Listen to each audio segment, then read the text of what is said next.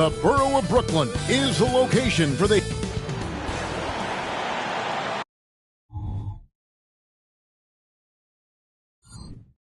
And thank you for joining us for...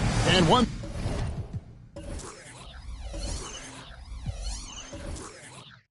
thing, Greg, you notice about both these teams, they look to play through the passing game. And all the better for us. I mean, as fans of the game, seeing that kind of flow and teamwork, it just makes the game fun to watch. So the opening lineup for the Heat, they've got Malone. He's out there with Avdia. Murray out there with Yao. And it's Kuzi in at the 2 guard. Now, here's Doncic. Clock at 6. Towns finds Doncic. And the 3 off target. Last outing for Miami, it was a loss to Chicago. Well, I felt like they were never on the same page defensively in that one. Gave up way too many easy shots. You cannot allow your opponent to shoot that high a percentage. That is going to get you beat night after night. And so it's the Heat getting on the board first. Here's Doncic. It's good. How about the touch on the floater? Luka Doncic, so versatile. Here's Kuzi. Hansbrough defending. Passes it to Malone.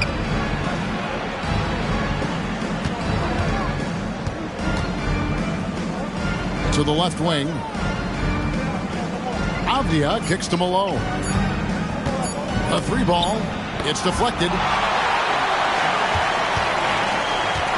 Hardaway with it. He had a 12-point outing in their last game against Toronto. And his court vision was extraordinary, too. Let's not forget that. He was flawless passing the ball. Hardaway against Murray. Malone. And then Malone with the dunk. Oh, what a feed by Murray. He's got that pass-first mentality. You always want to play with guys that play that way. GA, the 3-point shooting for Miami has been the story. Sometimes they run cold, like a lot of teams. Man, when they're hot, they're fun to watch.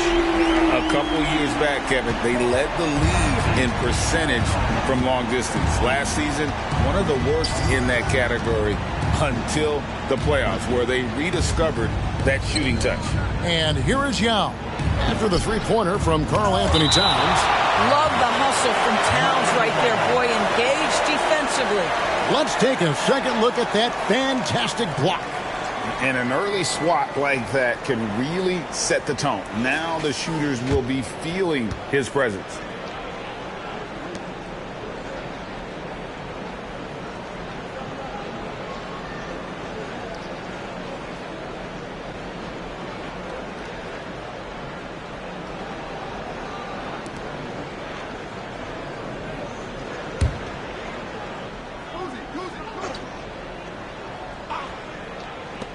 Here's Murray. Connects on the 17-footer. And Brooklyn has possession. And this is their first time matched up with this year's Heat team. And you know, last year, not a huge talent discrepancy between these teams, but they still managed to win every game in the season series. It's one of the best things about playing with Luka Doncic. He creates a lot of open looks. Pass to Avdia. Towns against Malone. Shot clock at 6. Yao with a screen on Towns. Here's Malone. No good from 18. Brooklyn leading by 3. Hansbrough dishes to Doncic. Here he goes. An easy 2 points on the layup. Doncic has got his second basket of the game. That, to me, is about mindset. Luka Doncic just puts the ball on the deck and goes right past the defender. Here's Kuzi. Got a piece of it. Here's Hardaway. Oh. And if you want athletic ability, then look no further. Hardaway with a stylish jam.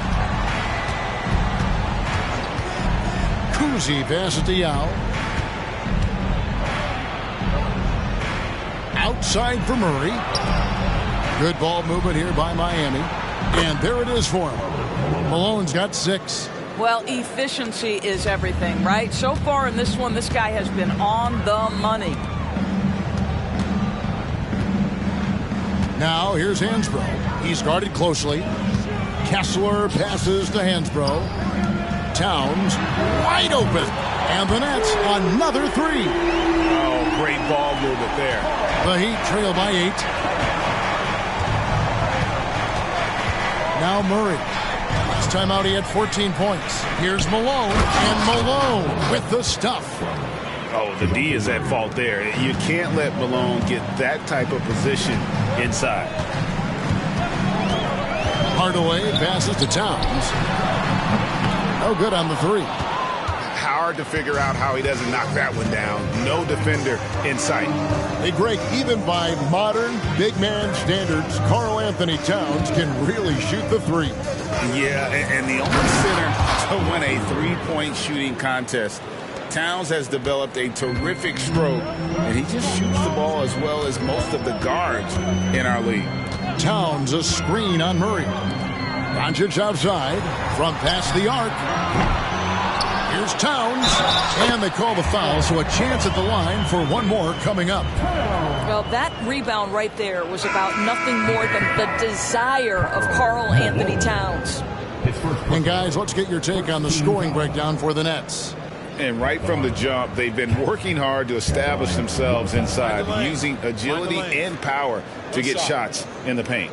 We've also seen them show a willingness to take advantage of the mid-range opportunities. The defense conceding these looks, and they're cashing in. By this point in the year, Greg, the playoff discussion comes into play. Some teams look solid to make it, and others are chasing a spot. Absolutely. This is when you want to play your best basketball in the regular season. Coming down the stretch can be a mental drag, but rewarding for some clubs. This is when playoff spots are secure. Now here is Hardaway. After the miss from Karl Malone, Hardaway finds Kessler. Now Towns. And again, no good by Brooklyn. Here's Kuzi, guarded by Porter.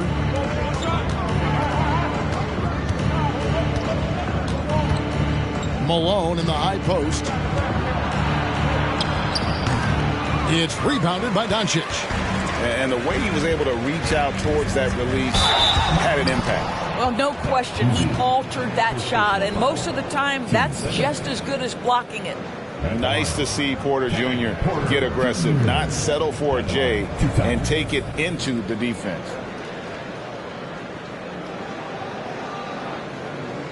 Shooting two.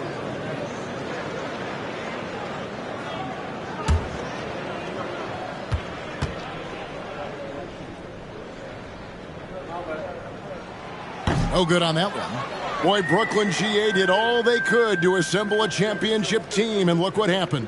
Yeah, I mean, Kevin, you take your swings in this league, and sometimes it works. Sometimes you have to retool, and they still have some good players to build around. The Nets making a switch here. Horford's checked in. That one misses. And not what we're accustomed to seeing from him at all from the free throw line. Pass to Malone. And it's blocked. And it's out of bounds to the Heat as Miami retains possession. And Miami calls their first time out of the game. You know, Greg, one place you really see Walker Kessler making his presence felt is on the defensive end. And, boy, he has got a nose for blocks, doesn't he? I mean, able to detect shots forming and get a hand on the ball. It is such a gift that allows this guy to make such a big difference on that side of the ball.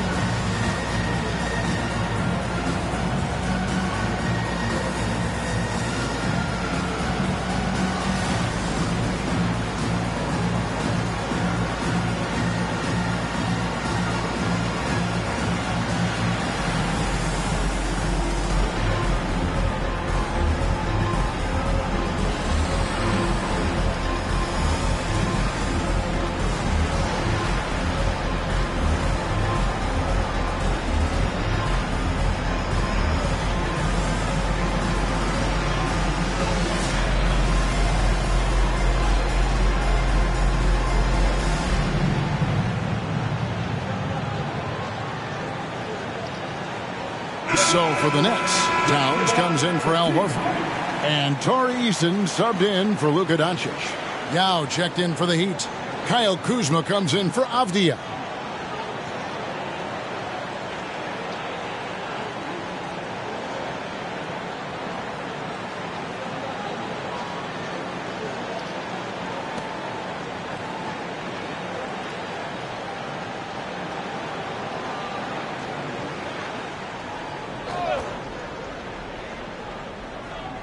There's 1:47 left in the first quarter.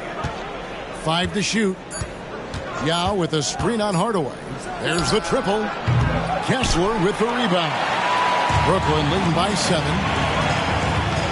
Here's Eason. And the dunk by Eason. And far from just a scorer, Hardaway is also adept at finding his teammate. Miami's on 0 of 2 from deep here. Kicks to Yao.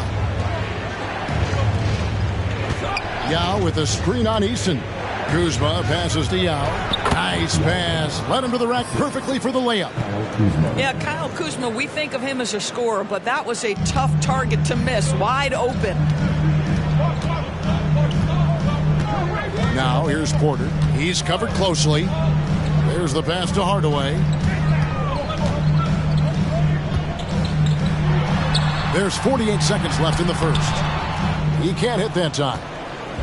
And it's Kuzma with the ball for the Heat. They trail by 7. Gallinari wide open. Cans the shot from the wing. You do not want to let Danilo Gallinari get his feet set. This guy is elite as a shooter. Passes to Eason. And here is Hardaway. Covered by Hayes. And he gets the whistle for the 3-second call. Dinwiddie's checked in for the Nets. And Miami with a change here, too. Quickley's checked in. The Heat trail by 5. Now, here's Kuzma. No scoring in this one.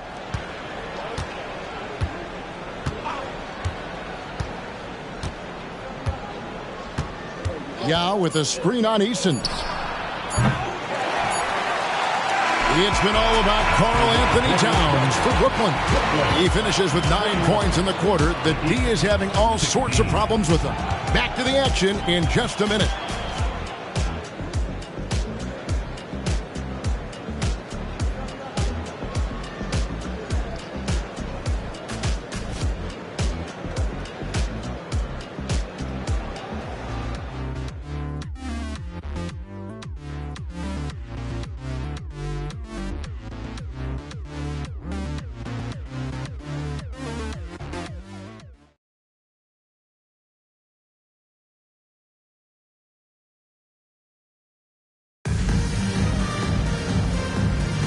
And we resume our Valentine's Day broadcast. Glad to have you with us. And from Brooklyn, guys, what jumps out to you stat-wise? An impressive start. They came in with a well-conceived game plan and have executed. What terrific work at the offensive end. They have built some early momentum here. The Heat trail by 5. So with Horford sitting on the bench, this is the group that Jacque Vaughn has right now. They've got Tari Eason. Walker Kessler is out there with Karl Anthony Towns. Then it's Porter. And it's Dinwiddie in at the 1 spot. And Yao gets it to go on the assist from Gallinari. Yao's got the opening field goal of the second quarter for the Heat. Dinwiddie kicks to Porter. Eason against Kuzma. Porter looking it over. Buries the long-range jumper. Porter's got himself going there. His first points of the game on the deep ball. And you know, Doris, Brooklyn's gone through a pretty tumultuous few seasons. You know, Kevin, there have been some circumstances that were unpredictable contributing to what you're talking about. And now, as a consequence, a lot of turnover on the roster and on the coaching staff. Listen, it's never easy to make the kind of transition they've had to make. Right now, let's send it over to the sidelines and get a report from David Aldridge. Thank you, Kevin. Spencer Dinwiddie has talked about buying into his role. He says you have to have confidence that's borderline irrational, but a perspective that's very realistic. You've got to know who you are. Kevin, he adds that he's not attempting to be a Mount Rushmore type guy, but a talented player who can help a winning team. That's a good perspective, David. Thanks for the story. Now, here's Dinwiddie. Still without a basket. And he drives in, makes it off the glass. And the Nets lead by 8. Well, defensively, to me, you've got to do a better job communicating once the screen comes. Kuzma kicks to Yao. Yao with a screen on Dinwiddie. Murray the pass to Yao. Count that one. Yao's got 4 points in the quarter. Nice pass there to set that basket up. Brooklyn leading by 6. Pass to Hansbrough. Gafford with the ball. Pass to Easton. This one for 3. It's rebounded by Quickly. You know what, though? Sometimes you can be too open. I think it may have surprised him, and that's why he missed. To the inside. Kuzma kicks to Yao. Picked by Yao. Here's Quickly. And a miss there on the triple. Last game for Brooklyn, they picked up the W against the Raptors. And Hansbrough slams it in. Oh, taking it to the rack with power. Hammering down the two-hand slam. Quickly the pass to Kuzma. Down low. It's intercepted. Into the lane. The shot's good from Gafford. Gafford's got the lead up to 10 now for the Nets. Big miscommunication on defense. He recognizes it and quickly takes advantage. And that's typical of this guy. He's always reading the situation, reacting quickly, and capitalizing.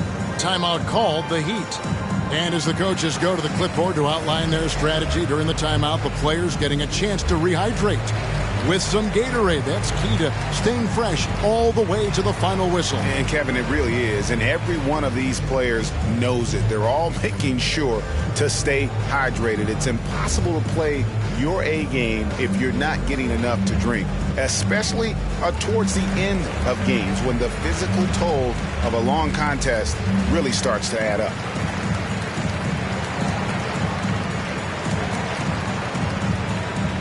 The Nets making a switch here. Hardaway's checked in.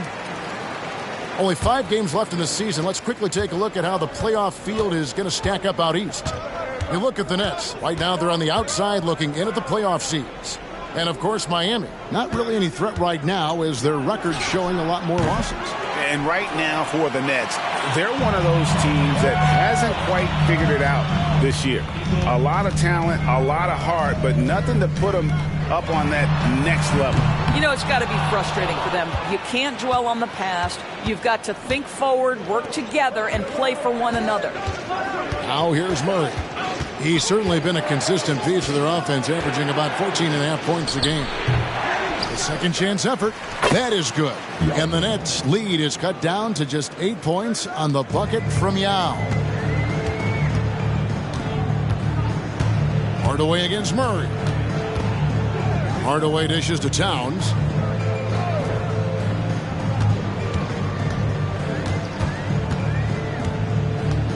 Six to shoot. And he lays it straight in. Towns has got the lead, back up to 10 now for the Nets. And of the last 6 baskets, 5 have come on the interior. This is just smash mouth physical basketball, guys. Now here's Murray. Here's Kaminsky. Drills the three-pointer. Kaminsky's got himself on the board with 3 there. Greg, there's been a scoring surge throughout the league. Is that due to poor defense, or is it to the rising talent level? Listen, teams are still defending, and the rules might have helped some. There's no doubt that there's not as much grabbing and holding. But these guys are scoring from all over the court and doing things we've just never seen before. Here's Murray after Penny Hardaway's bucket. And Murray, here we go. Eason with it. Picked up by Kuzma. Hardaway against Kuzma. Hardaway passes to Eason. Now here's Gafford. Defense right on him, and he drops it in from the low post. And now it's an 11-point Brooklyn lead. Here's Kuzi. Still scoreless. Yao kicks to Kuzma. Back to Yao. Kaminsky in the corner. Good ball movement here by the Heat. The Heat need to get a shot off. Three-pointer. That's tipped. Hardaway for three. Scored the basket. His fourth. He's only missed one of his 5 shots tonight. And with the lead, I like the strategy here. Continue to get the ball to guys who can do something with it. One thing we've learned in the NBA, the game is never over. So you've got to continue to score, continue to build your lead. Timeout called, the Heat.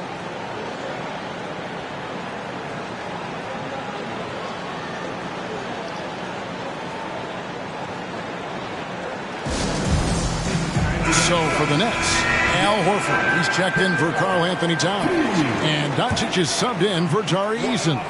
Then for the Heat, Eubanks. He's checked in for Yao. Malone comes in for Kaminsky. And quickly in for Kyle Kuzma. Now here's Murray. Will it go? Great D that time from Hardaway. And even against defense as tight as that, you almost expect him to still bury those. With the floater, it's hauled in by DeJounte Murray. And so it's Murray who brings the ball up for Miami. It's a 14-point game. And after this one, they're home against Minnesota. That game is the first and last of their homestand.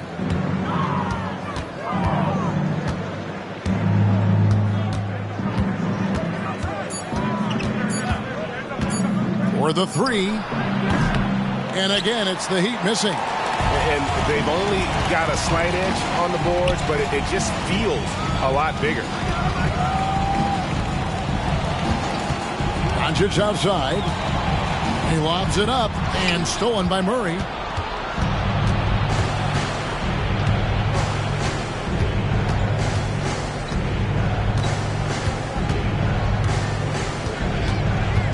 .116 left in the first half. Brooklyn with the rebound. This game coming on the heels of their win against Toronto. And I credit the shot selection in that one. It's hard to stay patient, but you see the reward. Well, typically, Greg, great decision-making leads to great shooting percentages. I thought that team played a very smart game. And Hardaway gets it to go.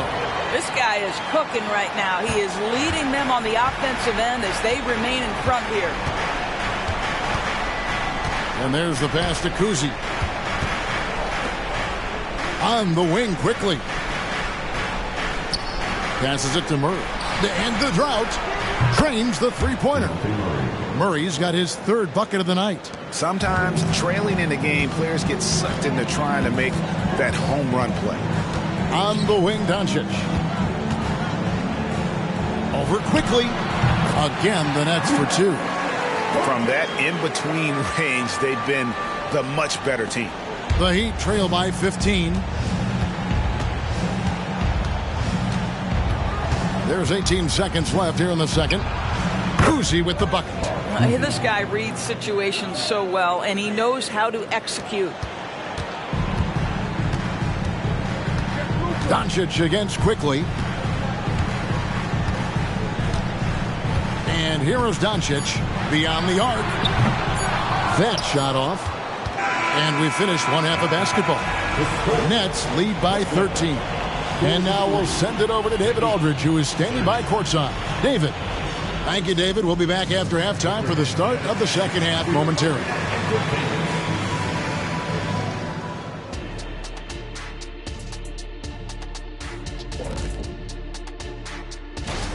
Offensively, they're facing no resistance on the interior. So they just continue to grind away. You see the high-quality shots that they're getting? That's a very disciplined. And let's move to some And that's a halftime wrap. Let's get back to the second half with the call by Kevin Harlan and the...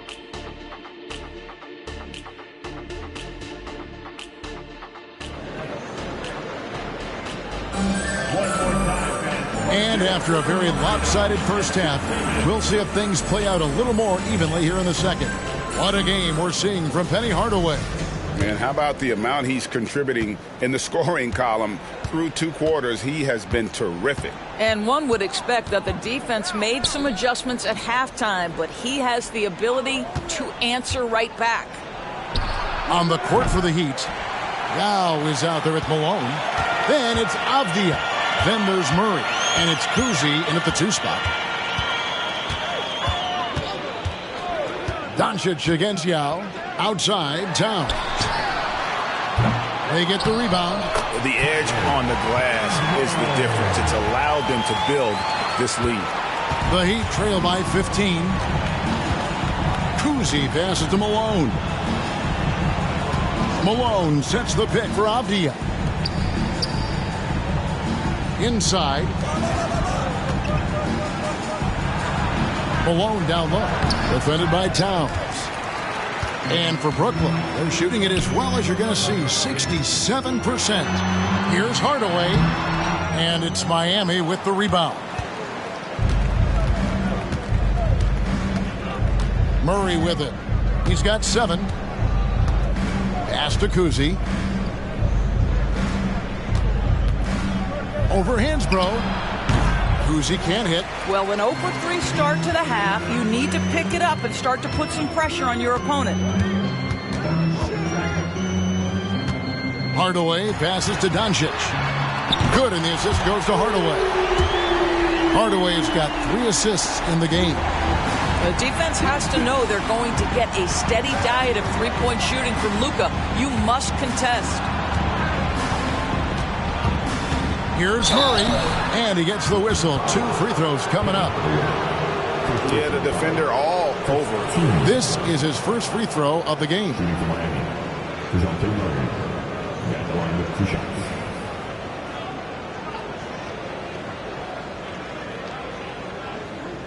Shoot 2.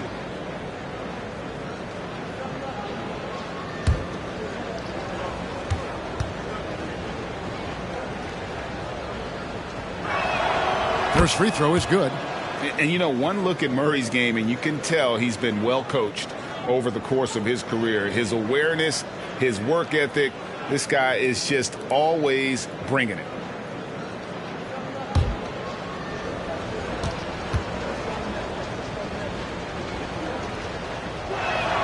And so Murray nails both of them.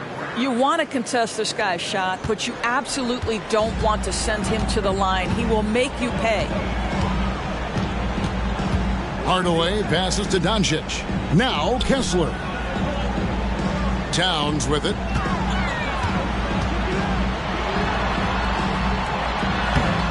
The rebound by Malone. And so it's Murray who brings the ball up for Miami. They trail by 16. And now we've got some time to check in from the sidelines. You got for us, DA? Thank you, Kevin. In 2022, LeBron James joined Michael Jordan as the only NBA players who are also billionaires. But with the growth in player salaries, that's probably going to change. In fact, for those players entering the league now, every rookie class may contain 1 or 2 future billionaires. Good work if you can get it, Kevin. Yeah. No kidding, DA. Thank you. The Heat trail by 14. 3 minutes gone now in the third quarter. Doesn't get it to drop for him. Ooh, and this is turning into a slow start here in the second half. Seems like they left that offense in the locker room. Doncic dishes to Hardaway. Malone with the steal. Now, here's Avdia. Guarded by Doncic. Avdia kicks to Murray. Malone a screen on Towns. Murray for 3. Rebounded by the Nets. They led by as many as 18 points. Well, that's just inconsistency from him, and it's happened all night, and it hasn't helped their cause. Hardaway passes to Doncic. to the middle. Towns is doubled. Nice ball movement by Brooklyn. Just 3 to shoot. Trying to end the drought. And it's Doncic missing. The Heat trail by 14. And when it comes to Luka Doncic, he's simply, Greg, one of the best players in the entire game. No question about it. He's a threat to record a triple-double every time he takes the floor. As versatile and dangerous a player as there is in our league.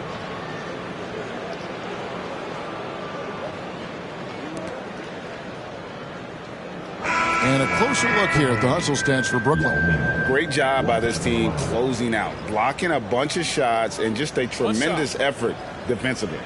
They've also been scoring on the break. With how difficult it is to get buckets in the half court, anytime you can push the ball in transition for easy ones, that's big time. Porter's checked in for Brooklyn. And the NBA, Doris, removing the limit on the number of Supermax contracts that one team can have. Why is that? Well, I think some teams on course to have 3 Supermax guys, just the way their players are growing, and the league opted for more nuanced ways to discourage big payrolls. Kessler, no good. The Heat trail by 11. Pass to Avdia. Here's Kuzi. Fires for 3. Drills it from outside. Kuzi's got 5 now. I'll tell you, they're right in this. We'll see if they can maintain momentum. Probably the most important thing is they regrouped. They worked out some of their frustrations, and now they're starting to have some fun.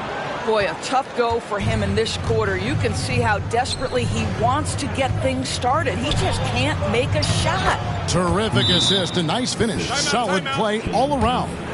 Well, we've seen that movie a few times, haven't we? An easy bucket in the paint. And the first timeout called of the game for Brooklyn. Get out of your seat. Make some noise for your Brooklyn Nets team hype.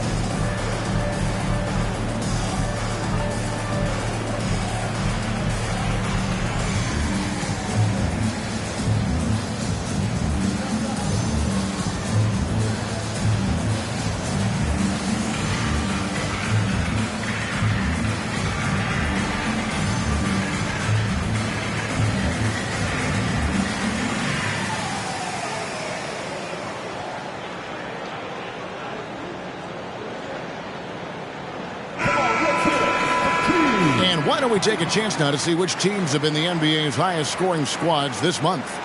The 4th spot held by the Nets. I just love their offensive flow lately. I mean, this is a dominant team offensively because of that rhythm and pace.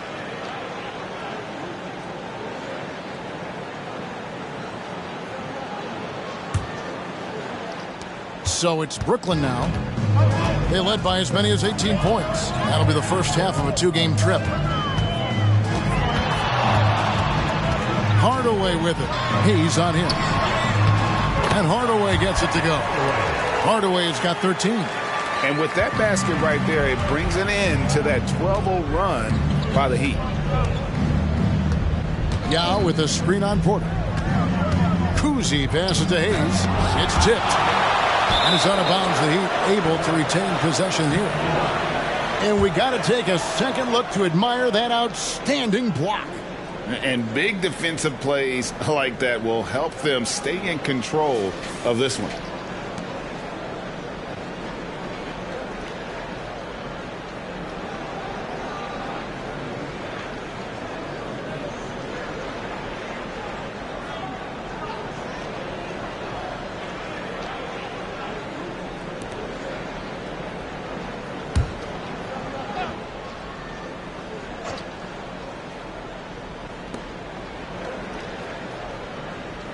On the wing, Malone. Defended by Towns. Hayes, no good. Another rebound hauled in. They're hitting the glass with a lot of passion. Here's Hardaway. And that'll be 2 free throws coming up. Officials on the call with the foul.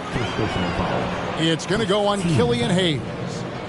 And a look at how the offensive approach has been going here so far for the Heat. Well, I've been impressed with the ball movement all game long. They're really looking to just make that extra pass.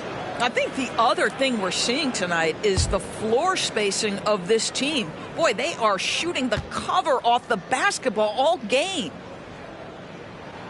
The first one falls.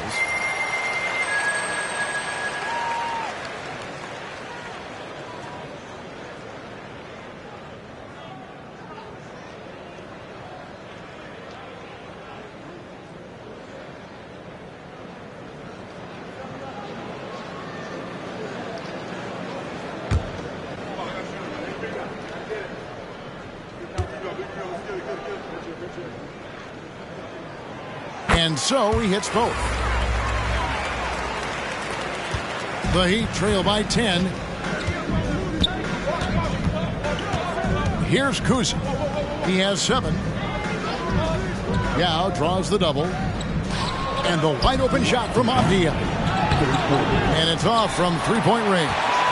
Brooklyn's gone 1 of 4 in three-point shots here in the third. Now Porter. Here's Hardaway, and then Hardaway with the dunk. He's so good at setting up his teammates. Tonight, though, Hardaway's been calling his own number, and boy, has he been prolific. And the Heat call time here. Well, it's been an express lane to the rim. Coach can't be happy about that. Well, poor rotations, poor communication. There's a lot to figure out right now.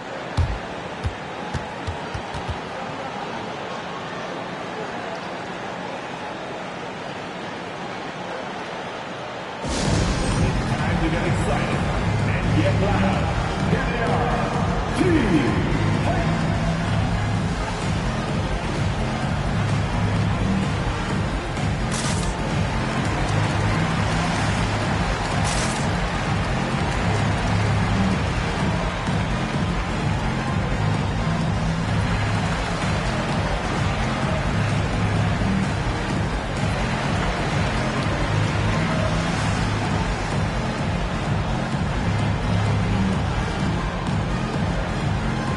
So for the Nets, Daniel Gafford comes in for Walker Kessler. And Dinwiddie subbed in for Hardaway.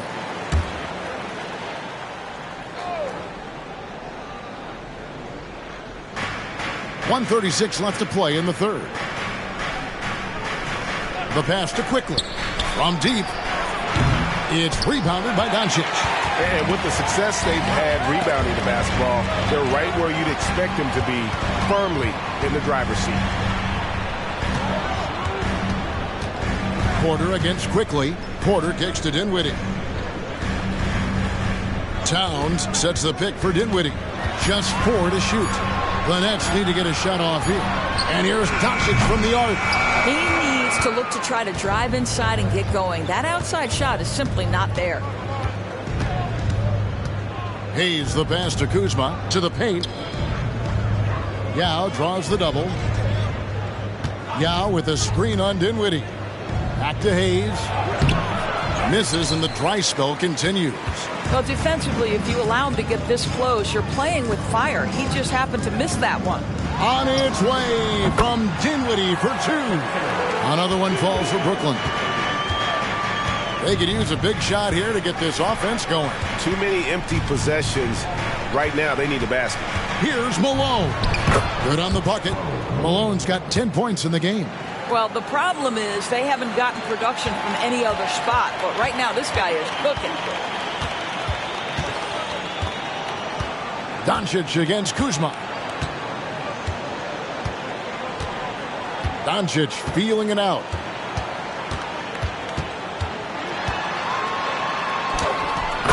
Doncic very comfortable down low. That's a high percentage look for Luka Doncic. He is a menace if he gets that deep. And so it's the Brooklyn Nets sitting with a comfortable lead up by 14. Their defense has been active and effective. And don't go away. We'll be right back.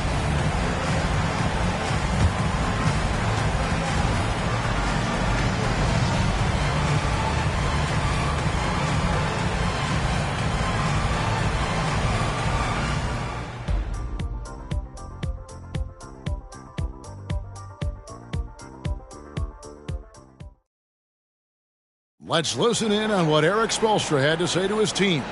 Let's get this next bucket. We got to put together a string right now. It's all right here in the head. Right here in the head. Stay connected. Greg urging his team to go on a run here. I mean, they have what it takes. And Coach Spo right now just trying to spark a fire in his group. And as we head into the fourth, we'll see if there's a comeback in the works or if it's more of the same from the first three quarters. We've got Hardaway. Horford is out there with Tari Eason. Then there's Daniel Gafford.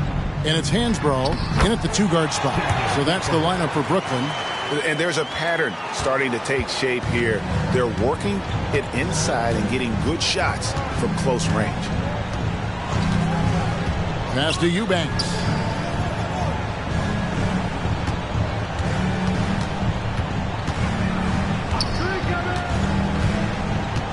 Back to Murray. Got a piece of it. Here's the break. Here's Hardaway, and then Hardaway with the dunk. Well, if you don't take care of the ball, fellas, that's what can happen. Absolutely, Greg. That makes the turnover even more painful. At the end of the day, though, it's 2 points. Don't hang your heads. Let's get refocused and play with more patience. Manuel quickly. He's checked in for Kyle Kuzma.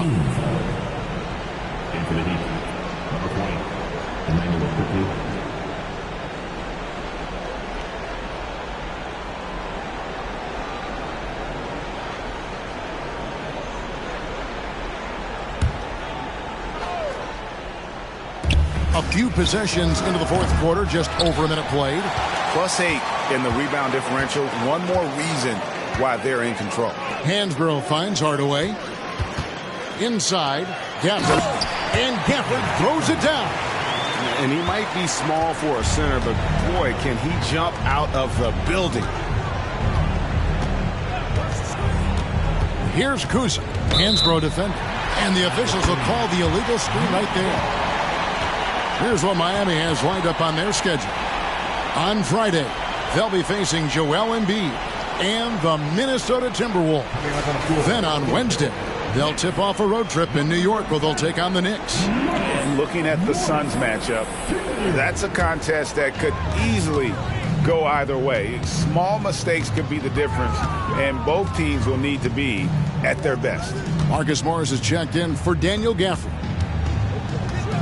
Here's Horford, and he converts the layup. Every time they get scored on during this run, it's come from inside the paint. Game moves along. 2 minutes gone here in the fourth. Murray against Hardaway.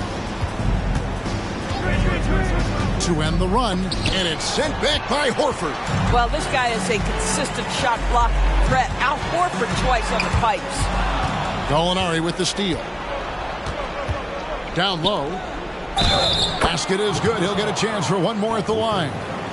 Well, known for being a terrific passer, he shows you right there. Case in point. One shot.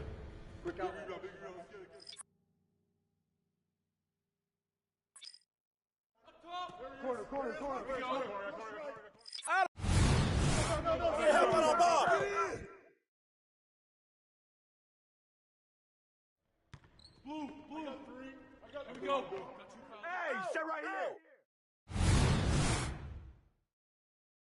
To board. That's the way I get it. Right here, right here. Foul.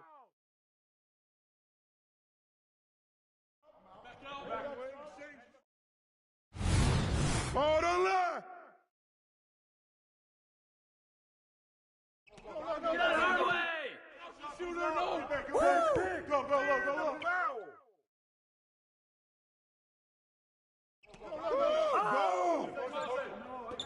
Crash, crash.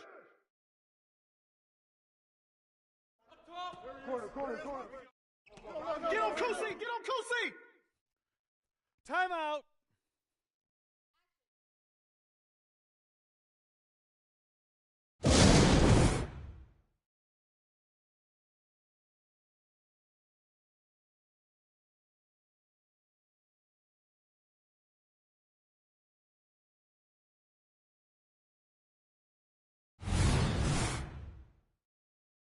Malone!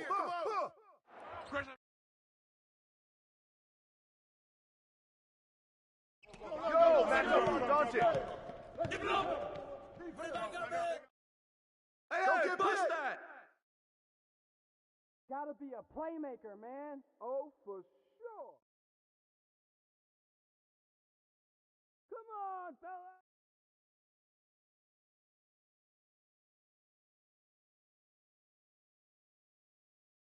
Oh, foul! Hey, Malone.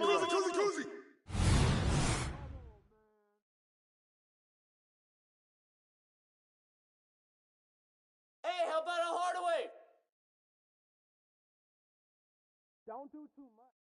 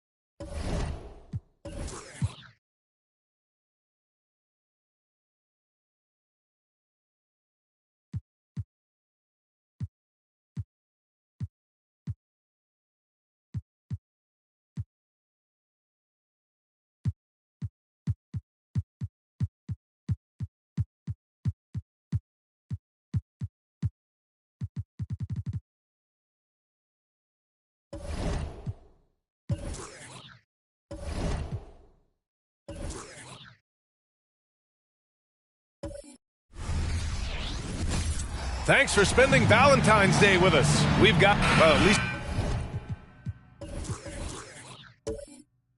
on paper.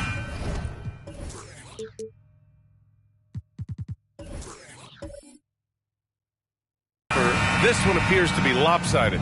But you can never count out a team in this league, Brent. And we know both teams know that. I expect this to be a hard-fought game for that reason alone. Nobody likes being told that they don't have a chance. And now Indiana's starting group. They've got Rudy Gobert, and it's Garnett in at the 4 slot. Anthony feeling it out a bit. Kind of a ticky-tack foul there, but you have to be aware that's how the refs are going to blow the whistle tonight. First team foul.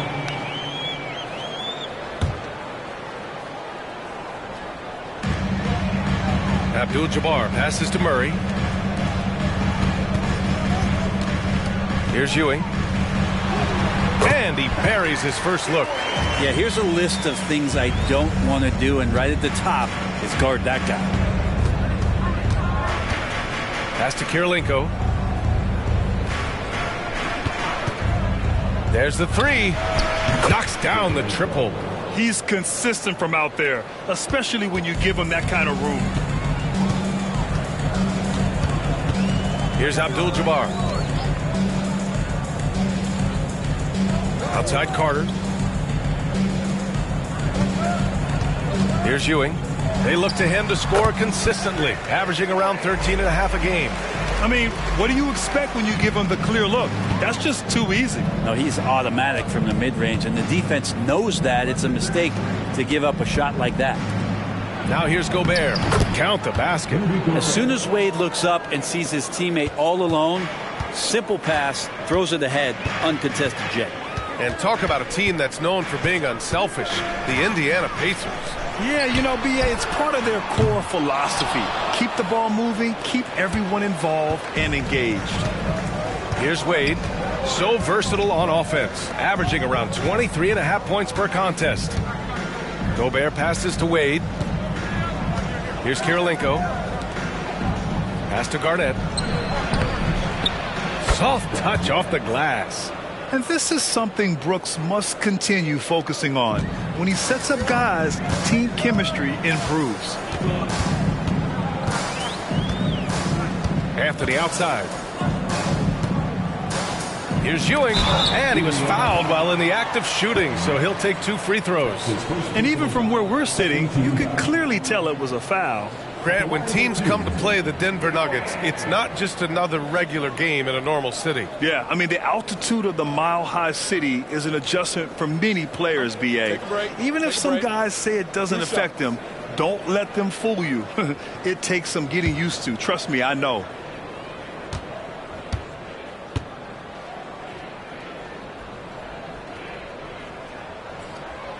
And that one misses.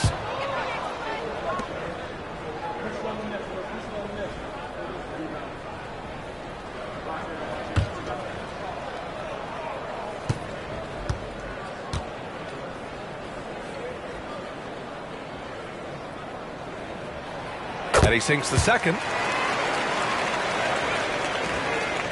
The Pacers have gone 3 of 3 so far from the floor. Pass to Gobert. Here in the first, just under 2.5 minutes played so far. 3-pointer, Brooks. Kept alive. On the wing, Wade. Brooks outside. They set the pick. Just 5 on the clock. Indiana needs to get a shot off. Gobert, no good. Well, that mid-range, Jay, usually pretty much on the money. Maybe the timing just a little bit off on that one. Anthony, the pass to Ewing. Throws it up high, and it's slammed in by Carter.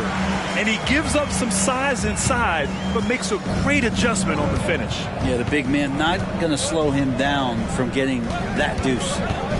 Here's Wade. 17 points in his last outing.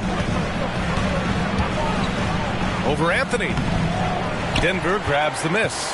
They couldn't put the pieces together last time out, losing to the Clippers. On the road, they got owned defensively. They just couldn't match the activity level of their opponent. Well, let's hope there isn't any carryover from that letdown in this one. Indiana has gone 1 of 2 from three-point land so far. First quarter of play, and just over 3.5 minutes in. Pass to Kirilenko. Launches it. Abdul-Jabbar with a rebound. Yeah, and the defense has really got to tighten up on him. I mean, he's just too dangerous from the three-point line. To the paint. Here's Ewing. Goes back up. And he takes it up and lays it in. Ewing's got 7 points. Have to take care of the defensive boards better than that. Yeah, you just can't afford to give up second chance opportunities again and again. Here's Wade. No points yet. Garnett, that's good. And Dwayne Wade remains one of the best passing shooting guards in the game with dishes like that. Anthony outside. Pass to Ewing. Sinks the 15-footer. 9 points in the game. And Brooks has got the ball here for Indiana. Trailing by 2. Outplayed in the previous game on their schedule, losing to the Knicks. And you know, I mean, they played with great energy all the way through. Just fell a little bit short. It would have been really nice to get that win on the road, but no team ever happy with a loss. Put up a good fight. They had nothing to hang their heads on after that one.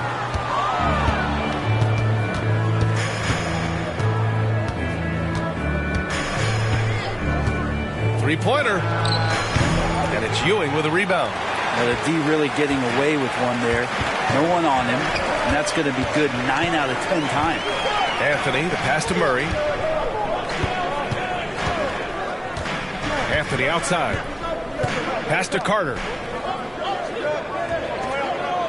Picked by Murray. On the attack. Oh, man. Oh, my He goodness. had the runway. Oh, indeed. And he let it rip. Nice. He's shaking the hoop. He's actually shaking the whole building. Oh, what a slam. Look here, the fans going crazy right now. Here's Wade. Yet to see a basket. Pass to Gobert. Here's Wade. He's guarded by Anthony.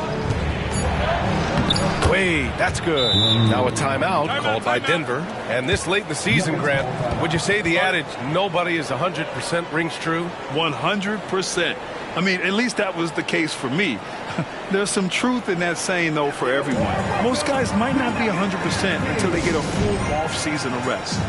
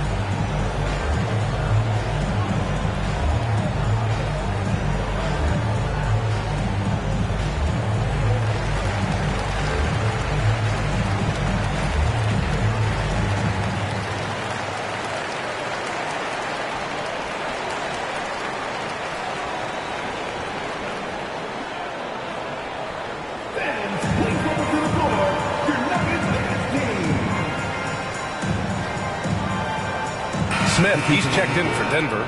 Ball comes in for Anthony. And the Pacers making a change here.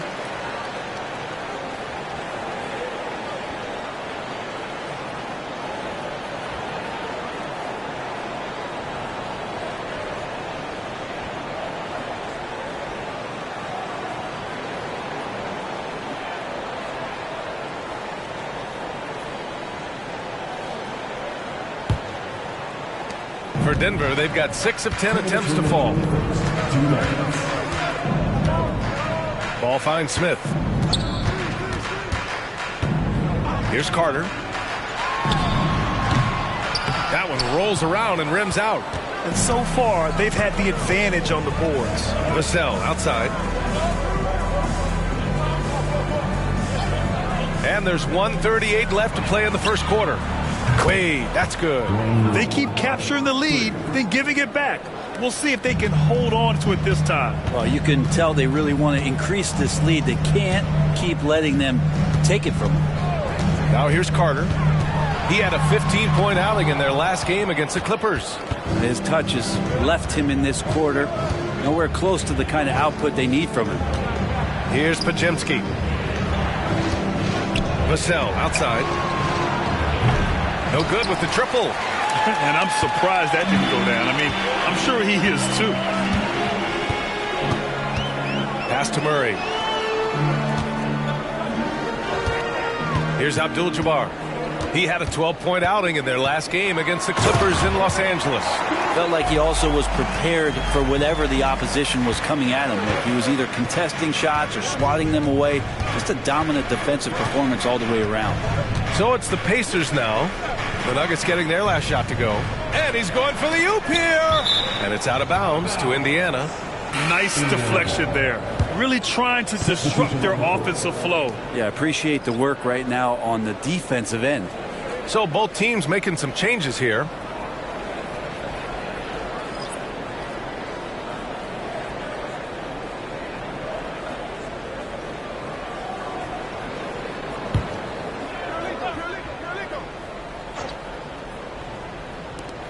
Vassell outside. He shoots.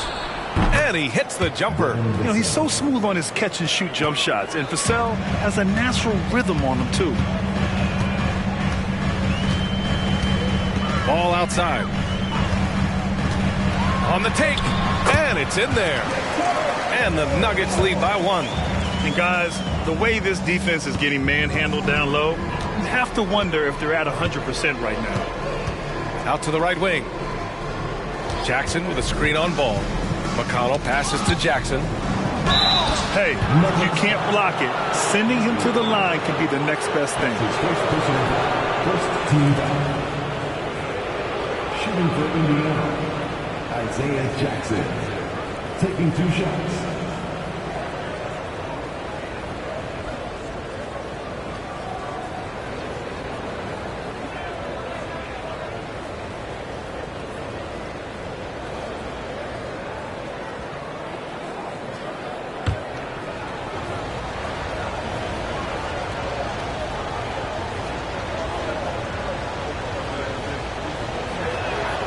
First one falls for him.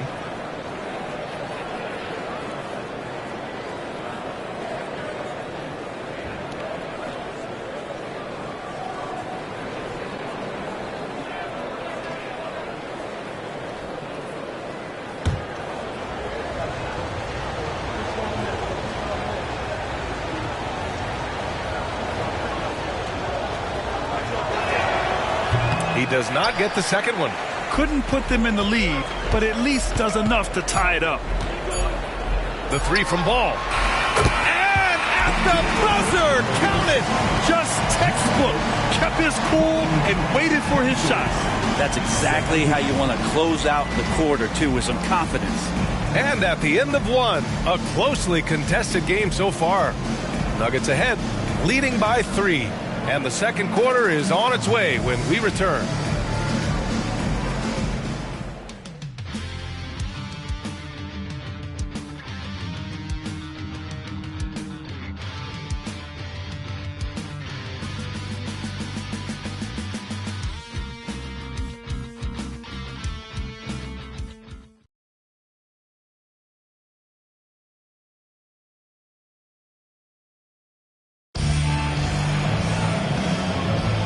And as our coverage continues, happy Valentine's Day again to everyone out there.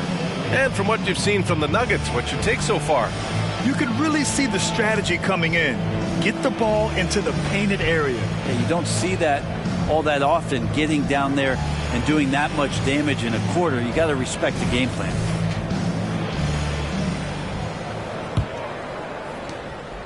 Indiana trailing here. On the court for the Pacers. Second quarter underway. We've got Matisse Thybulle, Devin Vassell out there with T.J. McConnell. Then it's Jackson. Gets a hand on it. It's good on the putback. Real smooth, guys. Great job with the tip in. Those are the kind of plays on the offensive glass that can tell you a lot about a player. Here's Jaquez. Pass to Ball. Olynyk with a screen on McConnell. 5 on the clock. Here's Ball. LaMelo working inside. Looks like we're starting to see a pattern here. Not afraid to get in the paint and get wet. And you don't see many 6'7" point guards, but that's not all that stands out with LaMelo Ball, Grant. Yeah, not just a creator.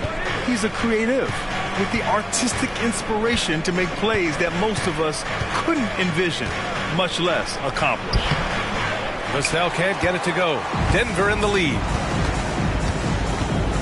Here's Osman. And such a nice move to make that bucket possible. They're not messing around. 5 of their last 6 buckets have come from the interior.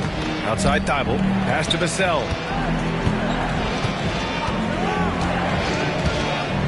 Here's Kirilenko. Fires from deep. And it's Denver with a rebound. Ewing's got 5 rebounds in the game. Osman into the lane. And the dunk to finish it off. A beauty. And you can't leave the basket unprotected. Bad things will happen to you. Yeah, that was just way too easy. Will not find a higher percentage opportunity than that. The team counts on Vassell for this, a reliable producer of 3-point buckets. Pass to Ewing. Fires for 3. And the Nuggets hit again from deep. And after a scoreless first quarter, he's finding his offense. Outside Thibault.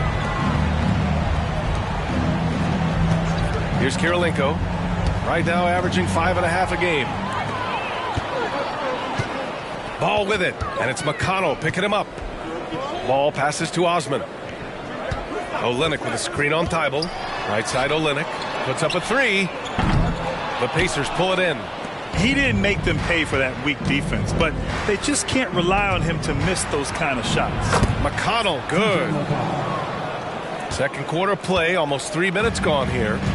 And Ball will bring it up here for the Denver Nuggets. Leading by 5. Here's Osman. The three-pointer off the mark. Ooh, he missed an easy chance to put some points on the board. He won't get a much better look at that kind of shot again here probably tonight. Denver has gone 1 for 3 from downtown here in the second. And there's the drive, and he finishes. That makes him 4 out of 5. Well, he's too good a finisher to blow that kind of chance, but that's going to be a wake-up call to the defense. McConnell outside. Pass to Thibault. Fires the 3, and that's good. Vassell for 3. Vassell's got 6 points in the quarter. Yeah, he couldn't connect on anything from outside in the first quarter, but now he's hit 2 threes in the second quarter, and he looks much better. Denver calls timeout.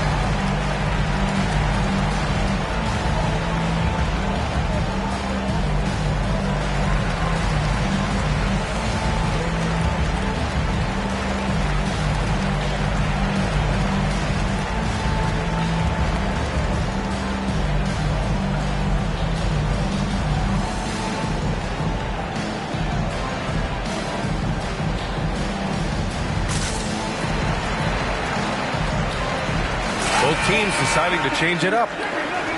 And while we have a second, let's take a quick peek at the rebounding numbers for Rudy Gobert. Unfortunately, we've seen his ability as a rebounder take a back seat these past few seasons. And I'd like to see him refocus on that element of his game. You can never have enough rebounds, in my opinion.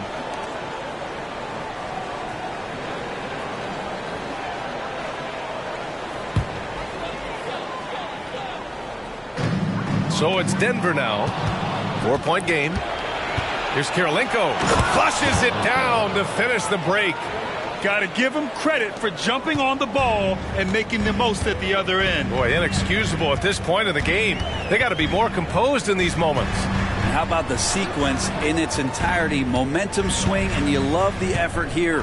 Here's Anthony following the bucket by the Pacers to the inside, and it's slammed in by Carter. A beautiful setup on the alley-oop. Great catch, great flush. The Pacers have gotten over 50% of their shots to go. 5 for 9 in the second. Wade, the pass to Kirilenko. Here's Garnett. In this era of positionless basketball, versatile wings are in high demand, Brent. Yep, every team in the league, BA, looking for that guy between 6'7" and 6'8" that has a lot of skill and can defend multiple positions, space the floor, shoot threes, and make plays. So becoming a complete basketball player at that position is something that is really coveted by front offices. And once more this half, they find a way to get great position inside. And finally getting to full strength last season, the Nuggets showing how great they can be, Grant. Well, the franchise's first ever championship, BA. And you look at all their top players just entering their primes. Plenty of runway left ahead of them.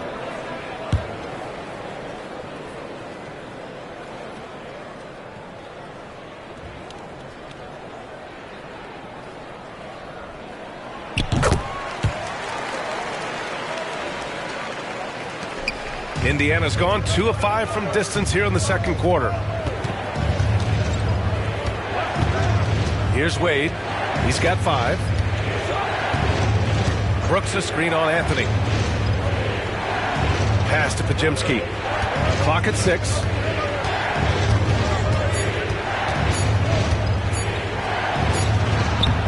Abdul-Jabbar with a rebound. Abdul-Jabbar's got 4 rebounds now.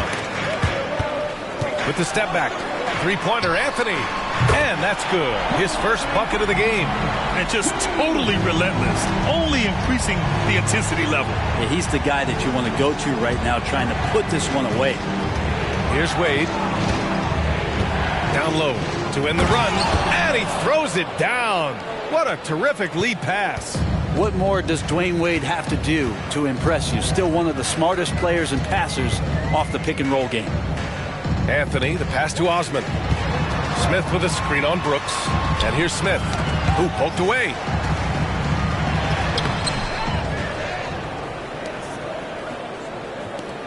Pass to Osman. Smith with it. Outside Carter. Shoots over Thibault. It's hauled in by Garnett. And they've been able to maintain this lead despite his inconsistency from the field. Here's Podziemski. No made baskets yet. LaMelo Ball, he's checked in for the Nuggets. The Pacers also with a sub. Jackson is checked in.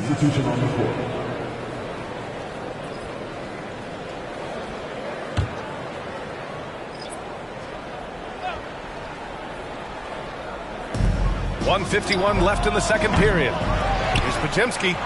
And the rebound paying off as they pick up 2 on the second chance bucket right there. He got in excellent position, then takes it right back up. Here's the hook. Abdul-Jabbar's shot is good. Abdul-Jabbar's got 7 points. You don't see the hook shot too often these days, but hey, it can be so effective. Here's Wade, hounded by Ball. Here's Podziemski. Offline with a 3. Denver's gone 3 of 6 from deep so far. And keeping us updated from the sideline, Allie LaForce. Well, LaMelo Ball's shooting touch was questioned coming into the league, but it's been pretty steady. He said, quote, "I think I'm a great shooter.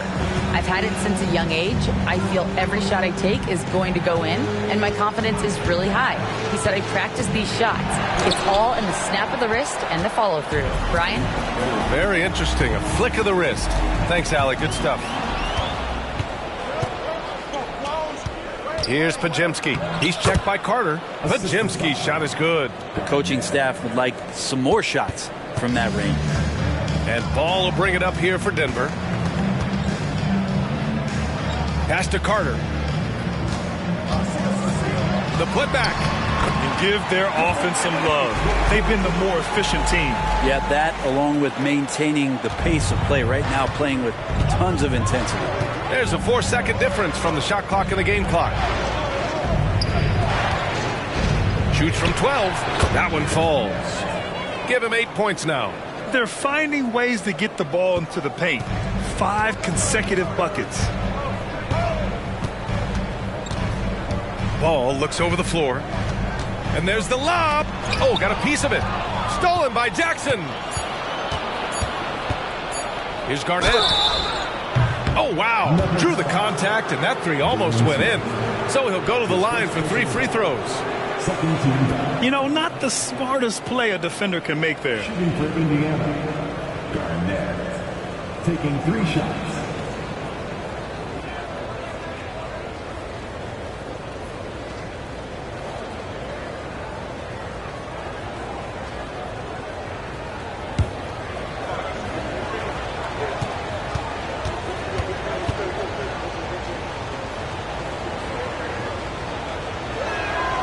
And he hits the first of 3.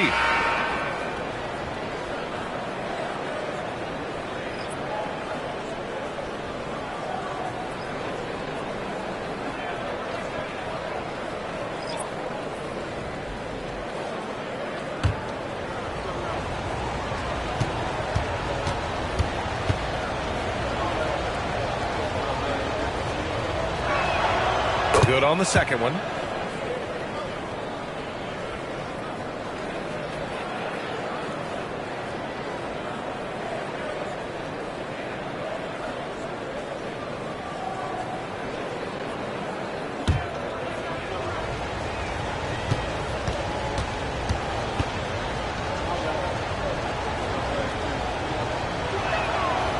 And he can't make it 3 for 3. And so it's the Denver Nuggets leading by 6 as we wrap up the quarter. Great shot selection right now, keeping the game simple and getting high percentage looks. All right, now let's check in with Allie LaForce. Allie, what do you have? Thanks so much, Rick. What did you think of your team's offensive execution in the first half? We got to get it moving more. We got to get it driven more. They're very physical. You try to run plays, they blow all that stuff up. And so, bottom line with our offense, we got to get some more stops. That'll help our offense. Defense leads to offense. Thanks, Coach. Thanks very much, Allie. And folks, we'll be right back to start the second half of this game.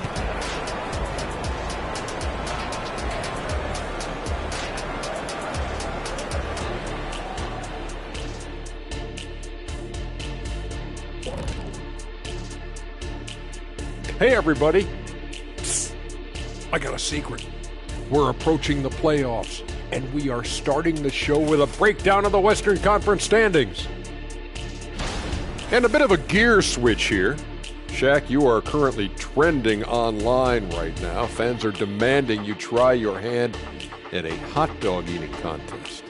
Oh, Ernie, I actually would like to see this happen as well. I bet some of these guys would humble you, Shaq. Come on now, stop it. It wouldn't be fair. I'd be putting up Wilt Chamberlain numbers as a rookie contestant. Well, the key is being able to stretch your stomach, I've heard. Yours is already stretched from the post-Laker days, though. Nope. All right, let's talk about the first half. A little bit of ground to make up for the Pacers. Here we go again. They're way too focused on the 3-shot, in my opinion. Stop wasting possessions at the arcs. Start going inside. Jeez. You got to have balance, man. Otherwise, the defense knows exactly what you're going to do.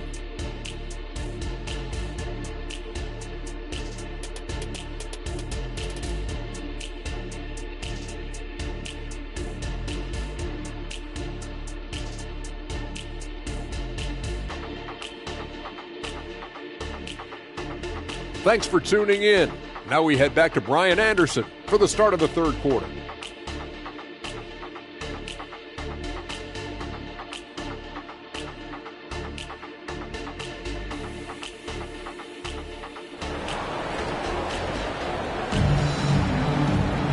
And we've got second half action for you. Thus far, a pretty evenly contested game.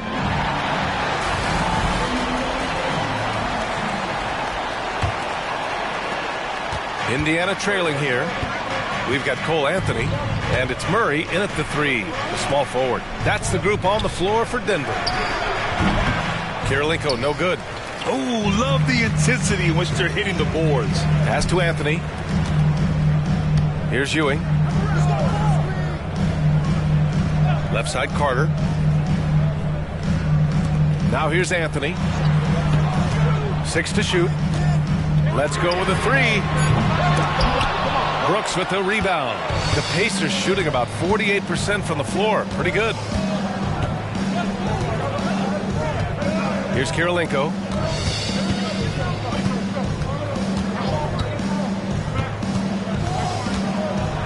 Here's Wade. He's guarded by Anthony. Wade, the pass to Garnett. With a step back. Ooh, he's locked in. Drains his 5th shot in as many attempts. And he was dominant in their last outing. And the same thing here tonight. He is in a terrific groove right now. Seems to be nobody standing in his way. No roadblocks for him to get to his spot, capitalize, and continue to be aggressive. Well, Grant, some think of Gobert as just a defensive specialist, but he's proven to be more than that. Yeah, B.A., I like how Rudy uses his height to his advantage inside. Focuses on taking high percentage shots that come to him naturally. And so here is Denver. The Pacers making their last shot. Not been an easy start. 3 straight misses here on these possessions. Brooks, the pass to Wade. For the tie. Pass to Kirilenko. Rebound by the Nuggets. They've led by as much as 10. Outside Carter. Anthony outside. Here's Ewing. And he was fouled in the act of shooting. Opportunity for a 3-point play here. D has been just completely helpless and turned around. He's so dangerous when he's in this kind of rhythm. First team down. At the line for your Nuggets,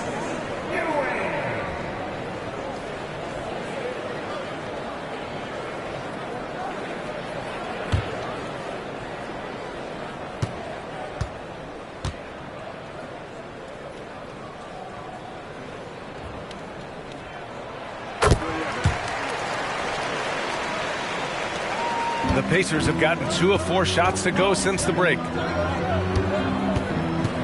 Pass to Garnett. A little under 2.5 minutes gone by in the 3rd quarter. Brooks, the pass to Kirilenko. Shot clock at 6. To the left side wing. Over Murray. That one rolls around and rims out. This has been a close game in a lot of ways, but they do have an edge on the boards. Brooks against Carter. Pass to Ewing. Off the mark with the outside fadeaway. Well, he wanted to keep that shot from getting blocked, but in the process, he gave it no chance of going in because of how unbalanced he was on the fade. And so Anthony will bring it up for the Nuggets. Just 4 points. That's all they've given up here in the second half. Here's Ewing, defended by Gobert. It's blocked by Gobert. Yeah, the long arms, it's difficult to protect your shot from Gobert's reach. And that was just moving the ball quickly. And he's rewarded at the end with a high percentage look. Yeah, the defense trying to do their best to slow him down, but when he gets room like that, you got to look out. And there's the whistle. The illegal screen is the call. And right here on the 2K leaderboard, the best rebounding teams of the past 10 games. 4th, Denver. And over the last 10 games, this team has brought it to the glass. Everyone is getting involved and trying to help one another secure boards.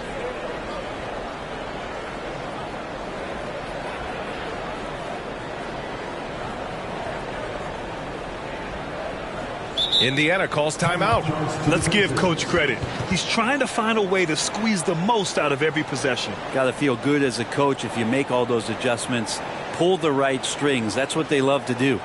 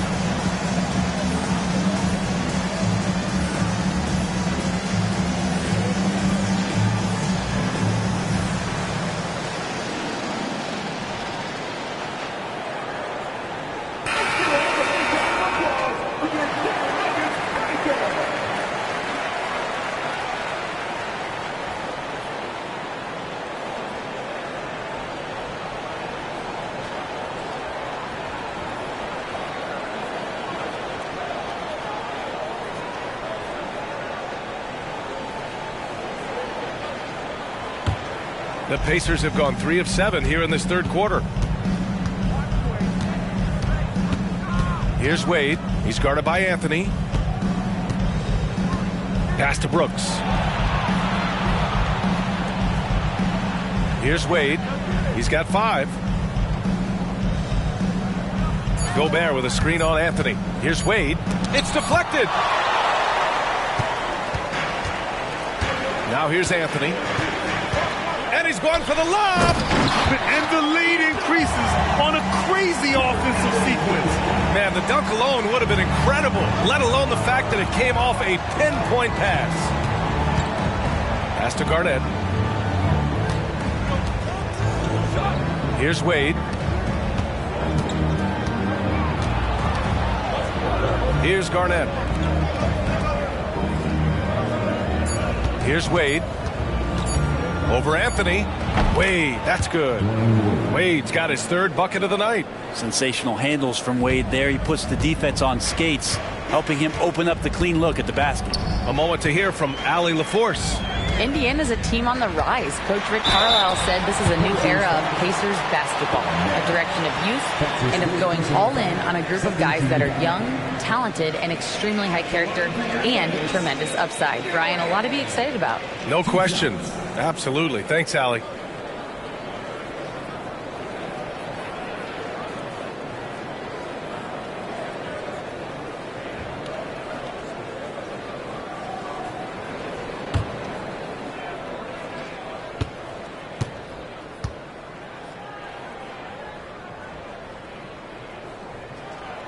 That free throw no good. And the Nuggets making a change here. Ball's checked in. The Pacers also with a sub. Vassell, he's checked in for Brooks.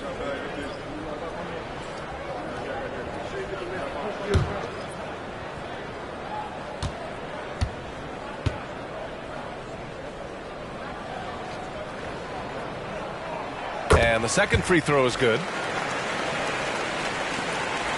For Indiana, they've gone 4 of 9 in the third quarter. Pass to Gobert. Here's Kirilenko. He's got 5. There's the triple. And that's good. Vassell for 3. Vassell's got 11 points. You got to try to scramble the Jets right here and get that guy off the sweet spot. That's one of the best three-point shooters in the league. And here's Murray. Oh, and a fast break for the Pacers. Throw it down on the breakaway jam. These teams just keep trading the lead. Yeah, you wonder what it's going to take for someone to pull away. Outside Carter. The 3. It's good. And the assist that time from Ball. He's got 9. If you get any space, LaMelo will find you. So be ready. On the wing, Wade, hounded by Ball. And no good, trying to use the glass. And so it's Murray who brings up the ball for Denver. They've led by as much as 10. Outside Carter. Pass to Ewing. And the rebound goes to the Pacers. Well, if he's going to keep shooting, they've got to run some plays for him. Screens, pick and rolls, anything they can do to get him started. Great positioning on the putback. They just look so overwhelmed inside. You know, that's why they continue to get attacked. And he lobs it up top. Lays it in off the pretty lob. Oh, what a pass. Those two read each other really well. Looks like a play they've definitely run in practice. Indiana has gone only 1 of 3 from deep here in the third. Picked by Gobert. Here's Vassell. Off the mark there with a 3. Denver has gone 4 of 8 from 3. A nice percentage. Ball right side. Pass to Murray. 1:02 left in the third quarter of the game. Here's Ewing. Just 4 to shoot. The Pacers pull it in. Garnett's got 5 rebounds tonight. Kirilenko passes to Vassell. Here's Garnett. Vassell outside. There's a screen.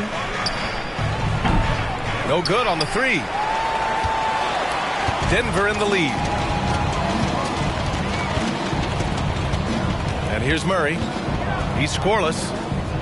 Ewing passes to Carter. Shoots over Vassell. Carter can't get it to go. The Pacers have gotten 7 of 16 shots to go so far in the third quarter. Here's Wade. He has 7. Vassell, a screen on ball. Pass to Garnett. And some nice defense there to end the quarter. And we've just finished the third quarter. What a tight game we've got going. The Nuggets on top. They're up by 2. All right, we're going to step aside for just a second, but join us right back here for the start of quarter number 4 next.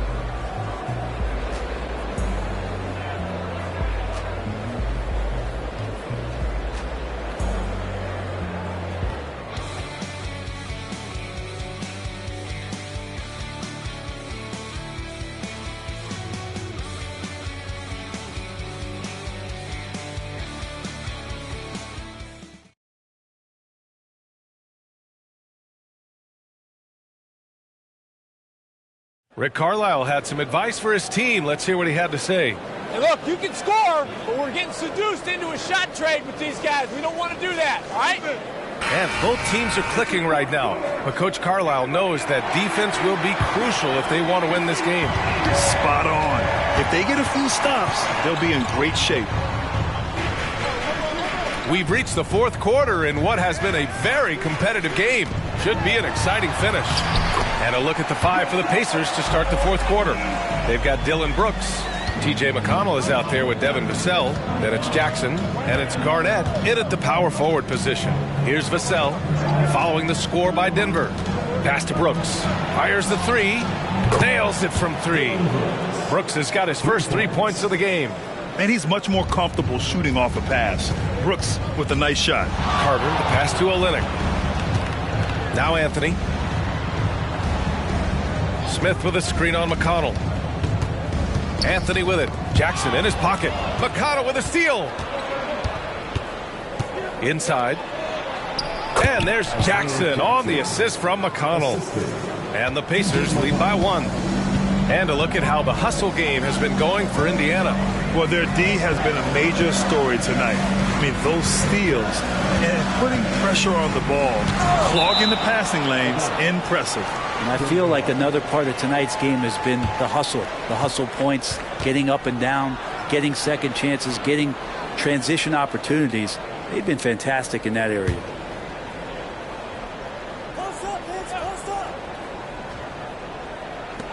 Jaquez, the pass to Carter. Over Vassell.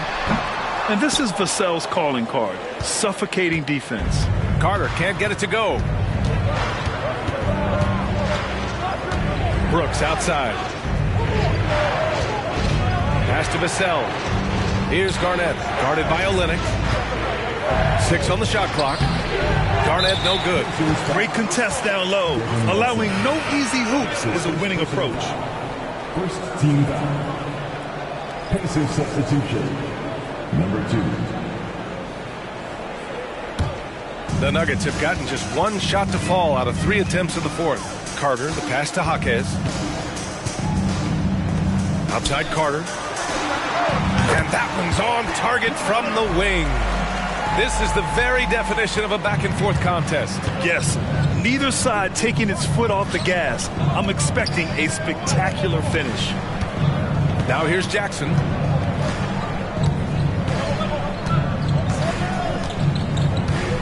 Pass to Garnett.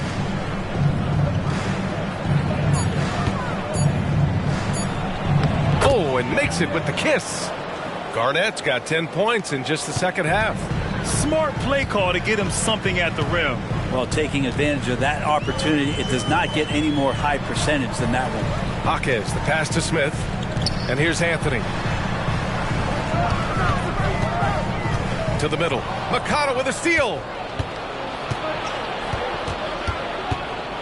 If you're just joining us, fourth quarter here. We're just over 2.5 minutes into it. Pass to Garnett.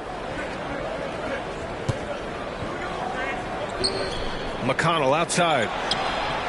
And again, it's Indiana with a 3. And what's working here?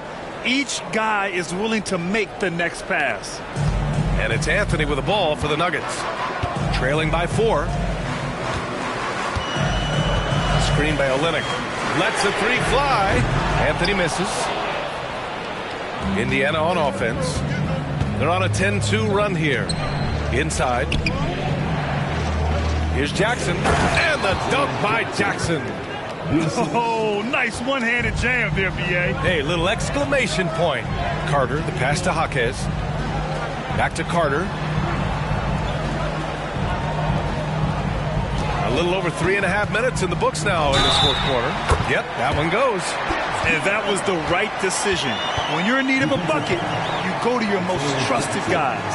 Yeah, whether it's teammates or the coaching staff, hopefully a combination of both, but when it gets close, he's getting the ball.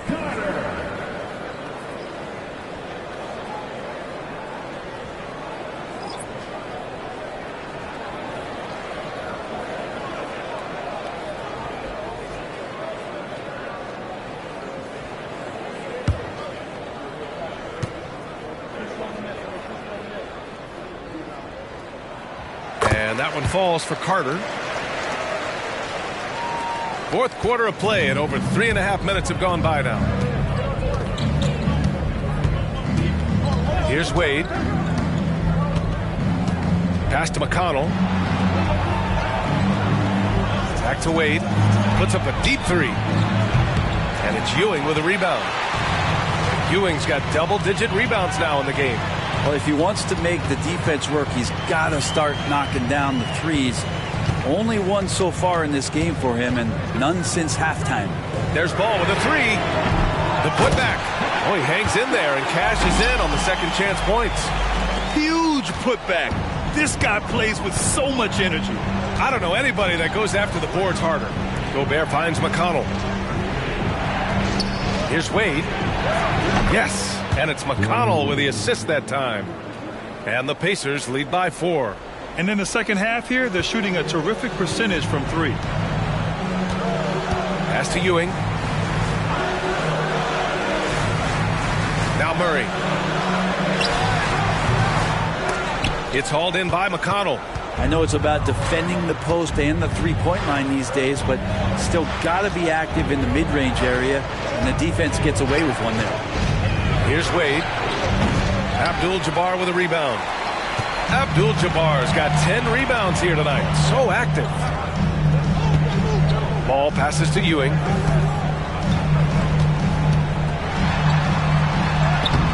The Pacers pull it in. Gobert's got 6 rebounds now in the game. Here's Kirilenko. And it's Indiana scoring again. Timeout. With a tough road ahead, they worked hard to get a good shot. Timeout called, the Nuggets.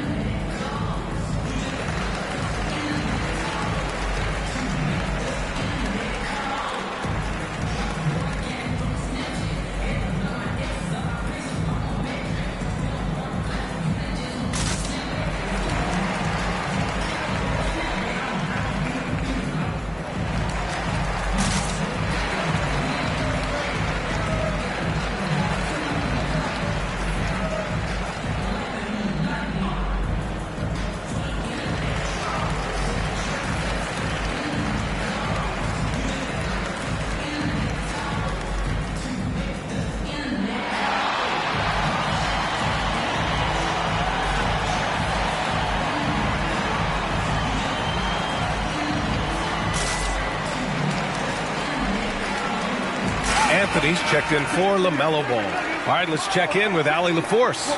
I was able to listen in on what the Nuggets coach was going over with his team. He told the guys to stay after it inside. He said our play inside is terrific right now. He said don't lose any of that intensity. Stay strong down there. It's always nice to hear a coach enjoying his team's play. Back to you. Okay, thanks, Allie.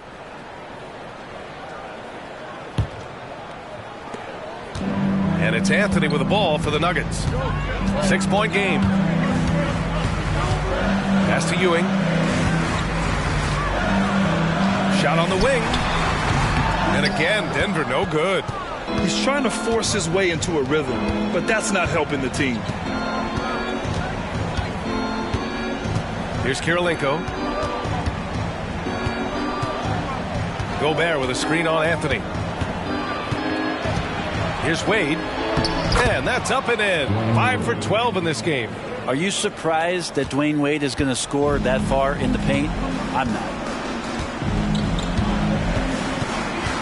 Anthony outside. Down low. Here's Ewing.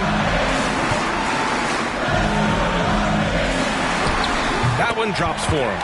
Well, if you came here looking for a scoring battle, I think you made the right choice. Yeah, both of these teams locked in on the offensive end. Going to be a high-scoring affair tonight. Now here's Brooks. Pass to Kirilenko. Here's Wade. And the three-pointer goes. And their strategy is obvious. Manufacture looks from outside the arc. And I don't know how they keep doing this, but every time down, the resulting possession ends up at the three-point line in a fairly efficient shot attempt at that. Ewing, no good. Indiana's gone 4 of 6 from deep thus far in the fourth. Pass to Gobert. Here's Wade. And 1:01 left in the fourth quarter.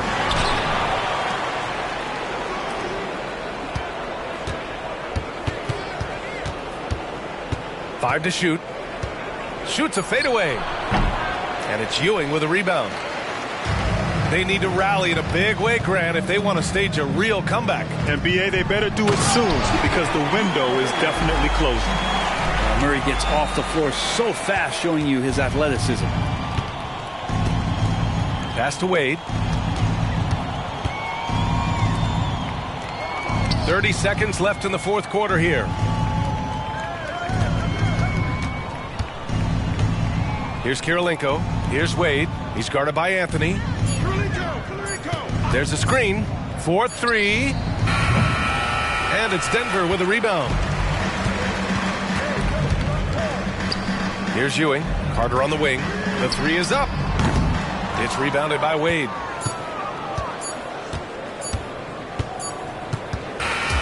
And so it's Indiana winning this one.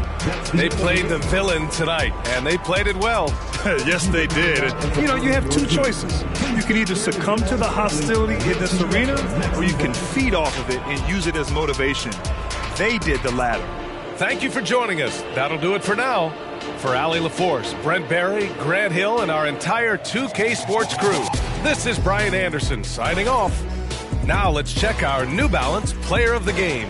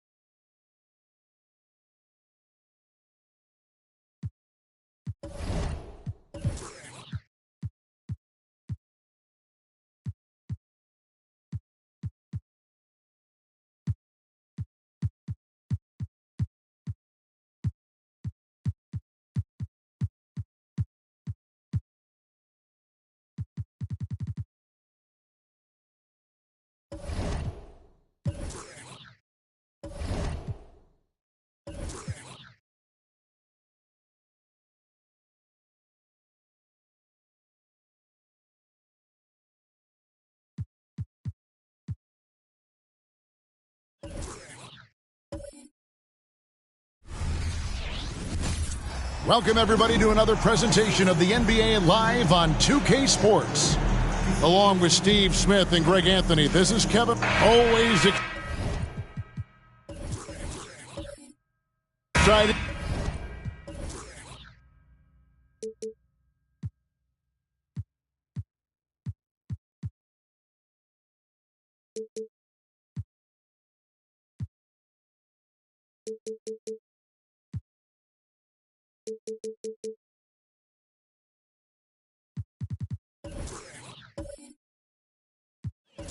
To see two teams with bright futures, Greg, young stars hungry to prove themselves. And Kevin, the hungrier, the better, if you ask me. When you've got all that youthful energy and ambition out on the court, very special things can happen. The starters for the Utah Jazz, we've got Bird. Duncan is out there with DeAndre Ayton. Then it's Josh Giddey. And it's Pippen in at the 1 spot. Left side, Baylor. Pass to Siakam. Some nice passing here by New Orleans. 4 on the clock. Shoots the 3. Rebound by Pippen. And so it's Pippen with it. He brings it up for Utah, getting their first look of the season at this Pelicans team. Shot left block. And that one's good, Ayton. And this is where Ayton does the most damage. Inside, feels like he can score on anyone. Nash outside. Giddey against Baylor. Misses the layup. He had him with that pump fake. Doesn't register as a block, but he did everything you want defending that shot. You know what he did? He timed it well and did a good job of contesting without committing the foul. And we're about a minute and a half into the first quarter. Nash the pass to Baylor. And a wide open look for Siakam. And he's good on the 3 ball. A shot that Siakam continues to hone. Needs to keep taking and making threes. Duncan with a screen on Nash. Giddey against Nash. Giddey the pass to Ayton. And he makes that one. Just such strength on these finishes. When you foul Ayton, you really have to hit him to prevent the basket. He's getting his first free throw attempt of the game here. At the line for 1.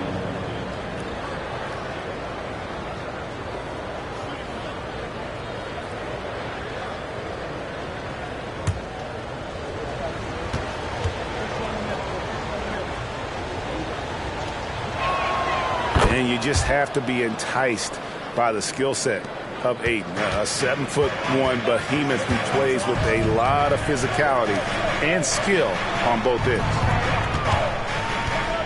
Here's Baylor. Lays it up off the glass. And this is the attack mindset you want to see coming into the game. Get your better score, some easy looks so they can start to establish themselves. Bird a screen on Baylor. Pippen feeling it out a bit. Ayton sets the pick for Pippen. Off the mark there with the 3-point shot. New Orleans gone 1 or 2 from long range in the first quarter. And one of the best shooters in the league. He just flies under the radar, though. Trey Murphy. The reason why, GA, his shot mechanics. There's no wasted motion. The release is quick, so he can hit contested jumpers all day. Knocked loose, out of bounds, Pelicans ball as New Orleans keeps possession. And here's a look at some numbers for Tim Duncan. And guys, it hasn't been pretty for him in the past 5 games. He's having one of those scoring slumps that all players go through at some point in the season. But I know he hadn't lost his confidence, and I expect this young man to get after it here tonight. And here in the first, about 3 minutes in, throws it up high, and the dunk by Baylor. And how sweet a play was that? As sweet as it gets, an exquisite pass to set up the powerful alley-oop dunk. To the inside. And Ayton the bucket on the assist by Pippen. 7 points for DeAndre Ayton. And once he got to the 10, I think he was surprised to find himself that wide open. Wow, that's a defensive breakdown. Can't do that against good scores. Here's Siakam, and it's New Orleans scoring again. And very few guys can move the ball like Nash. He knows where his shooters are at all times and makes feeding them look easy. Now, here's Pippen. He has yet to score. Duncan, the pass to Pippen.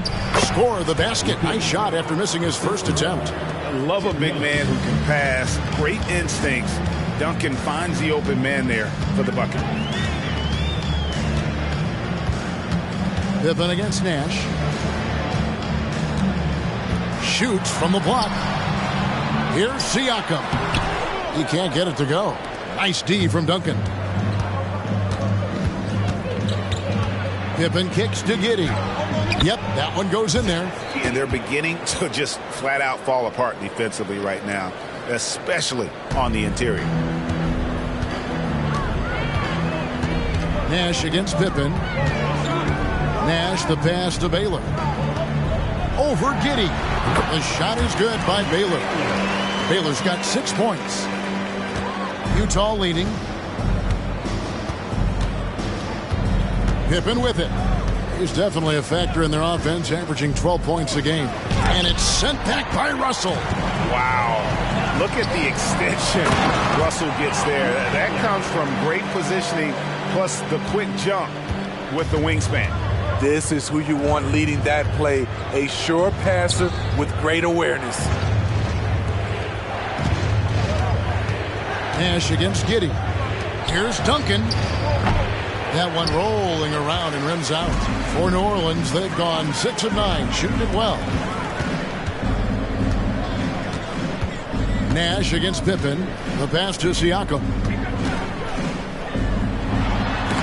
Duncan with the block. He's the defensive anchor for this team. Duncan excels at reading shooters and then altering their shots. Passes it to Bird.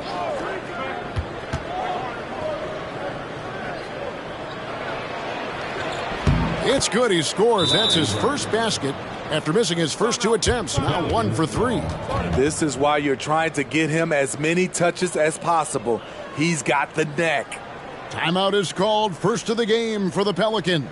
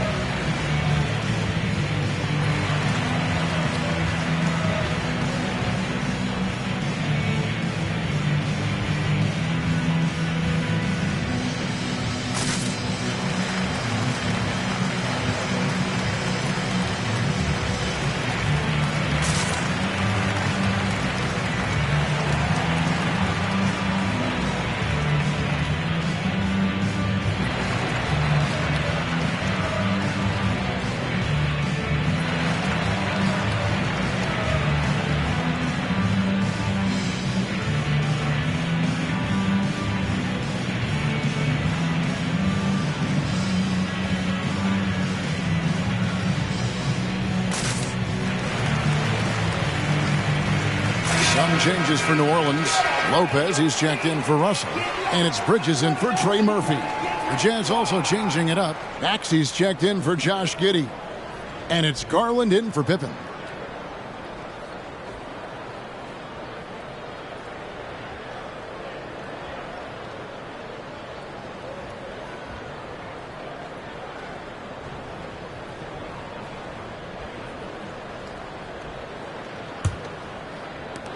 The Pelicans trail. To the middle. Tries to save it. Maxey with it. Baylor picks him up.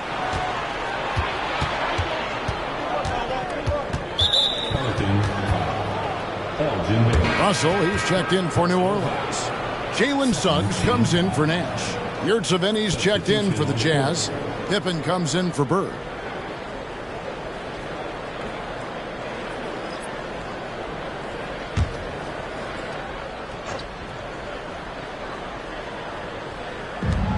A minute 50 left here in the opening quarter. And it's out of bounds to the Pelicans. And here is our 2K leaderboard. These teams have been on fire over the course of the past 10 games. The Pelicans fourth. They've just been taking smarter, higher percentage shots, and they are hitting them with regularity right now.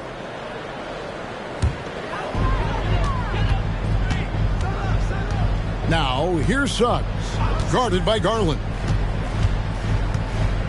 Pass to Baylor. Inside, Suggs up and in on the layup. And really keeping the ball hopping around here offensively. Smitty, always room for improvement, but one thing Utah does do well is rebound.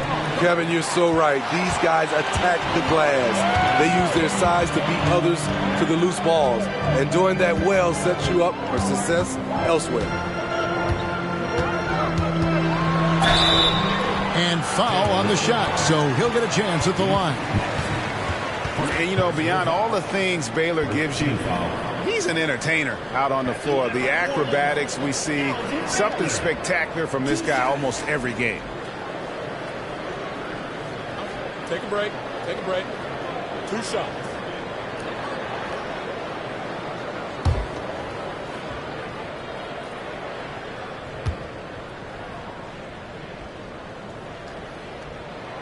And the free throw is good, now leading by 1.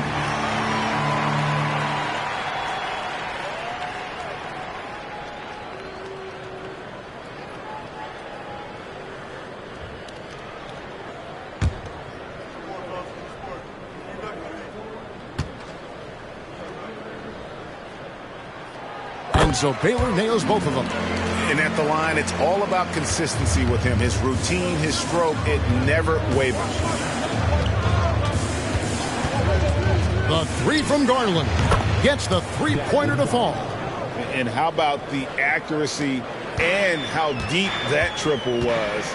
Garland continues to amaze with his range, knocking down that triple. Lopez passes to Baylor, and Baylor throws it down. Good job of stepping up to the plate there, seizing back the momentum for his team. That's the competitor in him. Close game. Let me have this one. Yurtseven finds Maxey. Down to 5 on the shot clock. Here's Pippen. It's hauled in by Bill Russell. And they have a narrow edge here in rebounding early on, and you wonder what kind of a role that's going to play moving forward. New Orleans moving it around. Lopez, a screen on Maxey. Bridges inside. Sinks that one from the post. And the Pelicans lead by 3. Not only a jump shooter, Bridges also dependable at knowing how to get it done inside. A nice first quarter of play. We've seen plenty of offense so far. Pelicans lead by 3. After this break, we'll be back with the start of the second quarter on 2K Sports.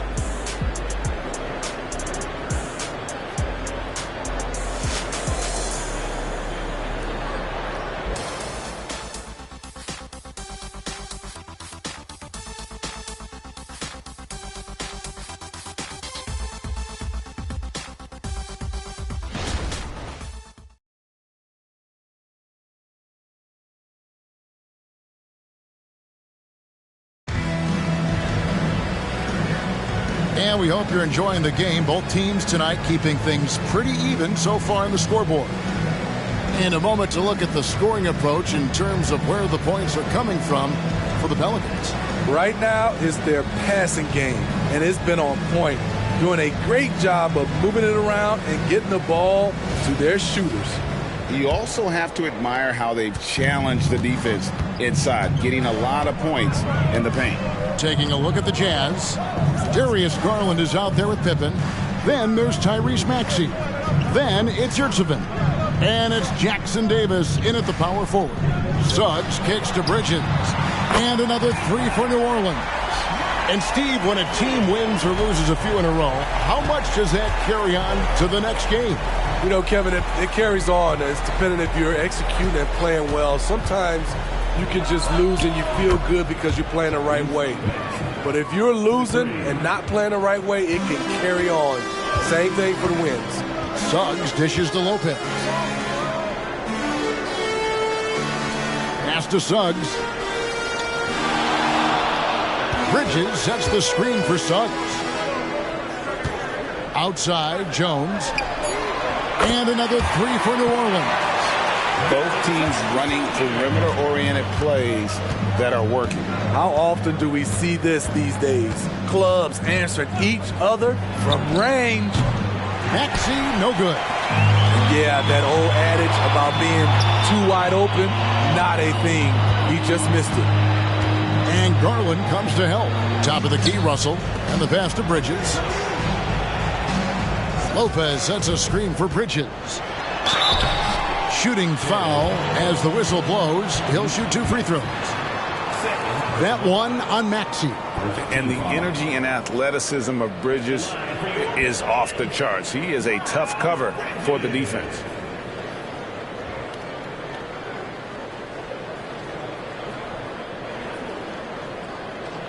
Take a break. Take a break. 2 shots.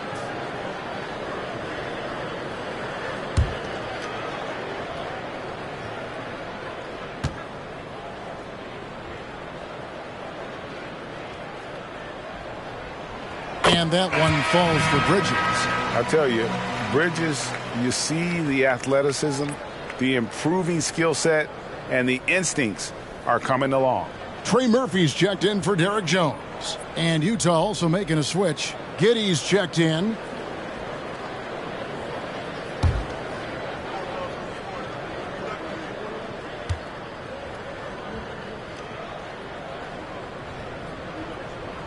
Both free throws good from Bridges. And we're now about a minute and a half into the second quarter. And here's Pippen. Last game we saw him score 13. Pass to Giddey. 6 on the shot clock. No good with the triple. New Orleans leading by 8.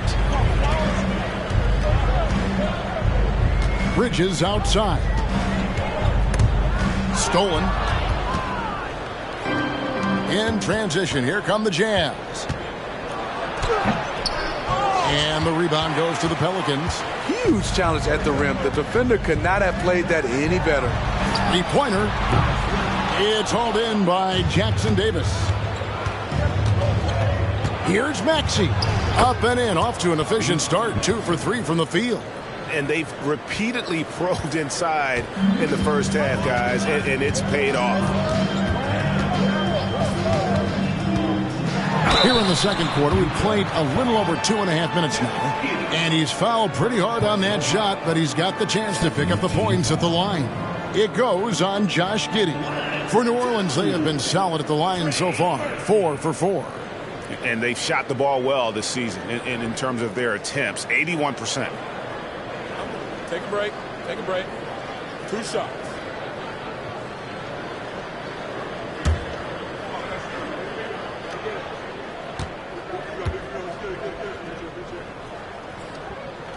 And he knocks down the first one. Trey Murphy III could probably knock him down from the line with his eyes closed. Baylor, he's checked in for New Orleans. Tim Duncan, he's checked in for Utah.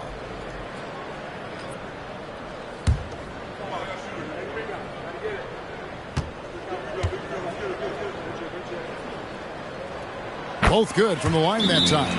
As we've gotten closer to halftime, their style has become more and more physical. Timeout is called, first of the game for the Jazz.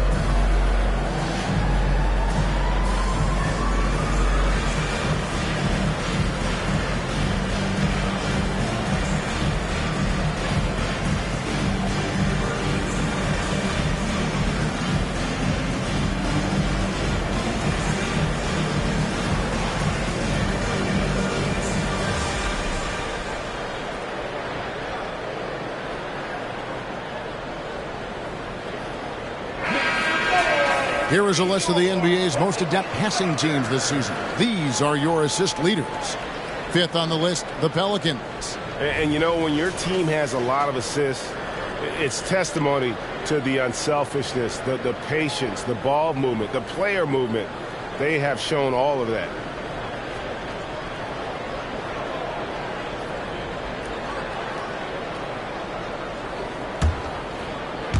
We're just over 2.5 minutes into the second quarter. Here's Pippen. Yurtsevin passes to Maxey. And here is Giddey. Lets it go from deep. Good work defensively by Baylor. And they're controlling the boards, Kevin. That's +5 in that category. Over Maxey. And foul on the shot. He'll shoot 2 at the free throw line. And this late in the season, Greg, do you consider rookies to even be rookies anymore? They've played so many games at this point. I mean, yes and no. They aren't as green as they were to start the season, but rookies still need a full year to fully kind of learn what it takes day in and day out.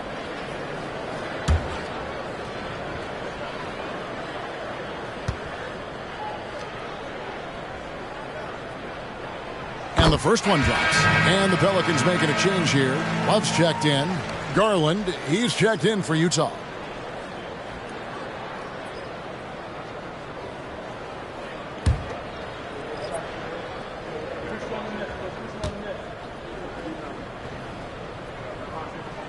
And he makes both free throws. Now about 3 minutes gone in this second quarter of basketball. And let's head over to the sideline and catch up with David Aldridge. Thank you, Kevin. These days, the ball is in Pascal Siakam's hands. He says it means everything. Being on the ball just gives you a better rhythm. I don't think it's hard. It's just something you grow into. I have those images in my head of where I want to get to. Now, defenses often look to double, and he said, if I played me, I would do that too. Kevin? All right, David, thank you. And Tim Duncan gets the whistle that time. That's foul number 2 for him. Nash is checked in for Jalen Suggs.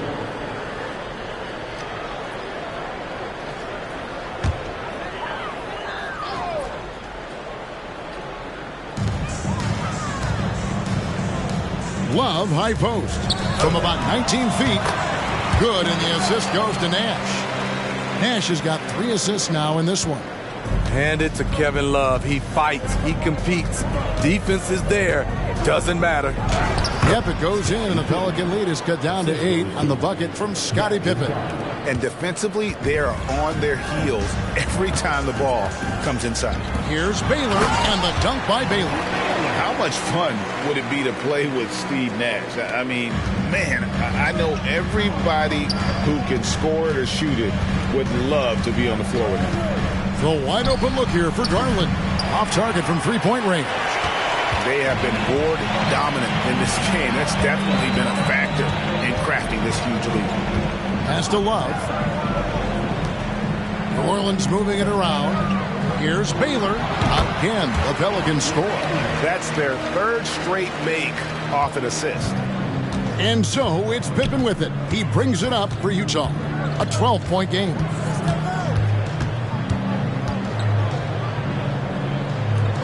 Pass to Jackson Davis.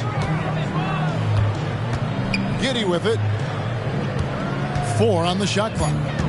Duncan with the screen for Giddey.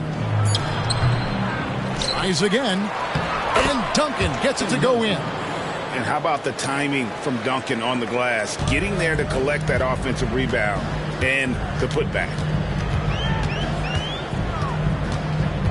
Nash against Garland. Duncan with the block, and they'll keep possession. Russell kicks to Baylor. Tough sequence there. They just couldn't get it to fall. Jazz trail by 10. Outside Pippen. For 3. It's rebounded by New Orleans. They come in fresh off a win against the Warriors. Tremendous poise on the offensive end. Overall, they did not settle for bad shots. They were very patient, and that was the difference. It's hard to be patient I know, but look at the outcome they had. Utah calls timeout.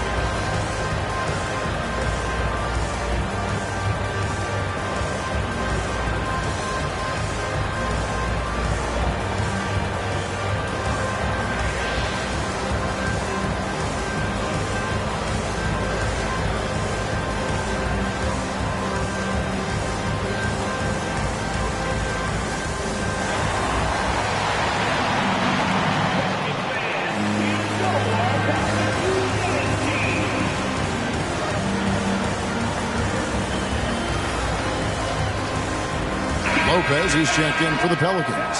Yurtsevin, he's checked in for the Jazz. Bird comes in for Scottie Pippen.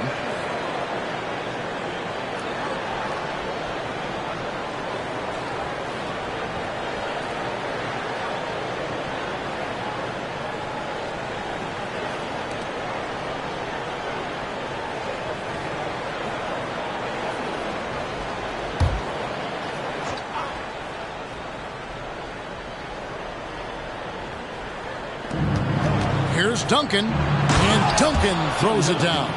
Yeah, and at 7-1, Duncan is a problem in the paint. Outstanding with his extension there and just hammering it home. 1:53 left now here in the second. Here's Baylor.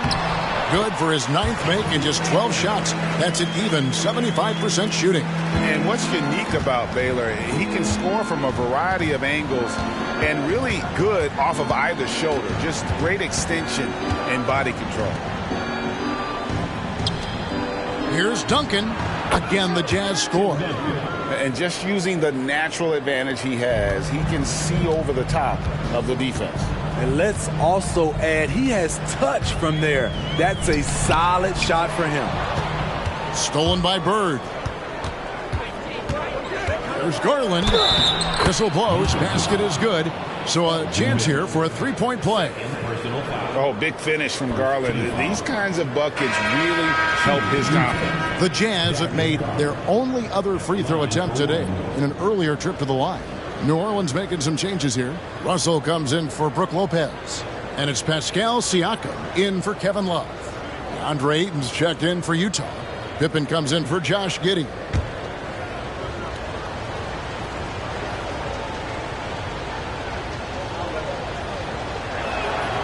Hard not to like how dynamic Garland is on the floor. He's a high-energy player who works hard to maximize his impact on the game. Now the pass to Siakam. Baylor against Pippen. Now here's Baylor. Not a lot of room. And the rejection by Pippen. And it's always been about the effort defensively for Pippen, known as a stopper and a fantastic shot blocker to boot. Passes it to Ayton. With the drive, and he uses the glass on the layup. Ayton's got 9 points. Great job executing the offense. That pass on time and on point. Pass to Siakam. Now here's Baylor. Pippen with the steal. About 3 seconds between shot and game clock. Duncan high post. Outside Garland. Duncan with the screen for Pippen. Back to Duncan. The shot's good on the assist by Pippen. And now just a 5-point New Orleans lead. Making the effort to create for his team. Pippen uses the pick and roll flawlessly. And that's it for the first half of action. What's been a very close game here. Pelicans ahead, up by 5. And now let's catch up with David Aldridge, who's standing by from the sideline. All right, Dave. Thanks, Brooke. Where is this team right now? Oh, it's so exciting. You know, it's really thrilling to come out with such a great group of guys every night, you know, and play basketball. You know, it's a lot of fun. Smiles on your face, Brooke. Thanks for the time. Back to you, Kevin. Thank you, David. And we'll be back after halftime as the third quarter gets underway.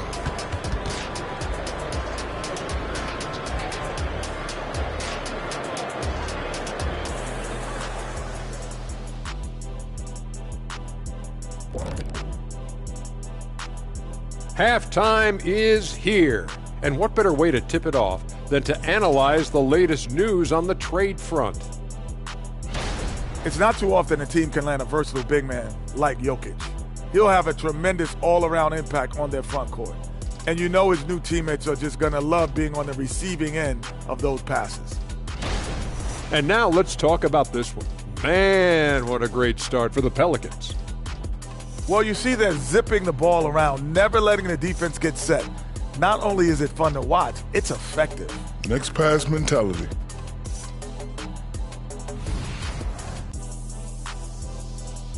And that is it for halftime, folks. It is back to Kevin Harlan and the crew for the second half.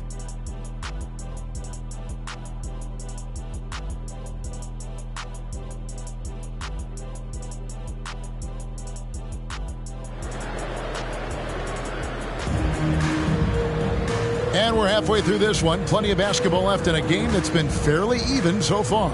It's been a clinic so far from Elgin Baylor.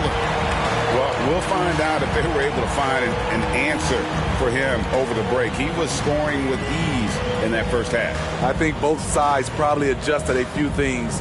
The key for him is to bring the same level of energy over these last 2 quarters. And as we get into this third quarter, as we've seen so far, neither team able to create much separation on the scoreboard yet. We've got Baylor. Trey Murphy is out there with Pascal Siakam. Then it's Nash. And it's Russell in at the center position. That's the Pelicans 5. And so it's Pippen with it. He brings it up for Utah. Trailing by 5. This is the shot you want to get him. An open look from range. Poked loose, and it's out of bounds. They say last touch by Pippen.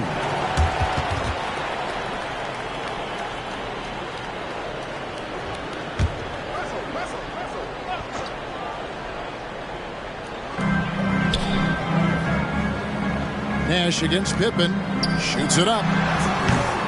Tim Duncan grabs the miss. Duncan's got 4 rebounds now tonight. Giddey the pass to Duncan. Pippen with it, defended by Nash. Fade away. Pippen can't hit. Missing that one helps out all the analytical guys from the mid-range.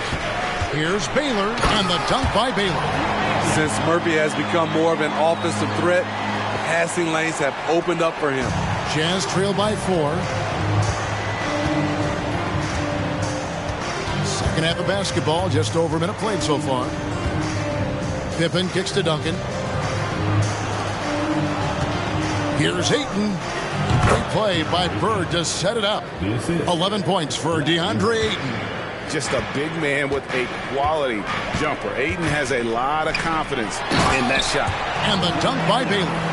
Oh, and he went for the two-hander on the slam, using some muscle. Some urgency from him there, sure. Pass to Bird.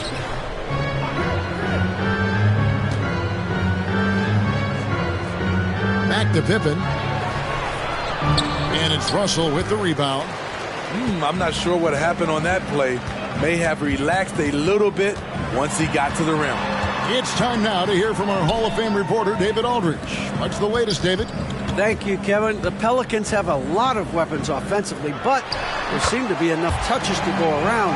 Coach Willie Green said there's a trust factor. All those guys, they go out and trust each other.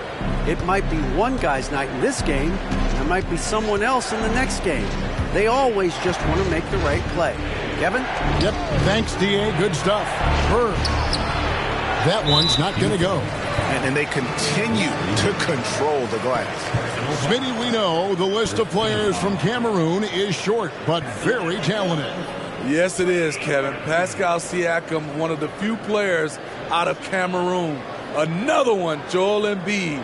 That's a lot of talent.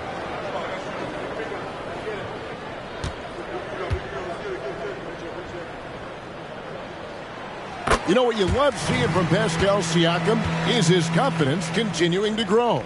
And Kevin, especially when it comes to scoring. Pascal understands how valuable he is to his team and how much they lean on him to step up on that end. Pelicans leading by 7. And the call will be against Scottie Pippen. That's his first foul. Timeout called here. The Pelicans decide to talk it over.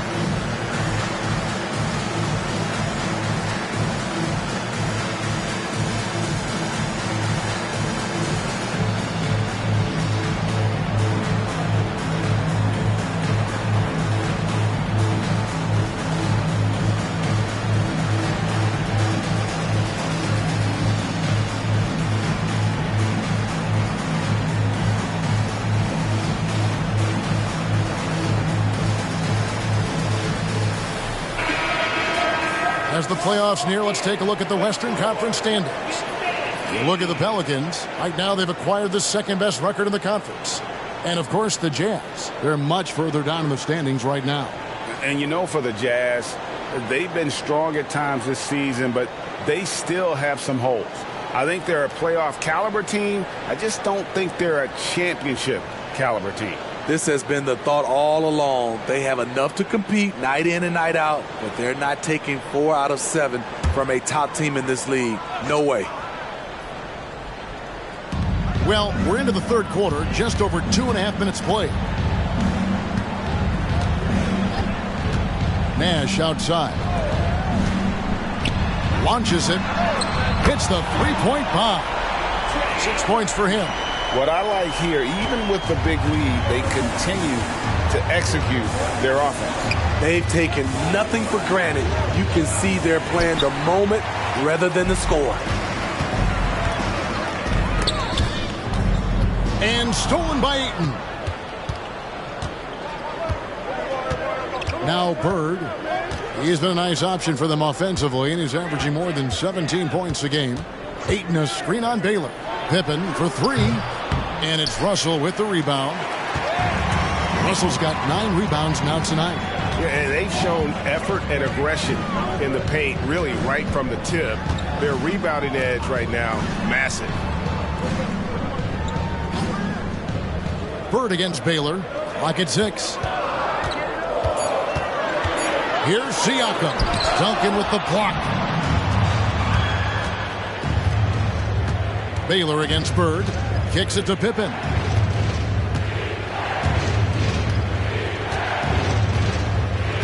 Duncan, a screen. It's Pippen on the wing. The Jazz again can't hit it. And for his offense, this has just been a brutal period. Siakam passes to Baylor. And the dunk by Baylor.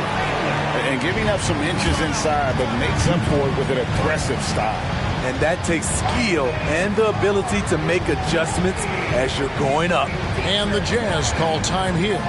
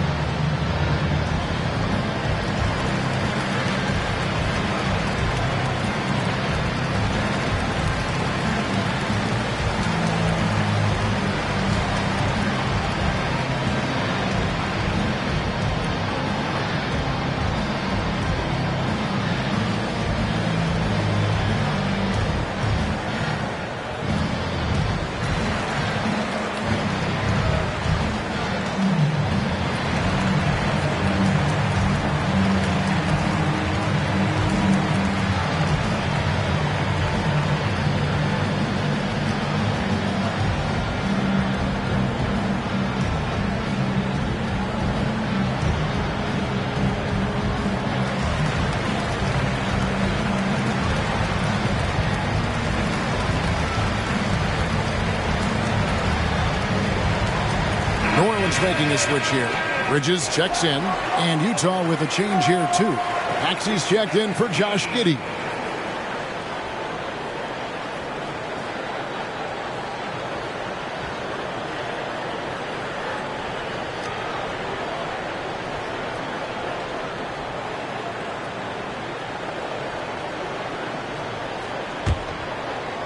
So it's the Jazz now, a 12-point game. Duncan with a screen for Pippen. On the wing, Bird. Pippen outside. To the inside. Here's Duncan. No good, unable to end this run. And they just can't find a way to end this thing. Nothing falling right now. All you see is a lot of frustration. Someone needs to step up and make a play to turn this thing around. Siakam outside. Baylor kicks to Siakam. Nash with the screen on Bird. Siakam for three.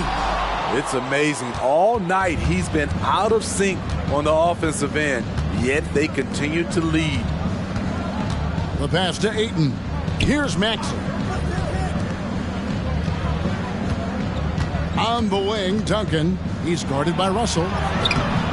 They get it back. Goes back up. And it's sent back by Russell. Nash outside. Siakam kicks to Bridges. Trying to find Pippen. He's got it now.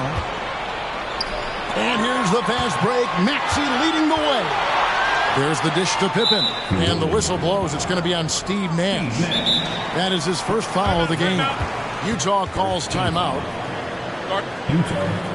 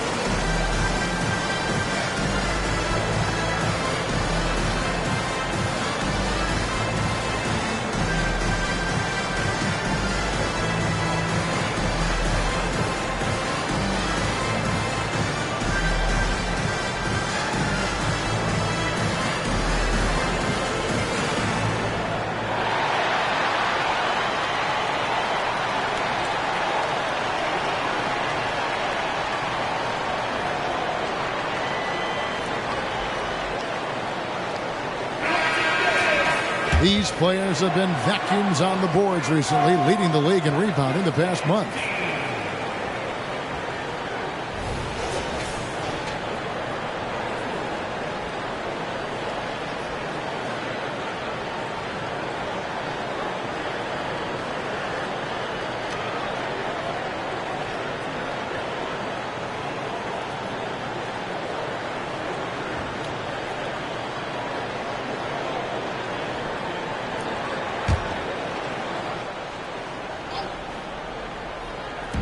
And the Jazz with possession here, down by 12.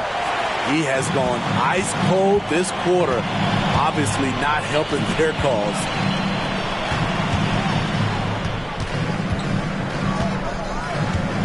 Siakam outside. Passes it to Baylor. Just 5 to shoot. And again, New Orleans has no luck. Great perimeter D. Gave a good shooter absolutely no room to operate. Now, here's Pippen. Bird. The shot's good on the assist by Pippen. Pippen's got 6 assists in the game. Now that's a high percentage look when the D doesn't fight over the screen. Reason why it takes extra energy to do it. You have to trust your defensive rotations, but it's worth it. And now let's take a look again at that incredible rejection. And this is how you protect and grow a lead, by making a huge effort on that end of the floor. Lopez, he's checked in for the Pelicans. Suggs comes in for Baylor.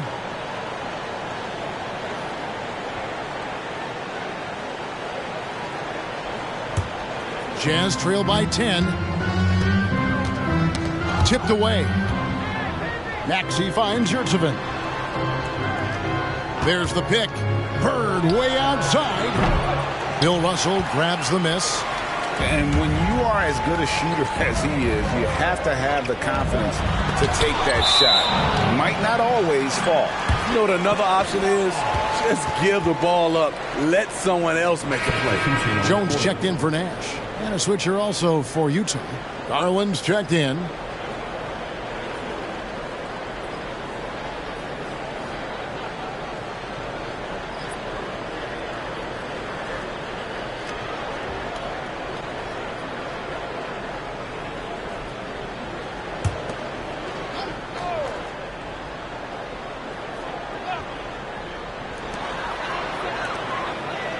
Jones, the pass to Russell. New Orleans moving the ball around. Lopez kicks to Russell.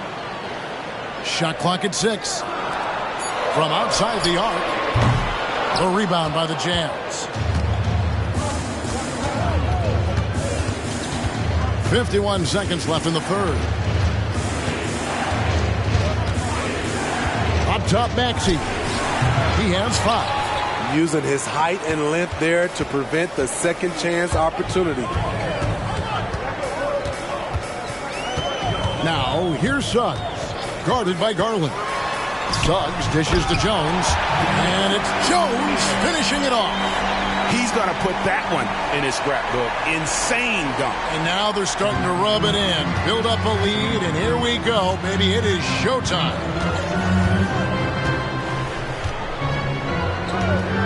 20 seconds left to play here in the third. Garland kicks to Pippen. Lets the 3 fly. Gets rebounded by New Orleans. Russell's got 13 rebounds in the game. Seeding. Here's Suggs. And no good on the last second attempt this time.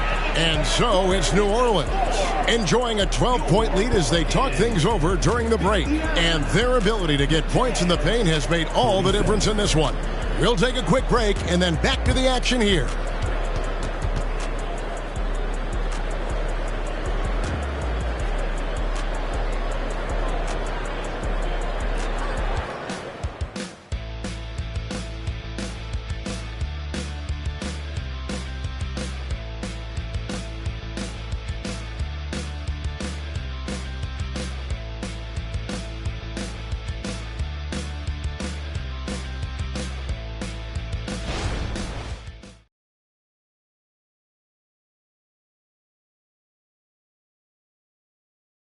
And a quick look now at the State Farm assist of the game.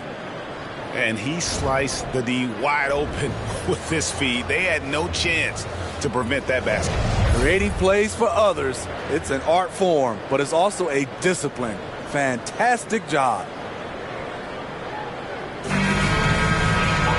And there have been two very different performances from these teams today as we get going in quarter number 4. Taking a look at the Jazz, we've got Duncan. Garland is out there with Maxey. Then it's Josh Giddey. And it's Yurtseven in at the 5 spot. It's good, and the New Orleans lead is cut down to 10 on the bucket for Maxey. Now how about how he sets his man up there, runs him right into the screen, and then gets the basket. 2 free throws coming up, and they call the shooting foul. And a football player in high school, Suggs, doesn't shy away from contact. And for a guard, he is a unique threat from the foul line.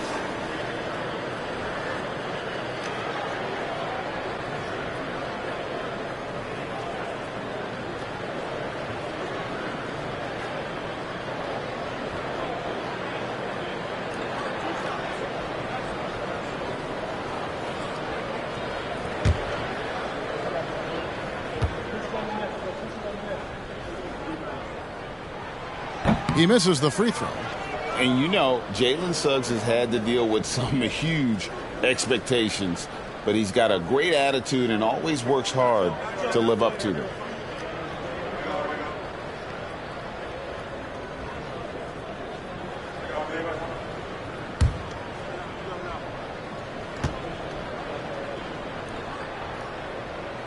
And the second free throw, good.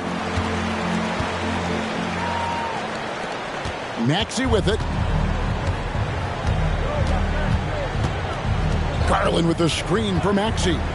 Fires the 3. Good on the three-point shot.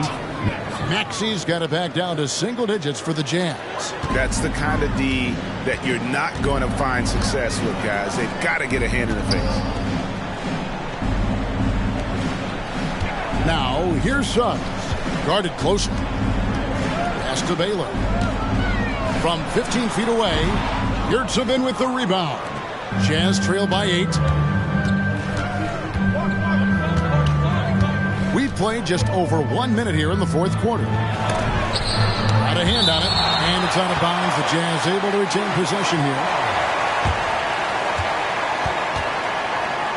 Okoro's checked in for Maxey.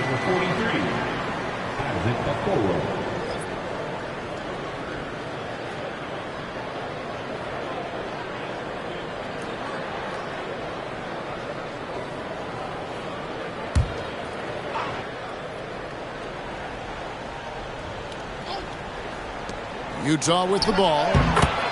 They've only given up 1 point in the fourth quarter. And the release for Garland is getting quicker as he gets more comfortable. Baylor against Giddey. And out of bounds as Utah gains possession.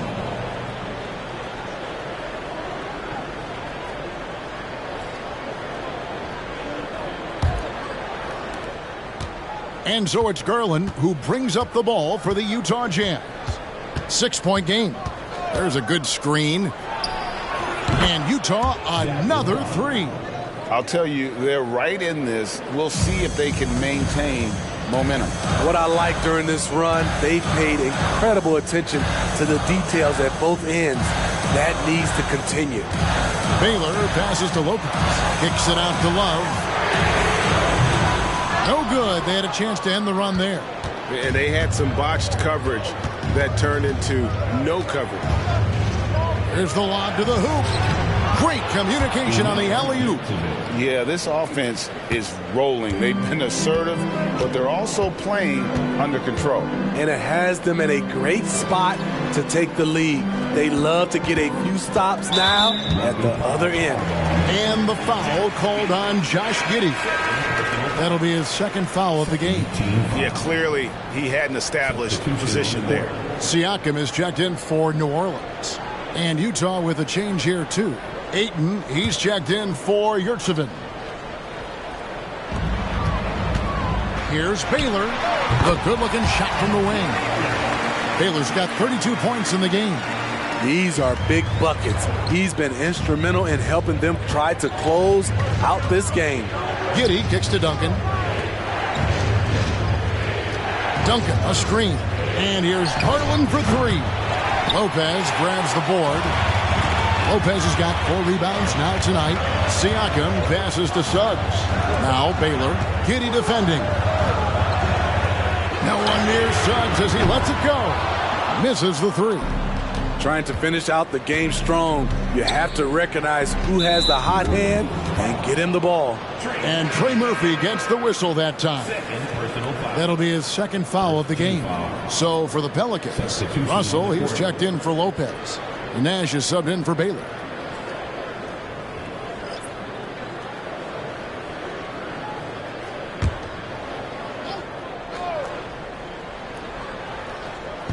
Fourth quarter keeps moving right along. 3 minutes gone so far.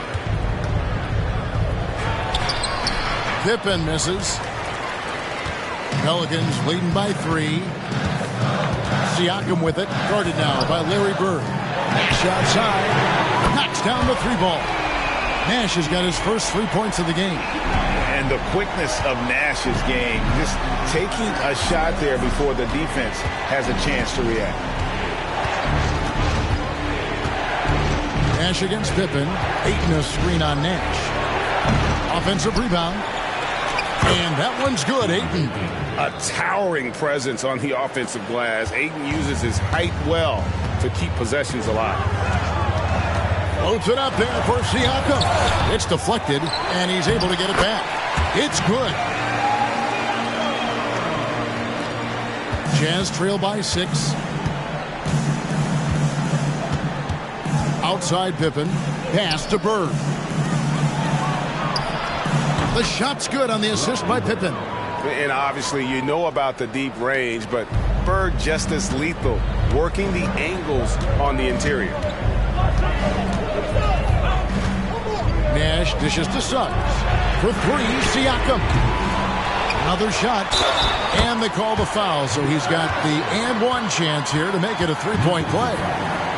Back in the day, someone would have blocked him out, but times have changed. And a moment now to look at the scoring approach in terms of where the points are coming from for New Orleans. Smart ball handling from them in this one, passing around to get ahead of the defense and putting it in the hands of ready shooters. And also, throughout this game, they have really taken advantage of the defense. I just love the initiative they've shown attacking in the paint.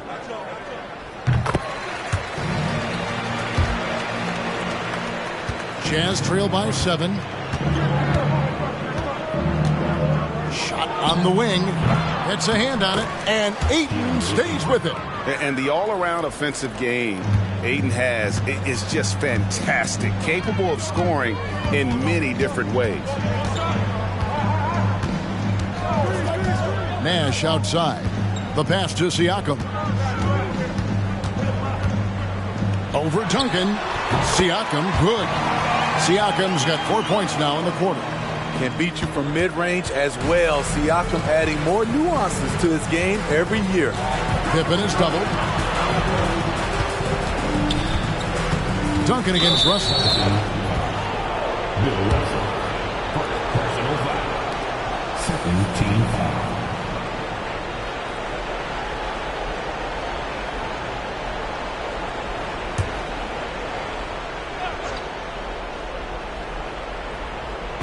So it's the Jazz now. They trail by 7. Passes to Bird. And the rejection by Russell. I love the intensity dial up here from a defensive standpoint in the second half. Doing a much better job. Nash against Ayton.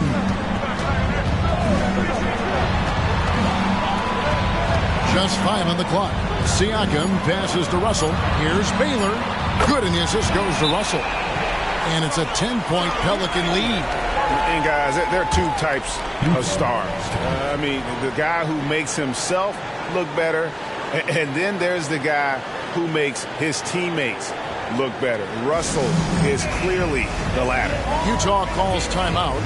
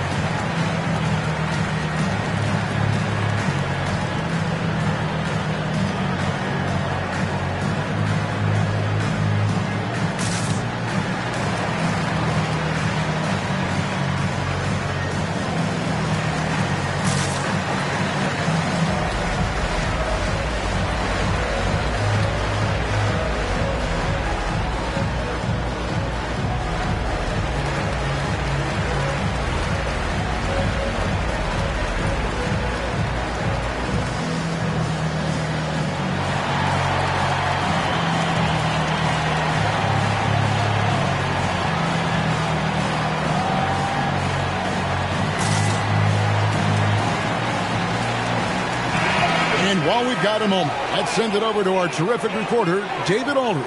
David? Thanks, guys. Able to listen in on Will Hardy's huddle with his team. Now, he's not happy with the perimeter defense.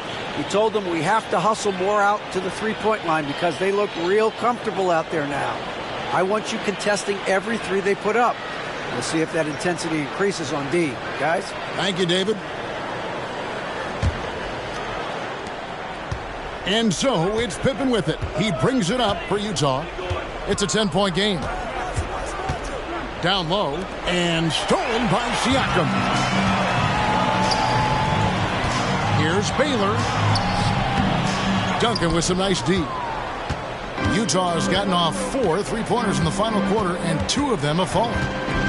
And stolen by Siakam. And here's the fast break. Siakam leading the way.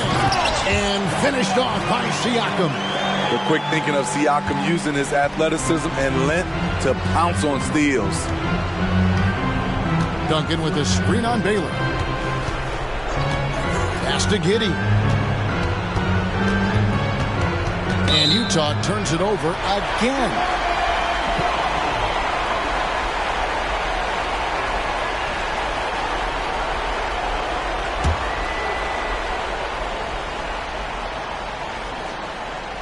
A minute 42 left to play in the final quarter.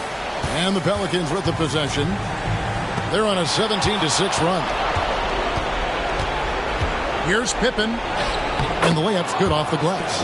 Contact doesn't phase Pippen. Still able to get that one to go. Pass to Siakam. Over Duncan. Another one falls for New Orleans. I love that they're continuing to attack despite being up big. I'm impressed with their intensity tonight. They've came in focused and they've executed.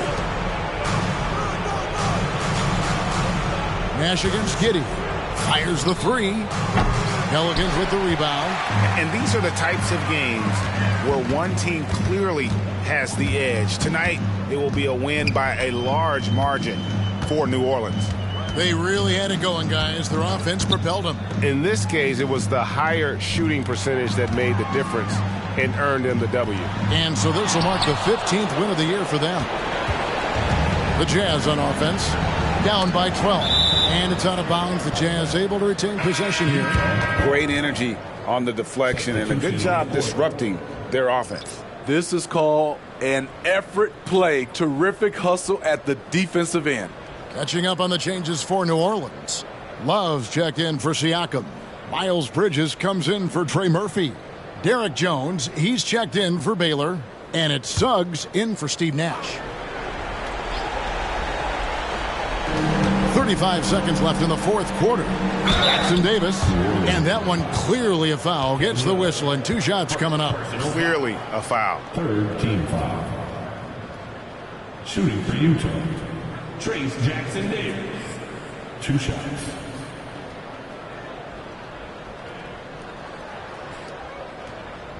Take a break. Take a break. 2 shots.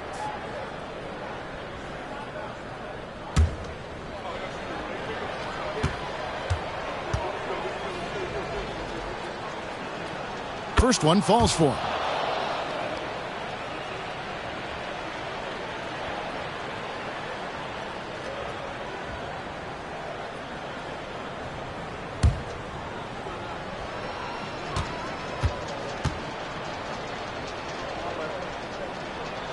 That's also good, so he hits both free throws. 32 seconds left to play here in the fourth. Feeds to Russell, and the slam dunk by Russell. And you know they feel good giving their fans a show here while taking care of business. They're going to win by a nice margin. The effort was there all night. And he pulls off the Houdini to make that catch and slam it through. Stupendous alley-oop. Now, here's Suggs, guarded by Garland. And here is Suggs. So we see New Orleans taking the W here. Some good competition, but the hometown advantage and their ability to stay focused, I think, made the difference. Yeah, and the first step in becoming a good team is your ability to win at home. And they really seem to revel in that opportunity, and this is what they came out to do. It's time now to go courtside as we send you over to David Aldridge from the sideline. David, take it away. Thanks, guys. Kevin, congrats on the win. Are you guys gaining confidence, and what are you figuring out? Just that we need to continue continuity. We really need to pick it up on the defensive end. Offense, we can get whatever we want really at any time, but the defense is where we're going to need to get better. That is somewhere where you have to tighten up, Kevin. Thanks for your time. Back to you, Kevin. All right, David, thanks so much. Thank you for joining us. That'll do it for now. For Greg Anthony, Steve Smith, and David Aldridge, this is Kevin Harlan saying thanks for watching as we present our New Balance Player of the Game, Elgin Baylor.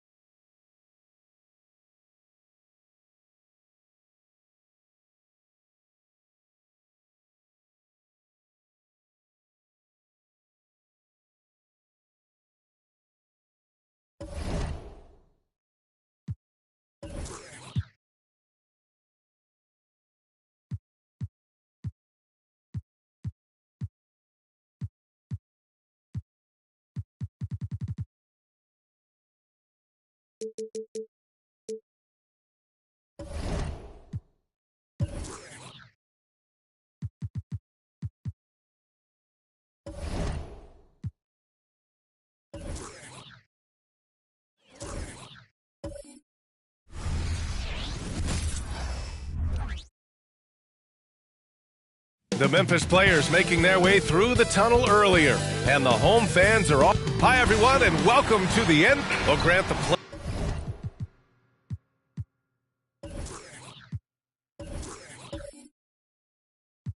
Playoffs are on.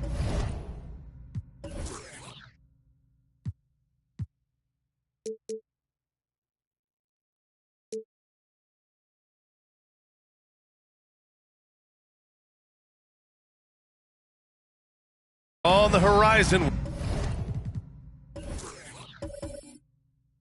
We're all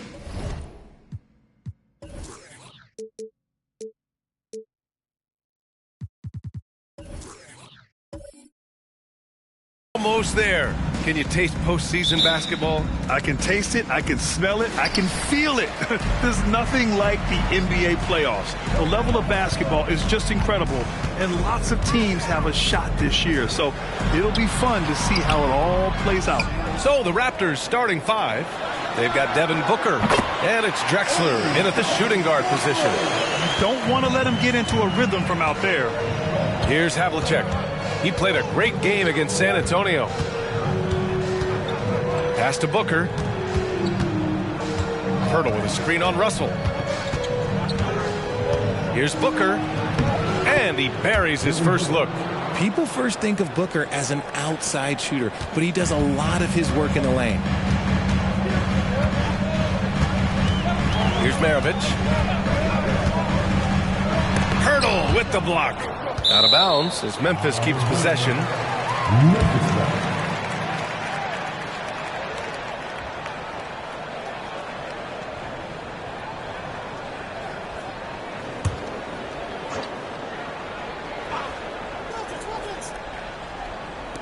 On defense, the Raptors. Screen by O'Neal. Russell from outside. And again, it's Memphis with a three. A volume three-point shooter. The coaching staff encourages Russell to fire away. Pass to Sampson. Here's Drexler from outside the arc. Fires in the triple. That's how you up the ante. Come right back at him. Yeah, I love the competitive fire right there. You drain a triple on us, and I'm coming for my revenge. Now here's Russell, averaging around 5 points a game.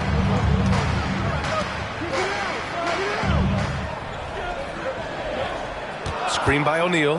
Clock is at 3. The shot by Russell, no good. Here's Toronto with the ball. Coming into this, having notched a win against San Antonio in their last game. And you'd have to think that luck played a part in that one. I mean, the opponent had an off night at the defensive end for sure. It just seems like the defense wasn't interested. They got away with one. Here's Havlicek. Lets it fly. And another basket for Toronto. I know what they say. Defense wins championships, but you need some bucket getters too now. Well, Richard, since 2011, the Grizzlies have been very competitive, only missing the playoffs 3 times. Yeah, in 3 quick years, they were able to do a rebuild by creating a strong culture, drafting some incredible young talent, and allowing them to develop. Now here's Pirtle. Back to Booker. From deep three-point land. Wilkins with a rebound. Memphis has gone 2 for 3 from outside the arc. Shoots from the line, and he nails the jumper. Great to see players still working the in-between areas. There wasn't much resistance defensively. Pass to Pirtle. Here's Havlicek. And in the first quarter, about 3 minutes played. Misses, and you know he wants that one back. No clue how he misfired on that shot. You don't see that from him very often. And there's the call on Devin Booker. That's his first foul.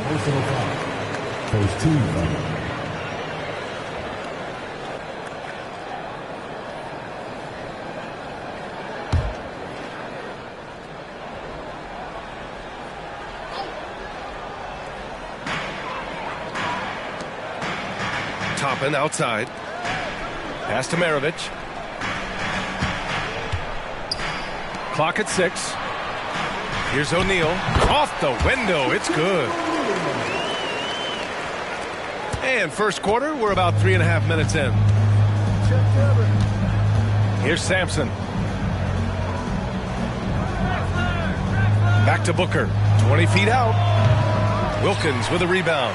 You got to move past that one. I mean, they'd want him to take that again. Yeah, it's a great look for him. One, don't try and manufacture again. Those are the shots you want him to take. Here's O'Neal. He's definitely not pleased how he played against Denver. Here's Havlicek. Pass to Booker. Here's Drexler. Takes the 3. That one's good. Give the assist to Booker. Drexler's got 6. Nice pass. Such a unique talent on both ends. That time Booker's showing us his vision. Wilkins, pass to Maravich. Launches a 3. No good on the shot. Okay, so if I were to say this was a disaster of a period for him, it would be an understatement. But hey, sometimes you gotta shoot your way out of the slump, even for him. Once he breaks out the crossover, you just know something special is about to happen. Maravich, the pass to O'Neal. Fires at the elbow. It's hauled in by Sampson. And the shooter had very little space on that attempt. I'm sure they'll think twice about shooting against him next time. Back to Booker for three. They get it again. Pass to Drexler. And here's Pirtle. Hasn't gotten one to fall yet. For three, Booker. No good. Well, despite some uneven shooting from him, they're still out in front. And one thing that makes Devin Booker so dangerous as a scorer, his ability to create for others, Richard. Yeah, you have to respect his passing, which prevents the defense from loading up against him. In fact, coming into the league, some scouts liked him as a point guard. All right, guys, let's get your take on the scoring breakdown for Toronto. They've really been dialed in from deep. This is a team that has a ton of confidence in their outside shooting ability. And from the jump, they've also clearly been focused on running effective plays here tonight. And there's been a lot of high-quality distribution from them on the floor. Here's Booker. And in that win against the Spurs, he's another guy who played really well. Pass to Griffin. Now here's Williamson. Here's Drexler. The three ball hits the trifecta. They're getting torched on the perimeter. 4 of the last 5 buckets have been threes. Richardson's checked in for Memphis. Clyde Drexler at the line for one.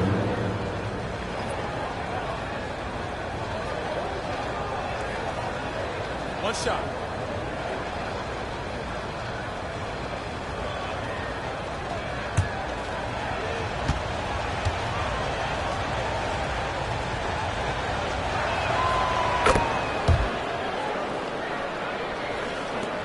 The Grizzlies have gone 5 of 12 in this first quarter.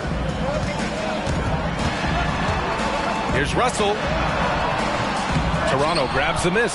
See, what a rough quarter for him. Nothing seemingly going his way. Yep, that one goes. Drexler's got 12 points. Their ball movement on this run has been tremendous. It's led to a lot of good, clean, open looks. Russell finds Harris. 2 minutes remaining in the first. And Harris throws it down. That body control, baby. Harris smashing through it. And Booker's got the ball here for the Raptors. 4-point game. Basket's good. He's got 14.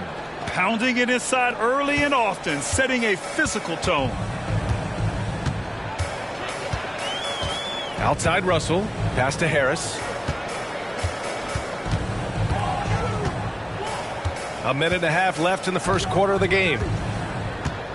Shot clock at 6. And he lobs it up. It's intercepted.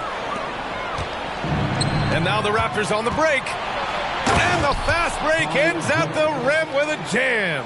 When you get a chance to run the floor like that, you have to capitalize. Great hustle on that play. Outside Russell. Pass to Toppin.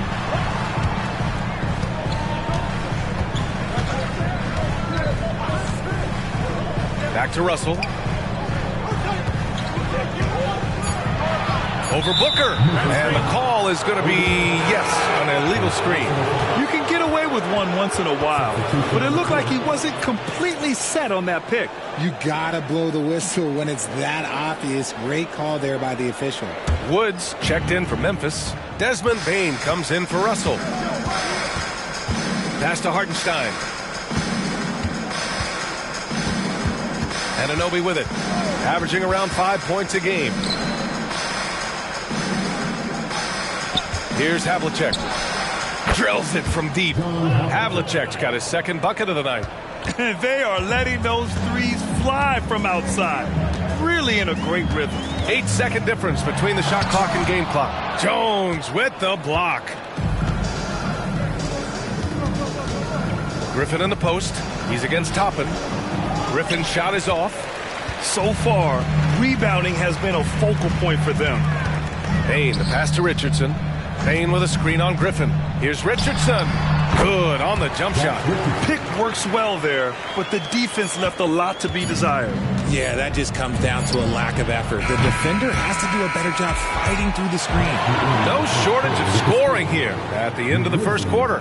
It's the Raptors up by 9. Quarter number 2 coming up right after this break. Don't go anywhere.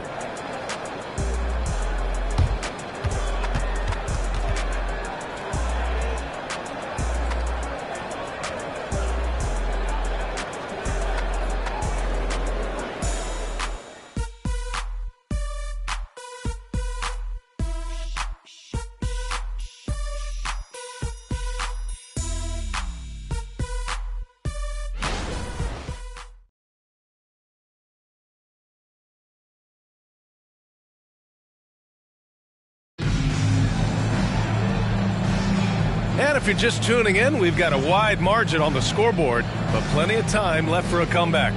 And from what we've seen from the Raptors, what's your take so far? Well, it's simple. I mean, they started off strong, and they've been hot from beyond the arc since the get-go. And as long as the threes are dropping, you've got to keep launching them.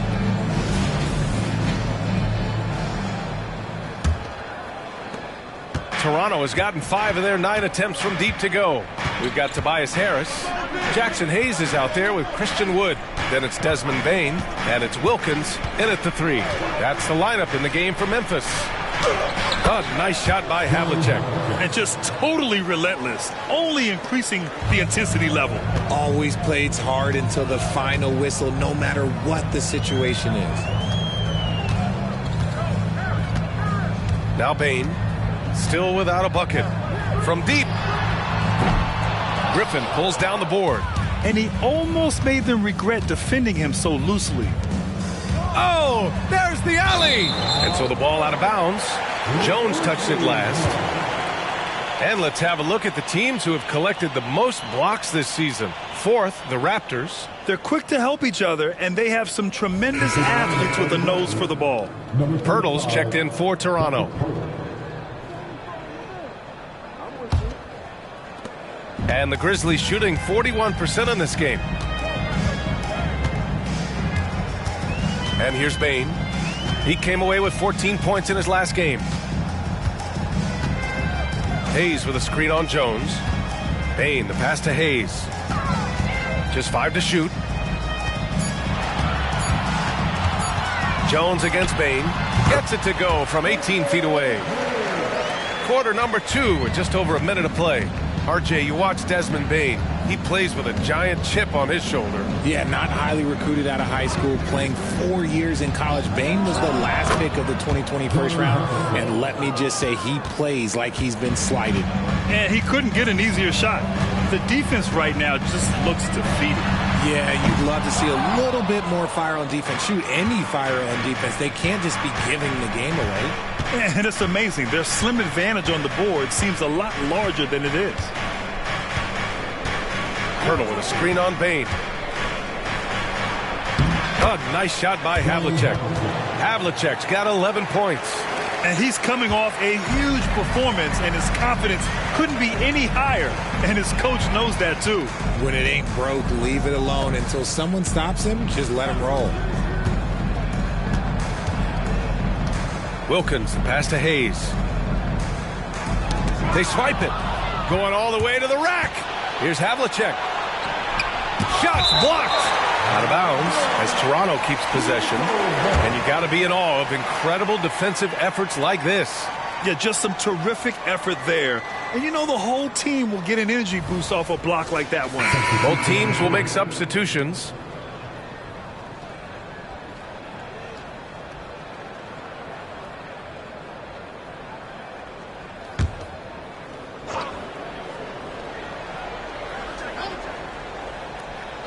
And here are the Raptors now.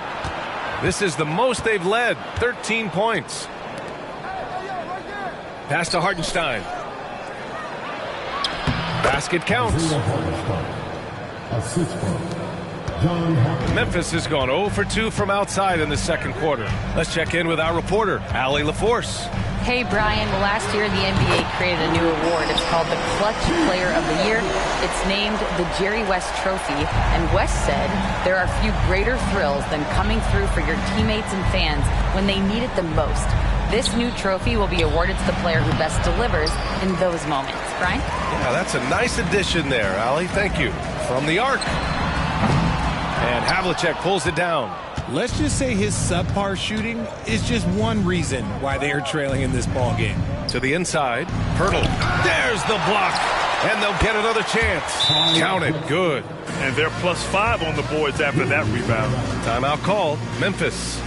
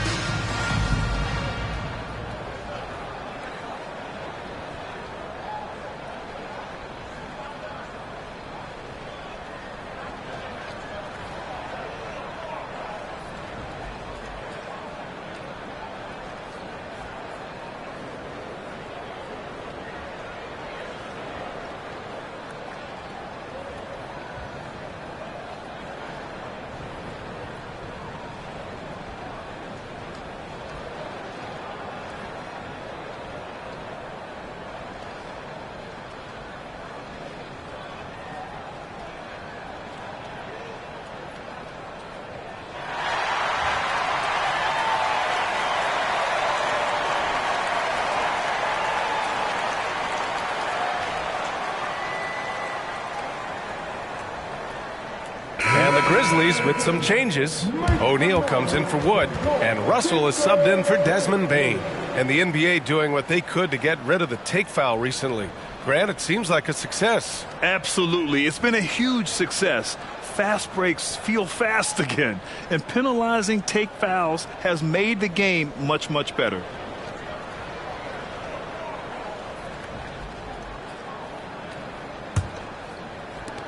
Memphis has gone 1 of 4 from three-point land here in the second.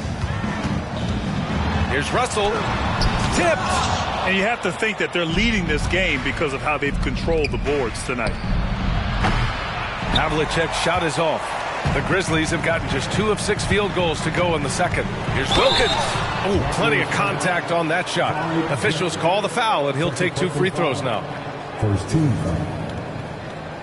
At the line for Memphis, Dominic Wilkins. 2 shots.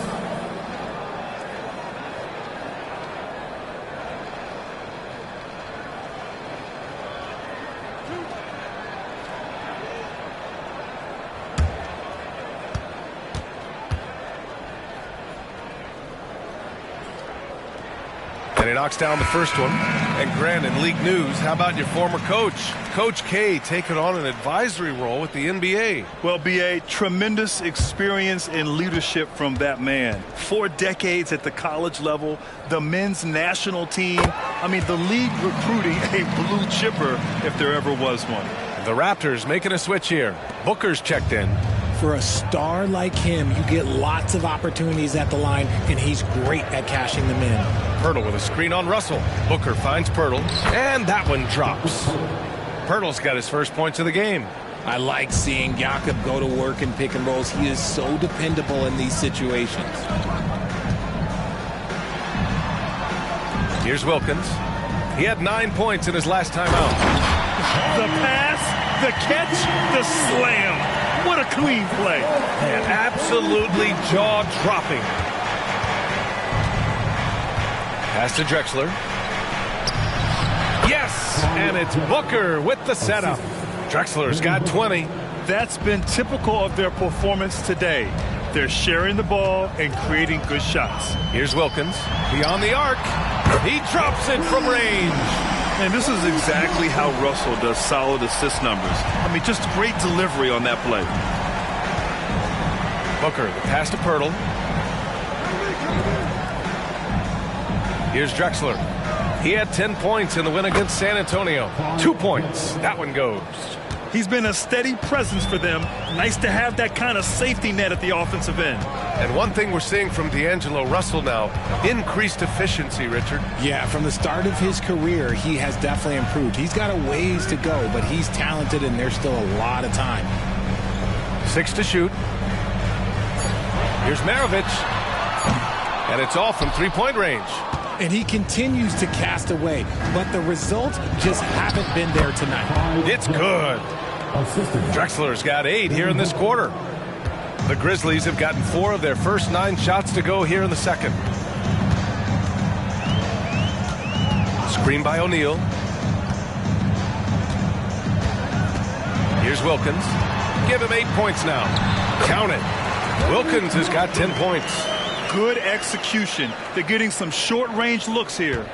Toronto has gone 5 of 10 from beyond the three-point line in this game. Time called here. The Raptors decide to talk it over. Yeah, coach no doubt wants to use this timeout to review the matchups and maybe make some adjustments as well. I'm sure all of the above is in order, and you can never be too content.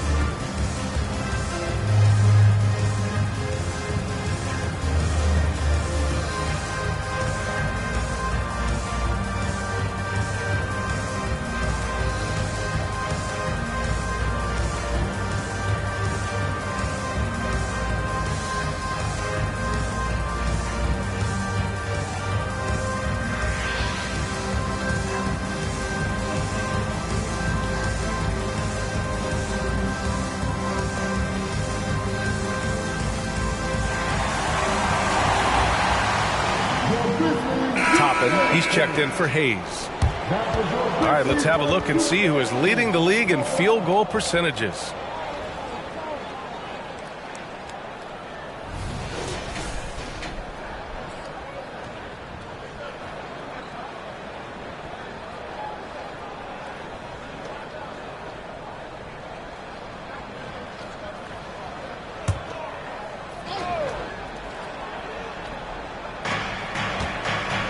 Williamson finds Griffin. Outside Booker. And again, no good by Toronto. The Grizzlies have gone 5 of 10 in the second quarter. Here's Maravich. On target from range. Maravich has got his 3rd basket on the night right there. And the defense is really allowing them too much room on the perimeter. Pass to Williamson. Here's Drexler. Here's Griffin. Nice shot from the wing. Griffin's gotten his first basket of the night. A shot that Griffin has worked on. Now you see how effective he is with it. Russell deciding where to go with it. It's stolen by Pirtle. Williamson right side. And the rebound goes to the Grizzlies. Here's Wilkins. Can't hit from in close. And you don't see that every day.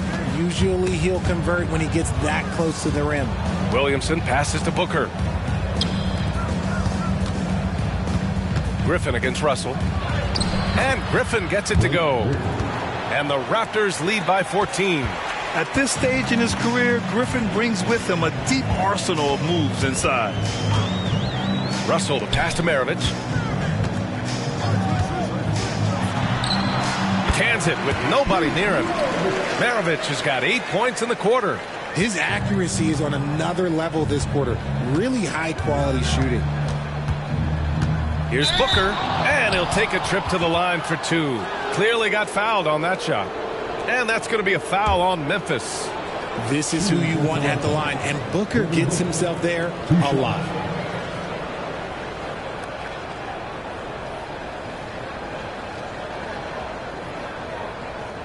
Shooting 2.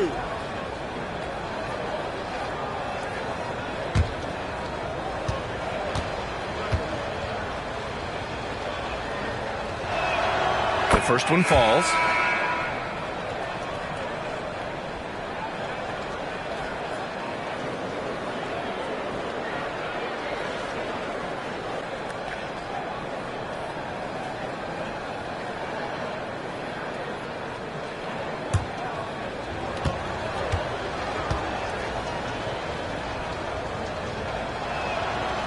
Off on that one, so he goes 1 out of 2 at the line. And so it's Russell who brings up the ball for the Memphis Grizzlies, trailing by 13. We've got 22 seconds left to play in the first half of basketball. Toronto has gone 0 for 2 from outside in the second quarter. Russell against Booker. The 3 is up. Sinks it from distance. Drexler's got 27. Continuing to get better at facilitating Booker with a dime. The 3 from Russell. Oh, drew the foul and almost hit the three-point bucket. But he'll head to the line for 3. Hey, nice work attracting the foul from deep. He'll shoot 3. At the line for Memphis, D'Angelo Russell. 3 shots.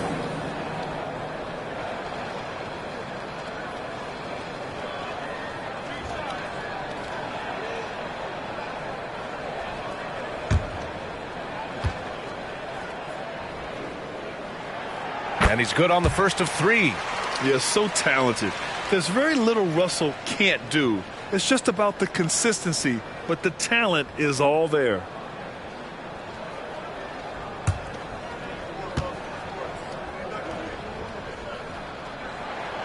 And he's good on the second.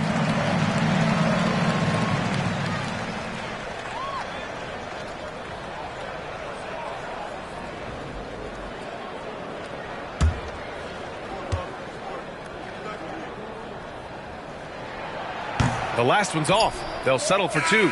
And so it's Toronto up 14 as we wrap up the quarter. They hold a real solid lead right now. Love their approach tonight. More 2K action in just a moment.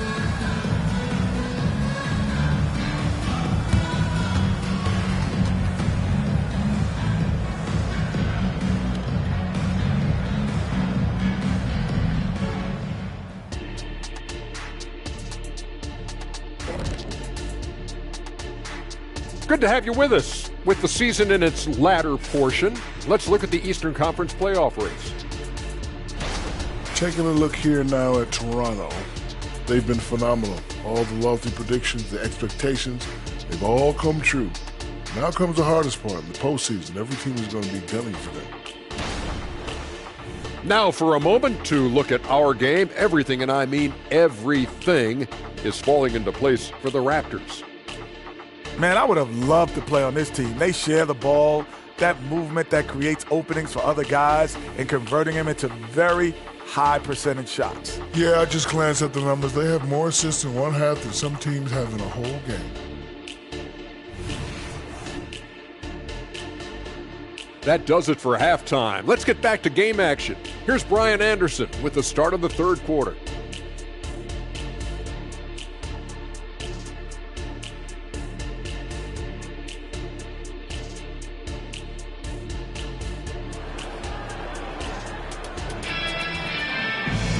And as we dive into the second half, we'll find out if the next 2 quarters are any different from the first 2.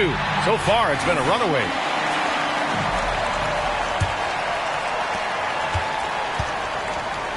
So for Toronto right now, we've got Jakob Poeltl, and it's Sampson in at the 5, down low. Pass to Drexler.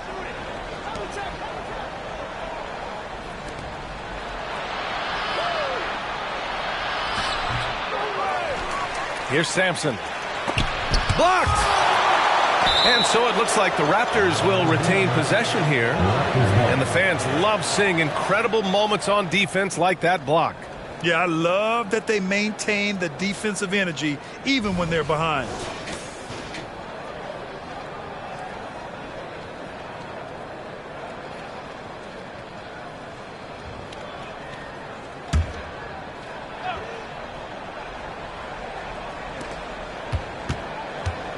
Six on the shot clock, and there's a pick. Booker, the pass to Sampson. And you can count it. He'll go to the line with a chance at a three-point play. Well, Devin Booker has really developed his pick-and-roll game, and let me tell you this, playing with CP3, that will help. One shot.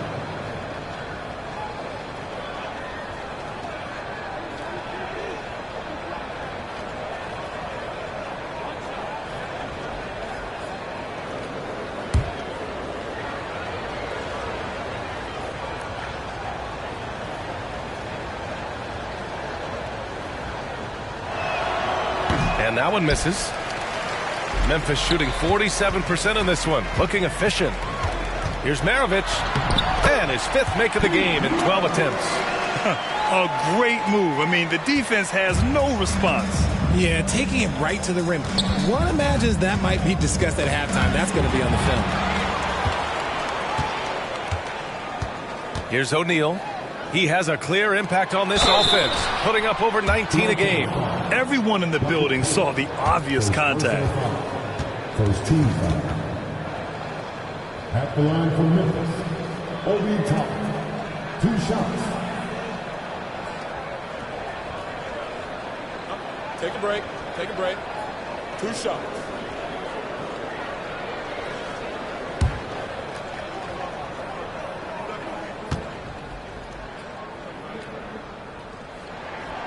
He's off on the first.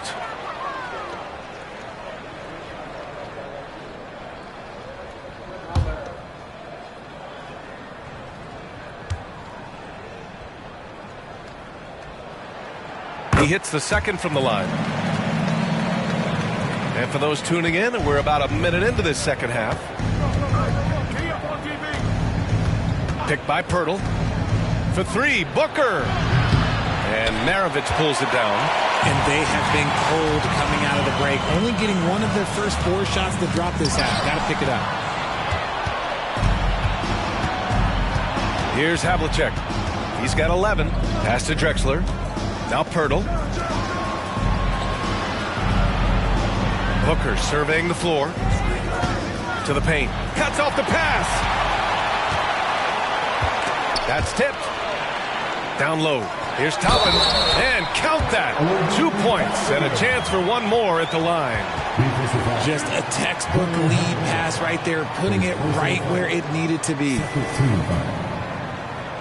At the line for Memphis, Obi Toppin. 1 shot. Mind the lanes. Mind the lanes. 1 shot.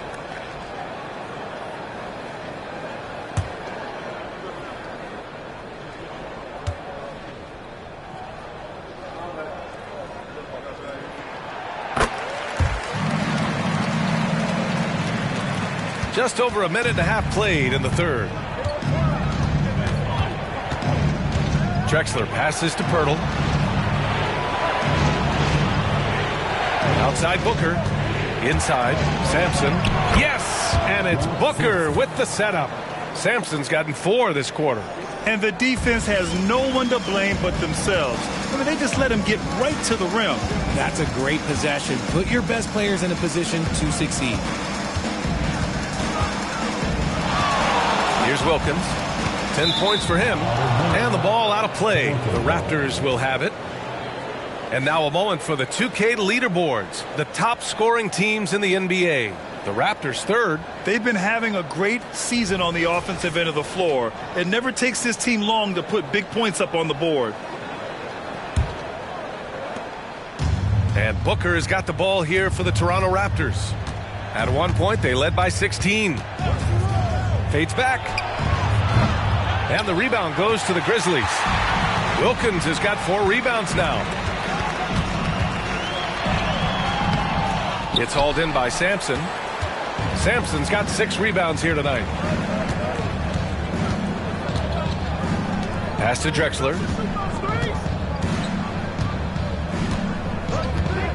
Here's Havlicek. And he'll draw the foul. He'll head to the line for 2. I like that. I mean, some physical play inside. He's not about to give up any easy baskets. At the line for the Raptors, John Havlicek. 2 shots.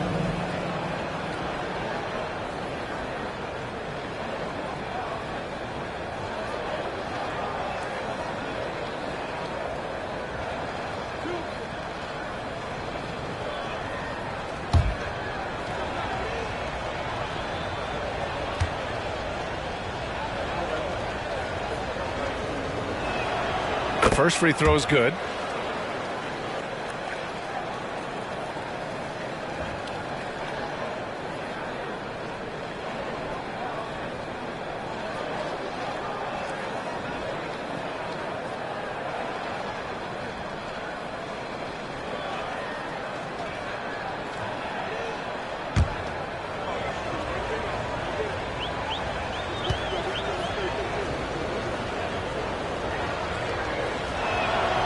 And that's good as he hits both shots. For Memphis, they've got 2 of 3 from the floor in this third quarter. Out to the right wing. 3-pointer. It's hauled in by the Raptors. Sampson's got his 7th rebound of the game with that last one. All right, let's get a report from Allie. The G League is continuing to be a laboratory, if you will, for new rule changes that eventually make it to the NBA, from the coach's challenge to take foul. Possibly up next, a target score for overtime instead of a running clock. It's been a popular change in the G League, and it eliminates multiple overtime games. Brian, it could make the jump. I like it. It's worth a shot. Thanks, Allie. To halt the run. Ooh, the Grizzlies with another miss. They really have a commanding lead, not just in points, but in rebounds as well. Pass to Drexler. Outside Booker. Here's Drexler. Down to 5 on the shot clock. And Toppin pulls it down. Toppin's got his 4th rebound in this one. Maravich, the pass to O'Neal. And he goes in for the dunk. Oh, yeah. That'll do it. Wow, an emphatic 2-handed slam. And Toronto calls time here. And something fans don't always get to see, some of the closely guarded secrets that happen in that huddle. And we see it so often. One little tweak to the game plan and everything falls into place for a team.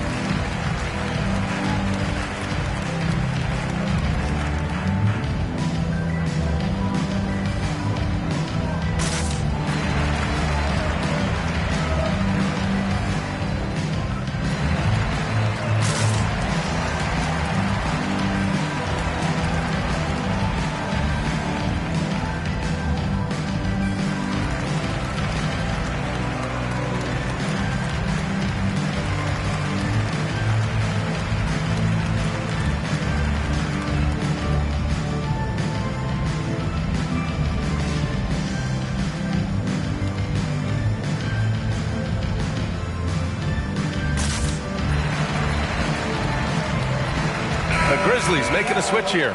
Baines checked in. The Raptors also with a sub. Griffin's checked in.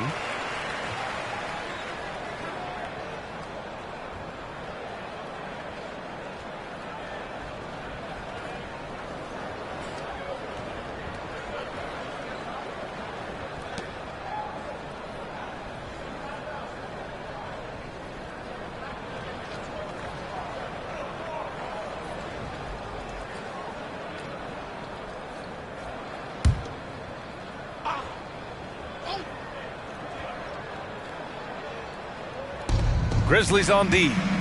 15-point game. To the inside. Here's Sampson.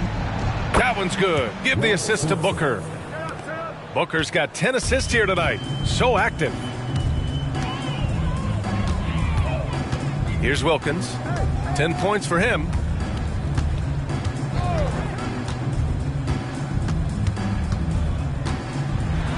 Boom! He jams it straight down.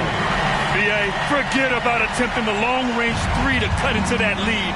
Just attack the rim, my man. Man, that was sweet. Drexler passes to Booker. Three-pointer off the mark. That's his shot, and one I'm sure he wants back. Maravich, no good. And so it's Booker with it. He brings it up for the Raptors. Launches it from deep. And Maravich pulls it down. He just keeps firing from distance. I know he's trying to heat up, but at what cost? To the middle. The pass, the catch, the slam. What a clean play. Man, absolutely jaw-dropping. Outside Booker. Pass to Sampson. And that one's good. Sampson's got 8. He's been playing great unselfish basketball, really putting the rock in the hands of the right shooters. His court vision has been on display in this one. He's doing a tremendous job just orchestrating the offense beautifully. When he gets a quality look like this at the perimeter, he can almost be automatic. Pass to Sampson.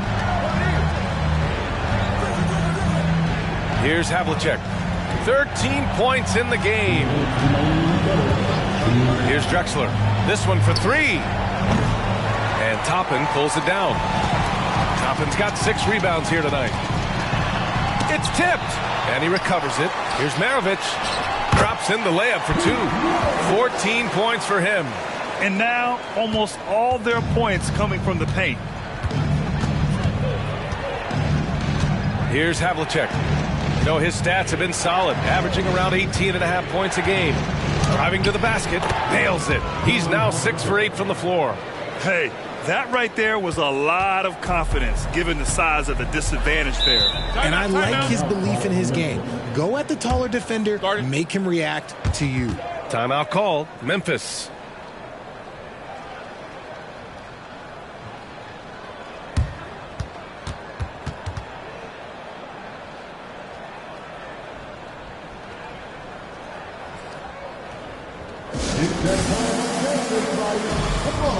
Give a round of applause for your Grizzly Lakers.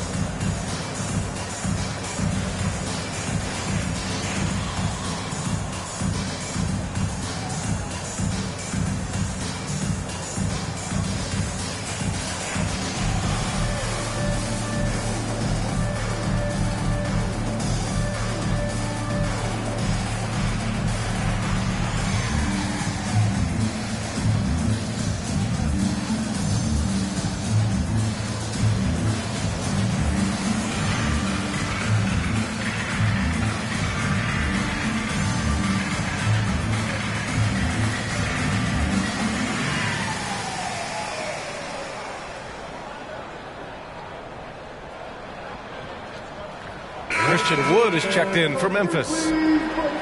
Only 5 games left to go, and then it's playoff time. Let's check in on the East. You take a look at Toronto. Final stretch of the season. They've got the #1 seed and have shown no signs of giving it up.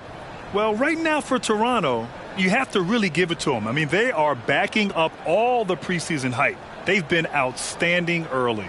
And you want to talk about hitting the ground running? They've done exactly this. And you got to give a lot of credit to their coaching staff for getting this team locked in early. Here's Bane. Checking his stats. He's scoring around 9.5 points per game. To the right side. 1:10 left in the third. Shot clock at 6. Toppin, a screen on Booker. Here's Bane. Takes the elbow jumper and drains it. Bane's gotten his second bucket. Very big part of his game, burning the D from mid-range. Booker, the pass to Griffin. Here's Havlicek. Pass to Hartenstein. Lets it go. And it's good. Fought through contact. Hit the shot and will go to the line. The Raptors making a switch here. Jones is checked in. Isaiah Hartenstein at the line for one.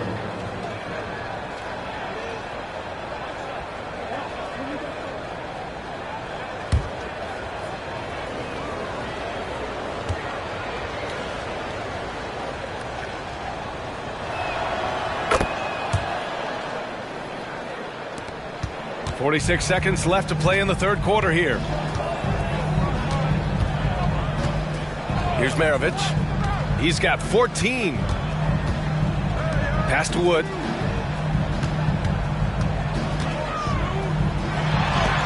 It's blocked. And now the Raptors on the break. Oh, and he brings it down with a two-handed jam. He was way ahead of the pack. No one around to contest. He can do anything he wants in that situation. And those might be the easiest points of the month for him. Knocked loose. And that one goes out of bounds. Last touch by Griffin. Substitution on the court.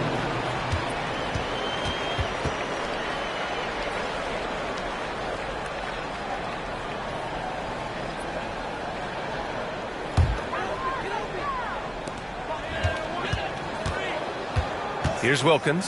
Anunoby covering. Clock at 6. Wood, a screen on Anunoby from behind the arc. The shot won't fall. And so it's the Toronto Raptors up 15 points as this quarter concludes. How about the way they've attacked the paint? This throwback approach is paying off. We'll be back in a moment.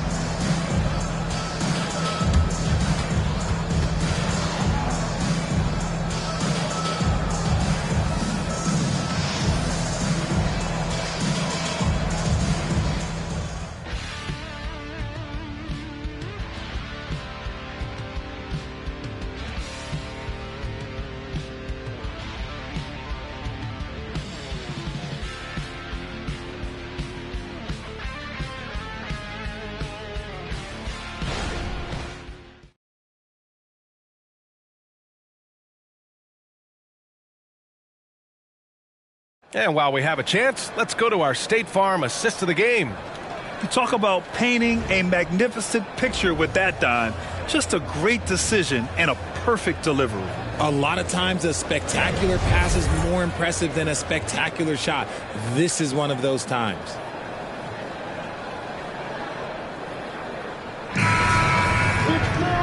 And with the fourth quarter upon us, time is running out for this game to become competitive.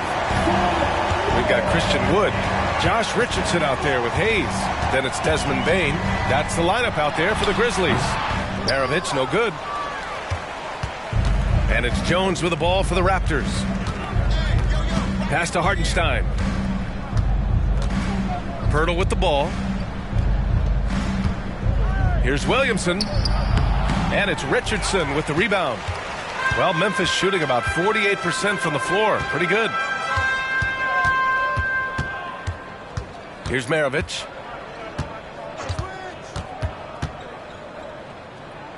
Now Bane.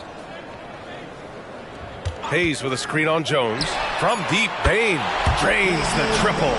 Proving once again, he is one of the best shooters in the league. Here's Williamson. Oh, and the big finish by Williamson. And that's what we've come to expect from Zion. Exactly. Out of bounds. It'll be Toronto's ball. Another miscalculation. They are really their own worst enemy right now. It's why they find themselves way behind. Harris is checked in for Memphis. Pass to Drexler. Lets it go from deep. Oh, he drains the three, and he'll go to the line for one more. That one on Harris. And a moment to check out the scoring breakdown for Toronto. Their offense has been a well-oiled machine. They're moving the ball around, playing for one another, and just piling up assists. We also got to highlight how on fire they've been from three-point land. They've continued to capitalize from beyond the arc in this one.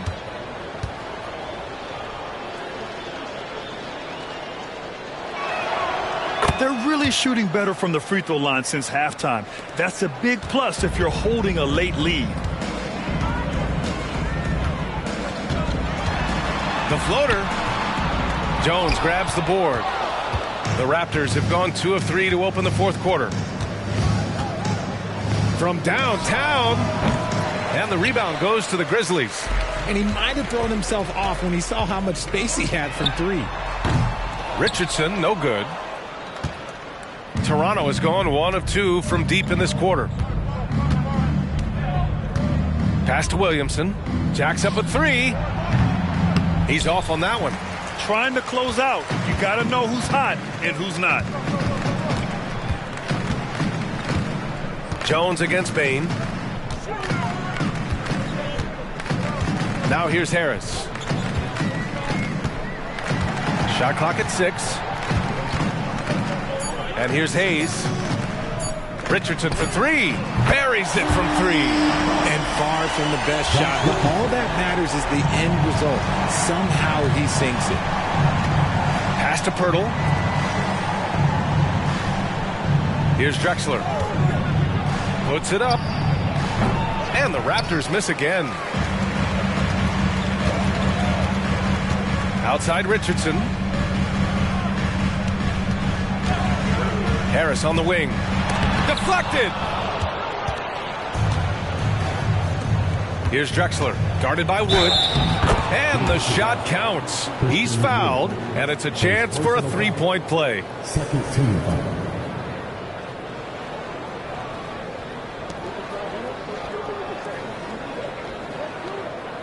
At the line for the Raptors, Clyde Drexler. 1 shot.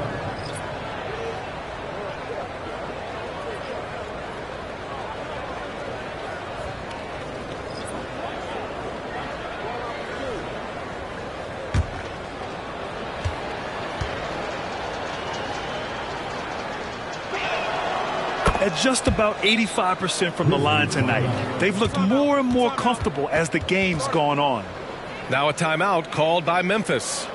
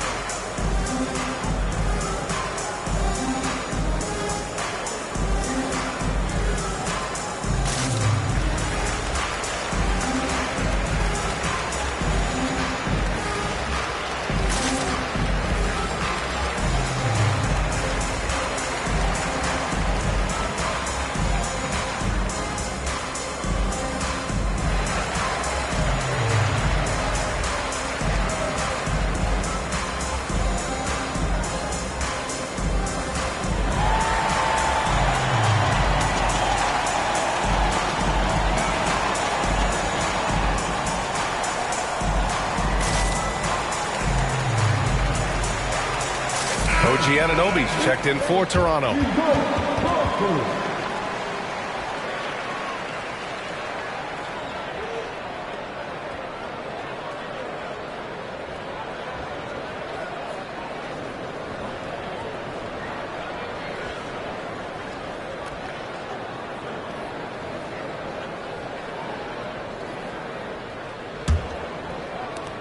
Memphis has gone 2 of 3 from beyond the arc here in the fourth. And we're about 3 minutes into the fourth now. Here's Maravich. Screen by O'Neal. Into the lane. Laid it in with a nice touch off the window. They're being put to the test, and he's doing everything he can to keep them in this game. Pass to Sampson. Here's Havlicek. Inside. Here's Pirtle. And the layup is good after a nice lead pass. They're just taking what the defense gives them. And right now, that's the interior. Over 3.5 minutes through the final quarter now. And they call an illegal screen here. You're not going to fool the officials too often on an illegal screen. That's a very avoidable turnover. You got to focus on the details. Griffin, he's checked in for Toronto. Anunoby with it. Pass to Griffin. Here's Havlicek. From the high post. And he gets that one. And the Raptors lead by 20. Whether it's off the dribble or on the catch, it don't matter. Booker is one of the most proficient mid-range shooters. And there's the screen. The three from Russell. And Havlicek pulls it down. The Raptors have gotten 5 shots out of 9 to go in this fourth. Now here's Griffin. Pass to Havlicek. The three. Ooh, now 7 for 9 after that make. Now you have to extend that defense. I mean, you really have to stay connected to them at all times. And the lack of defensive pressure on shots like that is a big reason they're down by double digits. And he lobs it up to the rim. And an emphatic jam on the lob. And that's a perfect pass by Russell. He really understands where to get his man the ball. Anunoby passes to Sampson. Back to Anunoby. And RJ, team's now able to add a third two-way contract to the roster. A lot of quality players getting a foothold into the league now. Yeah, you think of names like Alex Caruso, Lou Dort, able to develop in both the G League and in the association. So many players have really gotten their footing inside that G League. Outside Booker. Outside Anunoby. And Hayes comes to help. Here's Sampson. That one rolls around and rims out. Well, the defense didn't have any impact on that shot, but somehow he still misses it. And yep, it's good. Inside the paint, Russell stays so nimble, helping him get such a high percentage look. And Toronto calls time here. Yeah, they're hoping to turn things around with this timeout. On the wrong side of a scoring run here, we might see a lineup change. I'll be pretty curious.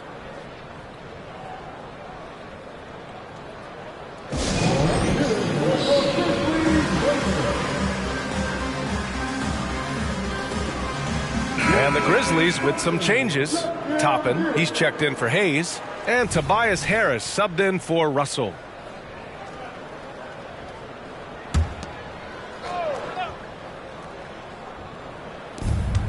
Pass to Havlicek. To the left wing. With the drive. And that one goes in as he's fouled. It'll be 3 points if he converts the free throw. 13 foul. At the line for the Raptors, John Havlicek, shooting 1.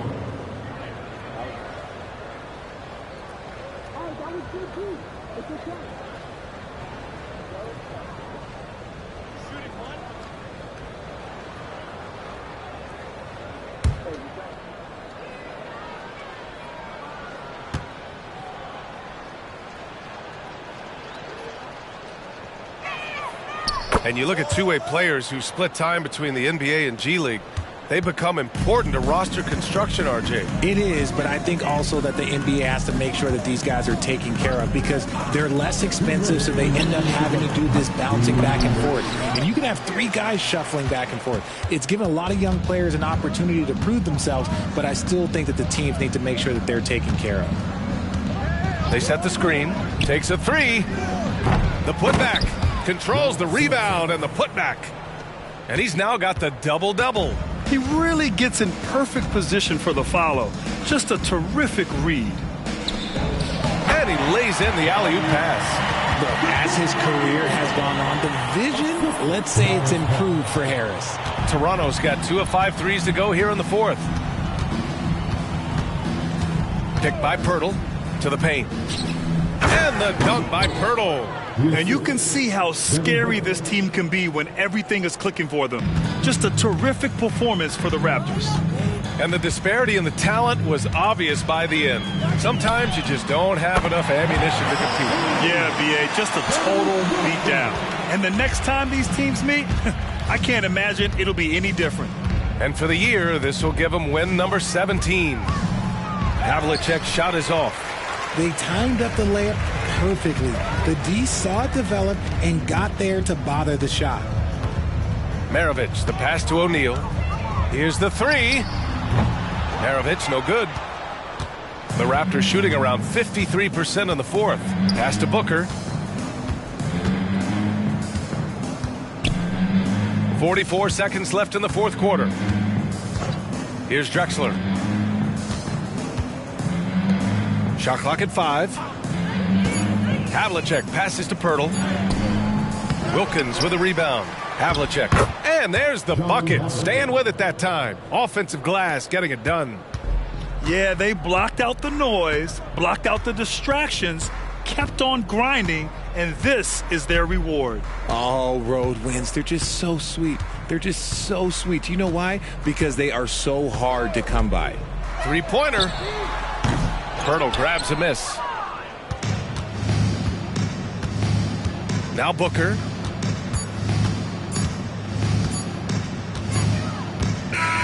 So no problem for Toronto as they get the win. This one wasn't even close. The hometown crowd was waiting for a miracle that never came. Yeah, and this team was consistent throughout. They met every challenge, and they earned this dub. And that about wraps it up. For our terrific 2K Sports crew, this is Brian Anderson saying thanks for watching. But as we go, let's take a look at the New Balance Player of the Game.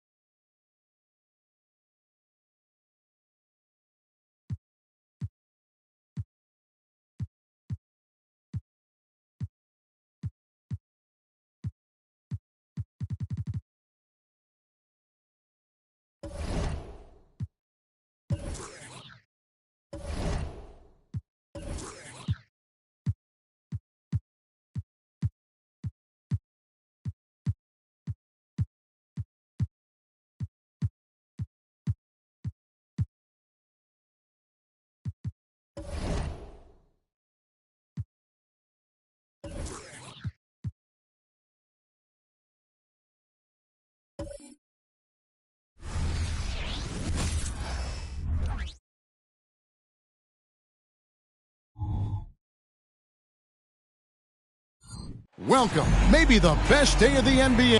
You know what's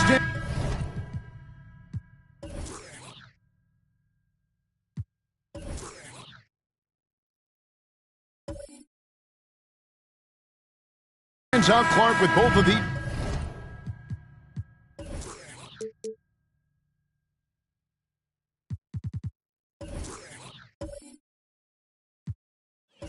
teams is their speed and their athleticism. And because of those things, Kevin, it's going to be about limiting fast break opportunities. That'll be a key for both of these squads. Taking care of the ball, always a critical factor, and then being able to stay clear of those momentum-changing plays. Here's the starting group for the Indiana Pacers. They've got Brooks. Garnett is out there with Gobert. Then there's Wade. And it's Kirilenko in at the small forward position. Wade with it, now defended by Adams. 5 on the clock. Shoots from 12. Gobert dishes to Brooks. And a lot of contact on that one, so he'll shoot 2 here. Steven Adams picks one up. And the toughness of Brooks on display, not fearing contact when he's looking to score inside. The Pacers shooting their first shots from the stripe in this game. And as a unit, they're shooting 78% from the line. That's a solid number to work with on the season. You know, they've really put themselves behind the 8 ball in so many of their games because they just have not been able to knock down those foul shots.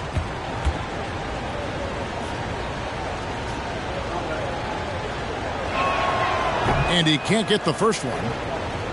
HEA, you went to back-to-back conference finals with Portland. What's it like playing here? I mean, this building is as loud as any in the NBA. The fans are tremendous, very loyal. I really enjoyed my time here in Rip City.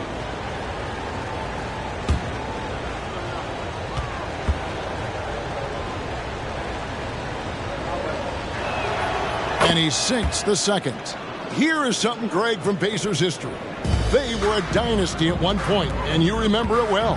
Yeah, you're talking about the ABA days, but it's true. The Pacers were a dominant team before the merger. They won 3 titles in 4 seasons just before joining the league. Now here's Robertson.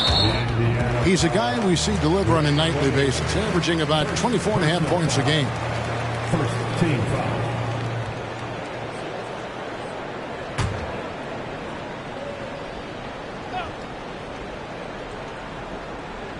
We're about 1 minute into the first.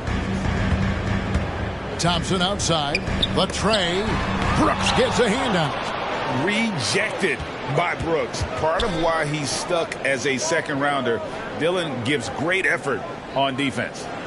Now here's Wade.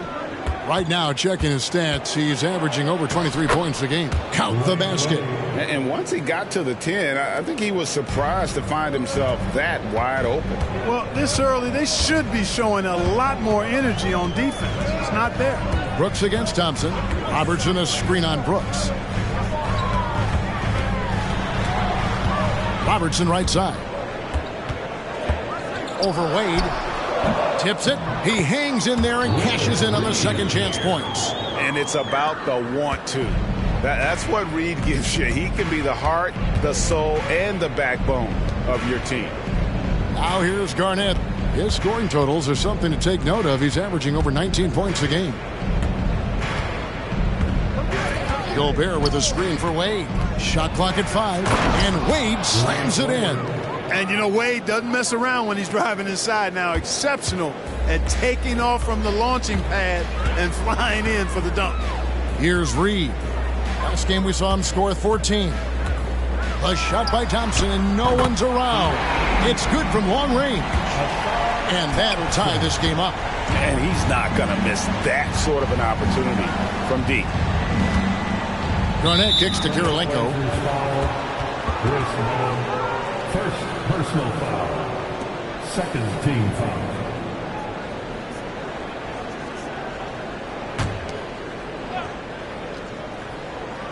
First quarter of basketball, just over 2.5 minutes play. And here's Gobert. Pass to Wade. 5 on the clock. Out to Kirilenko. Over Mullen. The rebound by Steven Adams. Trailblazers have gone 2 of 5 here, making 40% so far to start out the game. Thompson against Brooks. Now here's Robertson. He's tightly guarded. The Trailblazers need to get off a shot. That puts them in the lead. He's got his second bucket. And how about the vision there from the Big O guys? Beautiful. Garnett outside. Mullen against Kirilenko. And Adams sends it back. Thompson surveying the floor. And there's Robertson. That's good on the assist by Thompson. Great awareness by Thompson, wanting to find his open teammates whenever he can. They need a bucket in a big way here to regain some confidence. And he hits it and gets hacked on the play. A three-point possibility if he can convert the free throw. And they've scored several times already here in the first quarter on the inside. Hey, Clark, how difficult is it to maintain your energy when we're this deep into the regular season? You know, it's not easy. I think it's really tough and challenging. This is where it becomes much more mental than physical. The mindset has to be right in order to work through those dog days of the season. Free throw drops for Garnett. And Clark, when we take a look at your former team, the Indiana Pacers, is it fair to say they're a work in progress? Most definitely, Kevin. I mean, I think they've got some really outstanding young talent as well as a very experienced coaching staff. That combination should bode well for the Pacers' future. Murray, the pass to Mullen. No good from outside. And not allowing the shooter even an inch of breathing room on that one. And, guys, that's exactly the kind of high-impact defense they want to see out of him. Outstanding distribution there. I mean, what impressive passing ability. Here's Murray following the score by Kevin Garnett. Murray scanning the floor. Adams with the screen on Wade. Robertson passes to Adams. Here's Vassell.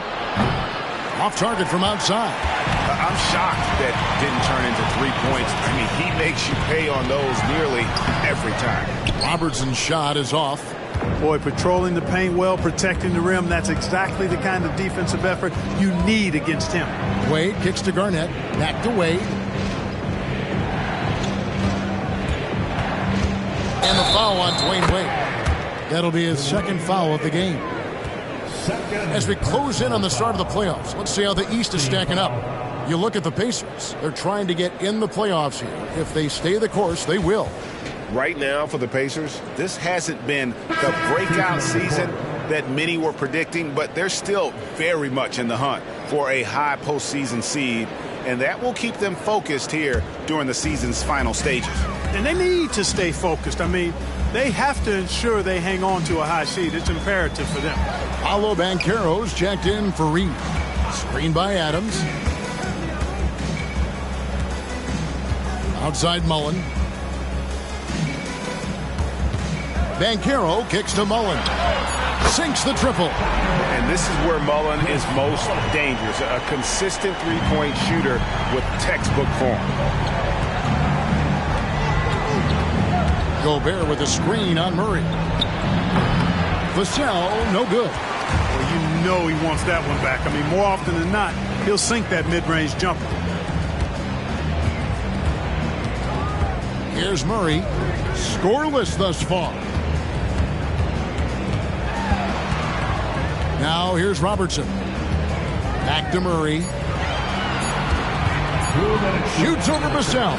Pacers with the rebound. Fresh from a win against the Nuggets. And you gotta love a team that can maintain its composure on the road. Take good shots and knock them down with confidence. Well, efficiency is critical, and I love how they ran their offense and got quality shots out of their sets. Here's Robertson following the score by Indiana. Murray outside. Passes it to Mullen. From downtown, Kevin Garnett grabs the miss. Not quite enough defense. That time around, just lucky he was off. McConnell finds Vassell. And here's Garnett. Pass to McConnell. The three. It's hauled in by Adams. There's some defense for you. For someone who's as good at shooting the three ball as he is, you need a defender who's equally good at guarding against it. Now here's Murray. He's a good contributor to his team, averaging about 10.5 points a game. Here's the pass to Vassell. McConnell with it. Indiana moving it around. Lob pass to Garnett.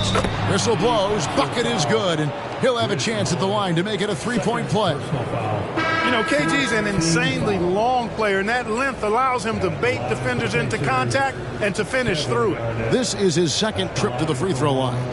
Catching up on the changes for Portland. Vucevic checked in for Steven Adams. Reed comes in for Mullen. And it's Beasley in for Robertson.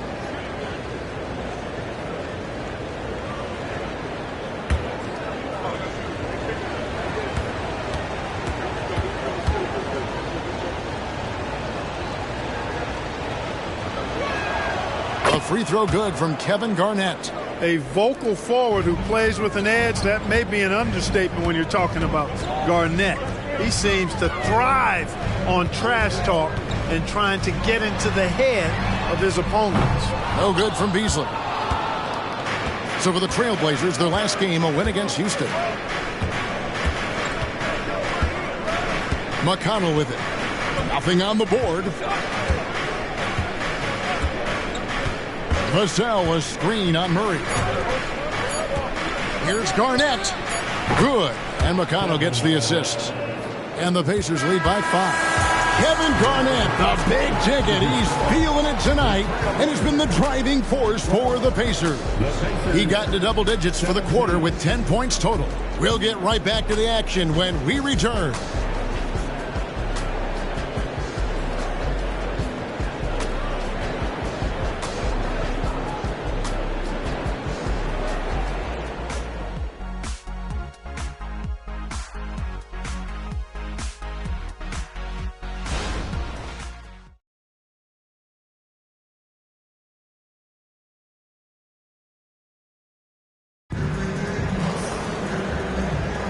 And if you're just joining us, we've played through one quarter in this one.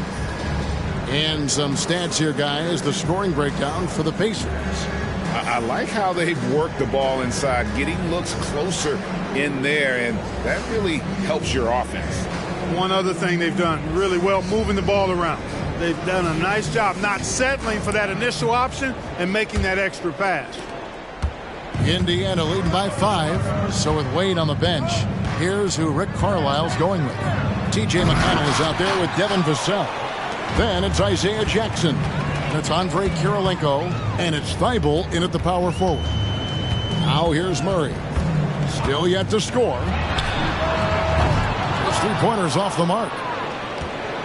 The Pacers shooting at 50% in a decent groove. Clark, and you mentioned this, what you like about Jamal Murray more and more is he's always creating for others.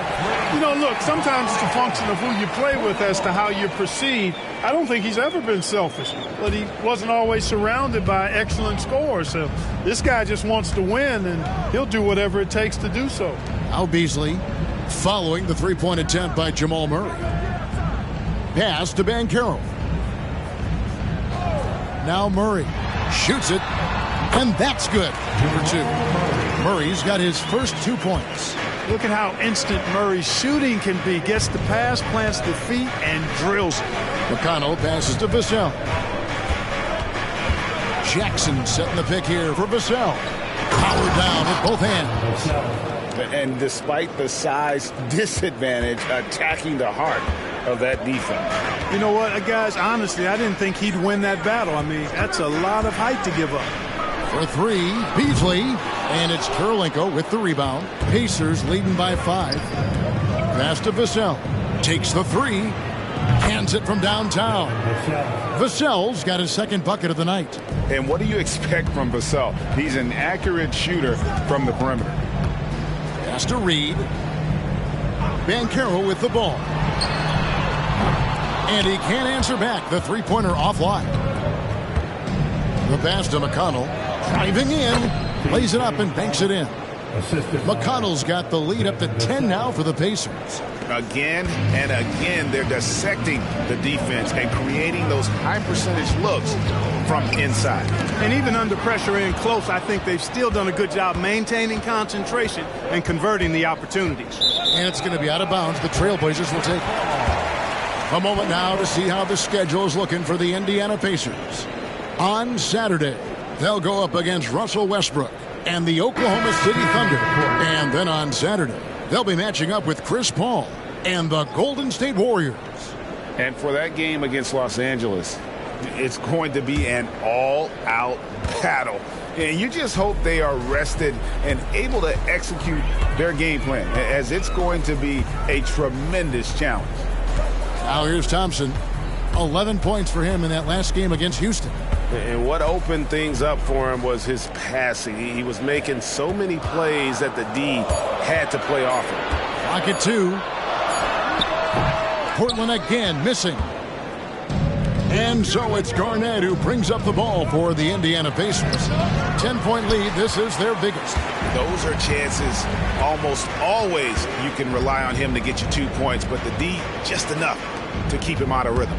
Now, here is Reed. Following the miss by Isaiah Jackson. Clark, these days, especially in the playoffs, any weak link defensively gets exposed. Yeah, well, you're going against the same opponent. So whatever area that you're weak in, that's going to be exposed. Specialists can get a few more minutes during the regular season, but in the postseason, hey, every possession extremely valuable, and you're trying to have the players on the floor that give you the best chance to win at the highest level.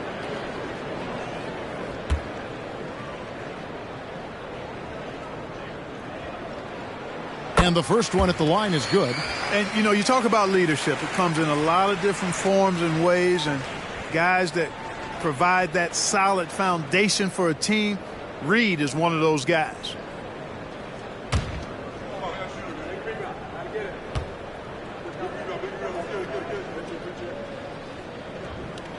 And both free throws good for Reed. About 3 minutes played so far in this second quarter. A moment now to hear from our sideline reporter, Hall of Famer David Aldridge. David. Thank you, Kevin. Well, there's a lot of pressure that comes with being the #1 overall pick in the draft, but Paolo Banchero said, I'm just letting the game come to me.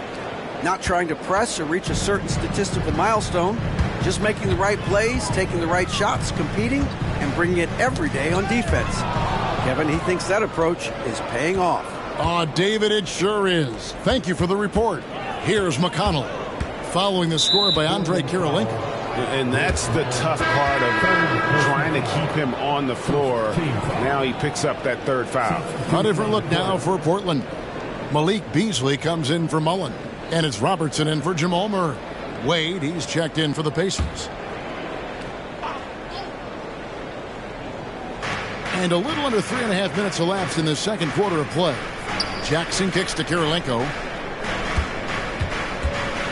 6 to shoot. Picking up his second foul here, has to be careful because they can pile up quickly. Second team foul.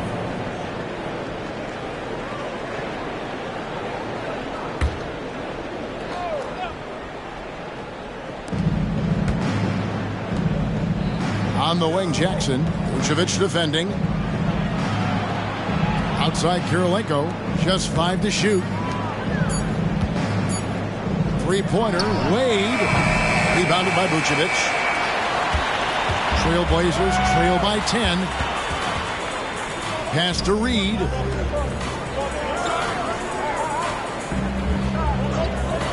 He kicks to Thompson.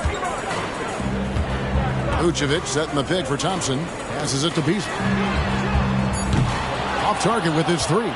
And even with good coverage defensively that time, he has confidence to drill the three. That one falls. Yeah, they're going to have a nice little run here. The Trailblazers have gone 1 of 6 from the field in the second quarter. It's been a rough period so far. Robertson passes to Reed. Vucevic up top. Here's Reed.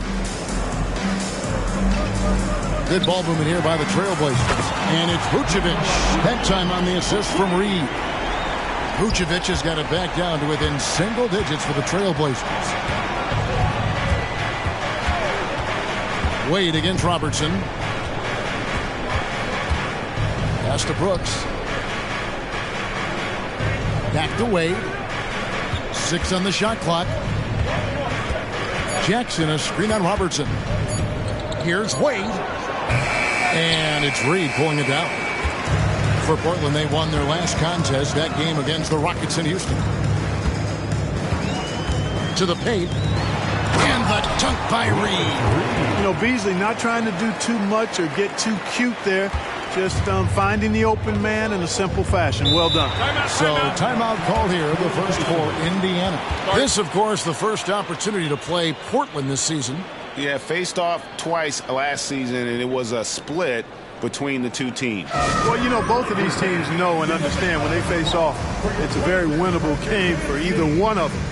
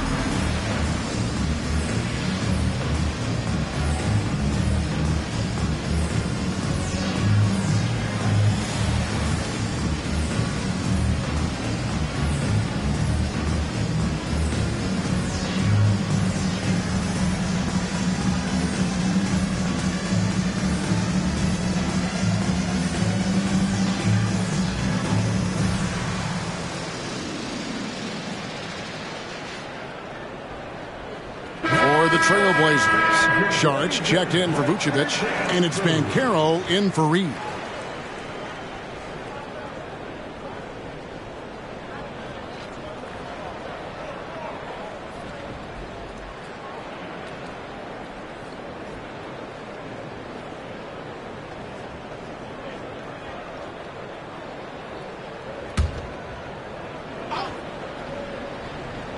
Here's Podziemski. Hasn't made one yet. He takes it in. And it's Brooks in the corner. From the arc. The shot by Wade, no good. And Beasley has the ball here for the Trailblazers. 7-point differential. Coming into this having notched a win against the Rockets in their last game. Yeah, and with most of the arena against them, they just banded together and trusted one another to make the right play. Well, you know, the cohesiveness was evident out there. These guys feel like they can win any arena, and they proved it that game. And he's got his first chance at the line here. And they have really leaned on his free throw shooting at times this season. He's been there for them, too, with 88% from the line. You know, he's been one of those players they've wanted on the line as much as possible this season, especially in close games, guys.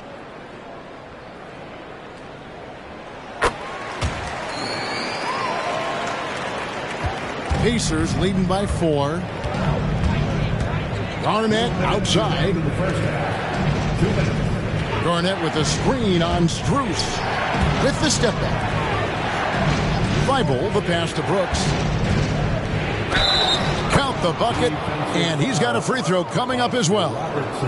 And he plays with swagger, and when Brooks makes plays like that, it just fuels his fire even more. The Pacers shooting their 5th free throw of the game here. Steven Adams, he's checked in for the Trailblazers. Reed comes in for Paolo Banchero.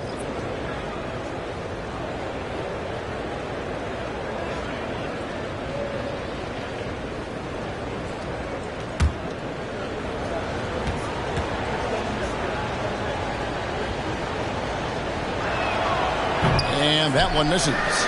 And there's a flexibility to Brooks's game. He can play a specific role for you, or he can be a high-usage guy.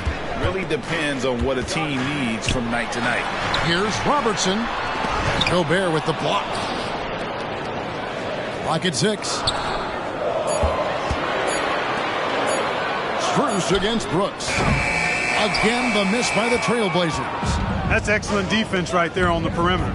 Clark, when you think of top rebounders today, Rudy Gobert is a name that comes to mind. Yeah, he's super long and tall, but that's not just why he's such a dominant rebounder. He's got a real good knack for reading where balls are coming off, and the timing that he has is pretty impeccable, too. And even though he's north of 7 feet tall, he does a good job boxing out as well.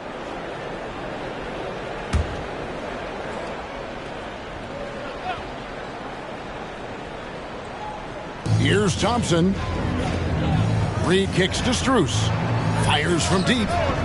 Kirilenko is so good with that length. He's able to contest shots without fouling. Textbook D right there. McConnell passes to Brooks. Reed against Garnett. Now the pass to McConnell. Here's the three. And it's Portland with the rebound. Thompson dishes to Robertson. 30 seconds left in the first half of the game. Nice fake, but the layup off the mark. Their game plan needs to change if they're going to get out of this hole because he is just not there offensively. Brooks against Thompson. Brooks misses. Now Robertson. A 29-point game for him in the win against the Rockets in Houston. Love the way Gobert goes after shots. He blocks quite a few and alters many more. And so it's Indiana in the driver's seat, up 8 points at the end of the quarter. They're playing a bruising game inside, and it's working for them. Got a chance now to send it over to David Aldridge, standing by courtside. David. Thanks, Kevin. Rick, what's your analysis of how your defense has done so far? Well, they're getting too many open looks at threes. We're lucky they're missing a few. With this team, they stretch out so much. You got to be really alert. You got to pay close attention to the details. Rick, thanks for your time. Back to you, Kevin. Okay, David, much appreciated. And now time for halftime. So we'll be back in just a bit to get the third quarter underway.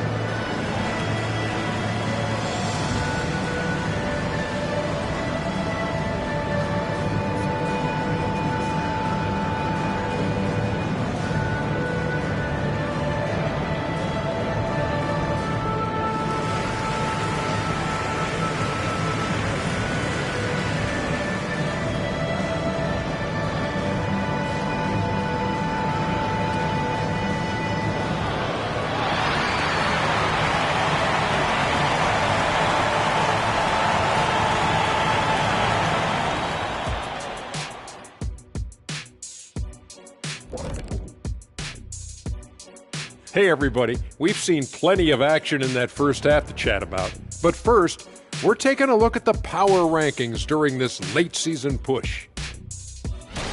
Well, right now for Indiana, they've had a difficult time of late. Shame to see them slide down the ladder like this.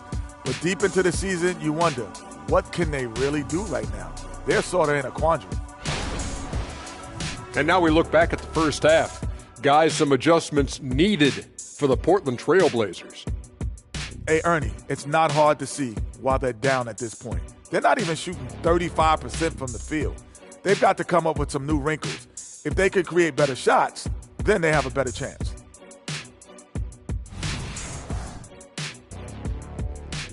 Thanks for spending halftime with us. Time to get it back out to Kevin Harlan for the start of the third quarter.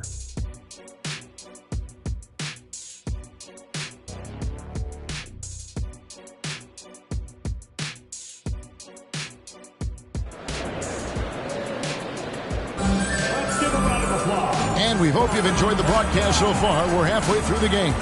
It's been a clinic from Kevin Garnett. The way he was able to finish on the block was incredible there in that first half. Yeah, you know what? I think he's doing exactly what he has to do. Using his body, shaking off contact, and then finishing at the rim.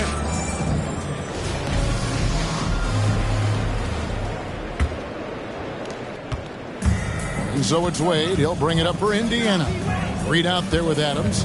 Then it's Mullen. Then it's Thompson. And it's Robertson in at the point. So that's who Chauncey Billups starts the second half with. You gotta love strong defense, especially when it comes in the form of harsh rejections. Wow. And guys, that block could really help change the momentum of this game.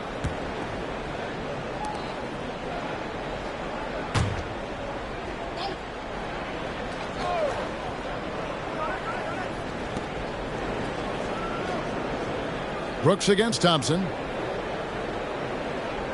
Garnett outside. 5 to shoot. Indiana needs to get a shot off. Wade from outside. That drops and it comes off an assist from Brooks. Wade's got the opening bucket to start the second half for the Pacers. Pass to Reed. Brooks against Thompson. Passes it to Mullen. Here's Adams. The shot from the low post is good. And this is where Adams has the biggest impact. The closer to the basket, the more effective he is. Pass to Garnett. Kicks to Wade. Gobert the screen.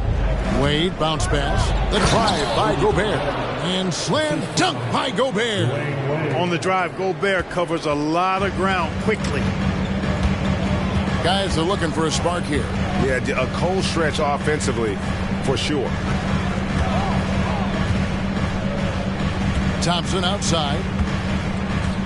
And the pass to Mullen. At the elbow, Adams. Here's Robertson. Second chance shot. That's in. And the Pacer lead is cut down now to just 9 in the basket from Adams. They have to put a body on Adams. He's too good of an offensive rebounder to not pay attention. Now here's Brooks. Looking at his numbers, he's averaging about 6.5 points a game. Thompson with it. He's picked up by Brooks. Pass to Robertson. Now here is Reed. Passes it to Mullen. Launches a 3. Traps in the tray. Mullen's got 6 points. Boy, the catch and shoot game of Mullen, excellent. Tremendous confidence in that shot, as well he should have, because he's lethal. Now here's Brooks. Wade has the open look. Tried to come right back with the 3 of his own, but it's no good. No other way to put it. Just a poor shooting performance for him, but luckily his teammates have picked up the slack. Taken away by Kirilenko. To the middle. Brooks misses. I think he'll think twice about attempting that shot next time. The defense was right on top of him there. Mullen with the 3. And another 3 for Portland. Nice start to the second half. Just 1 miss in their first 5 attempts. Pacers leading by 3. And the Pacers call time here. They're trying to stem the tide here. Yeah, you know, they had to do something, anything to stop this run. You can't just let it go on any longer.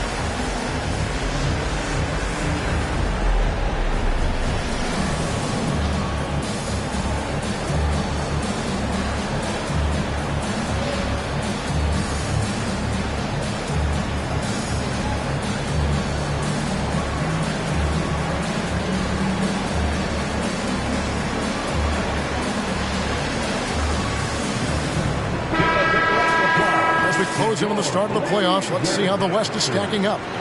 Look at the Trailblazers. They're good enough for 8th place in the conference right now, looking to hold on to that. And for the Trailblazers, they're one of those teams that hasn't quite figured it out this year.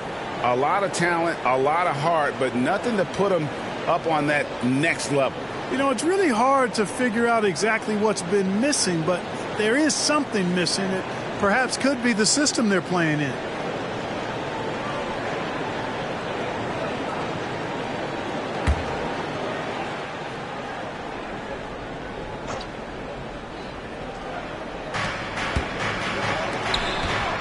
Brooks against Thompson.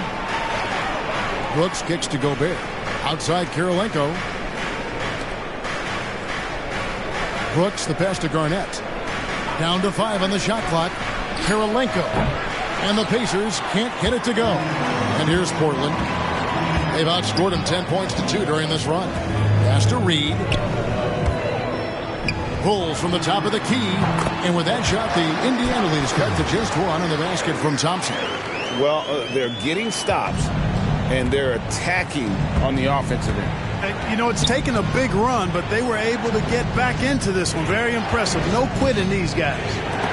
Reed with the steal. And now Portland on the break. Here's Robertson. Lays it in off the breakaway. Robertson's got 7. Guys, close one here. No team getting a huge advantage. Yeah, tooth and nail fight so far, guys. These sides match up really well. Now here is Kirilenko. He's usually able to provide some lift to his team, averaging 6 points a game. Adams against Wade. And it's good for 2. 9 points in the game so far. Just reliable, guys. He's just always trying to make the right play. And there's the pass to Reed. Adams sets the pick for Thompson. Pass to Mullen. The 3. And again, it's the Trailblazers from deep. And the D has gotten a little bit laxed here defending the triple. Lob pass to Garnett. Robertson against Wade. Robertson passes to Reed. That's good. And Robertson with the assist. And it's a 4-point Trailblazer lead. And a chance to catch up on some numbers here. The hustle stats for the Blazers. They've been so aggressive getting out on shooters all game long. Nothing's getting past this defense. And that, to me, has been impressive. And also, they've made it a point to push it off turnovers. They're playing smart and alert, capitalizing on mistakes. Now Robertson following the 3-point attempt by Dylan Brooks. Here's Reed, and the dunk by Reed. Kevin, he is tough to stop when he gets to the rim. Yeah, Greg, he can get up a few notches higher. Well, and that's exactly how the game is played in the paint inside, guys. I mean, if you can play over the top, I think you've got a big advantage. Timeout called the Pacers.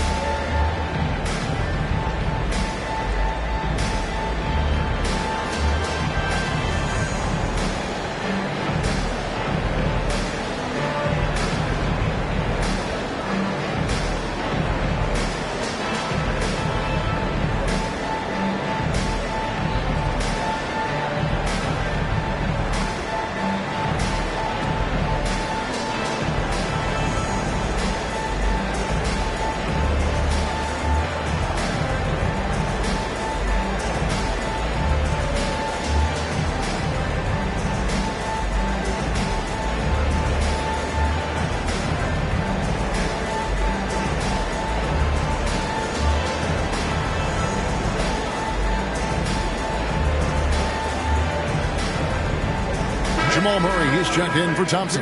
The Pacers also with a sub. Vassell's checked in.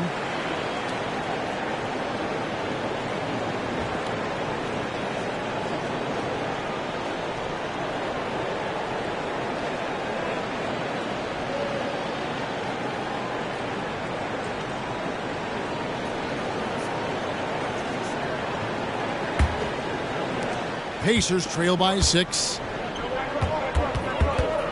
Wade outside. Passes to Garnett. Back to Wade.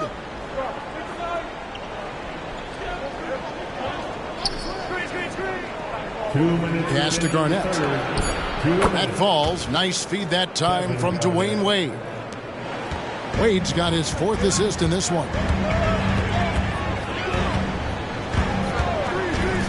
There's 1:47 left here in the 3rd quarter.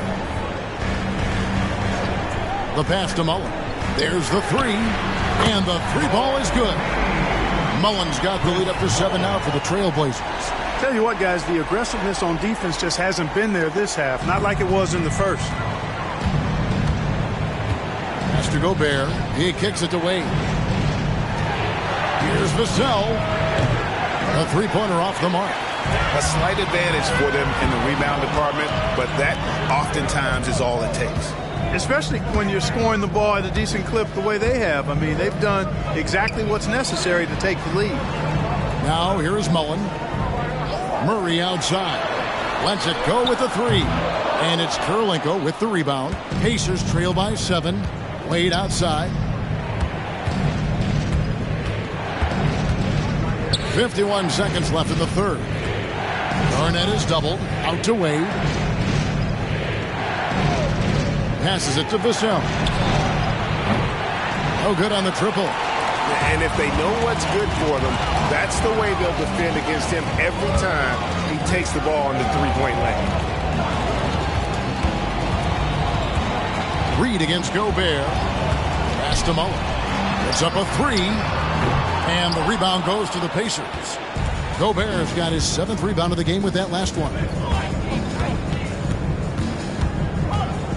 Robertson against Wade. Garnett outside. Jacks up a 3. That one's in there. The Trailblazer lead is cut down now to just 4 points with the basket from Wade. Hey, out at the arc, Wade is a pretty selective shooter, so when he goes up, you know he's feeling it. And we've watched 3 so far in this one. Trailblazers lead by 4. From Portland, we're back in a moment. 44.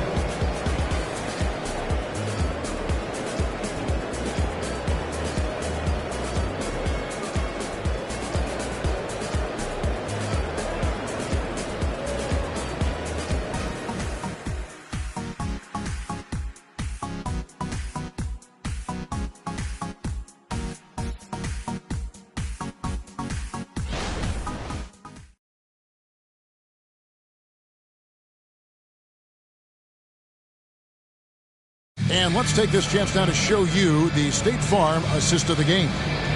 Yeah, an easy choice tonight. Look at the precision on this pass. Put it on a platter for him. Served him up a tasty room service dime right there, boy.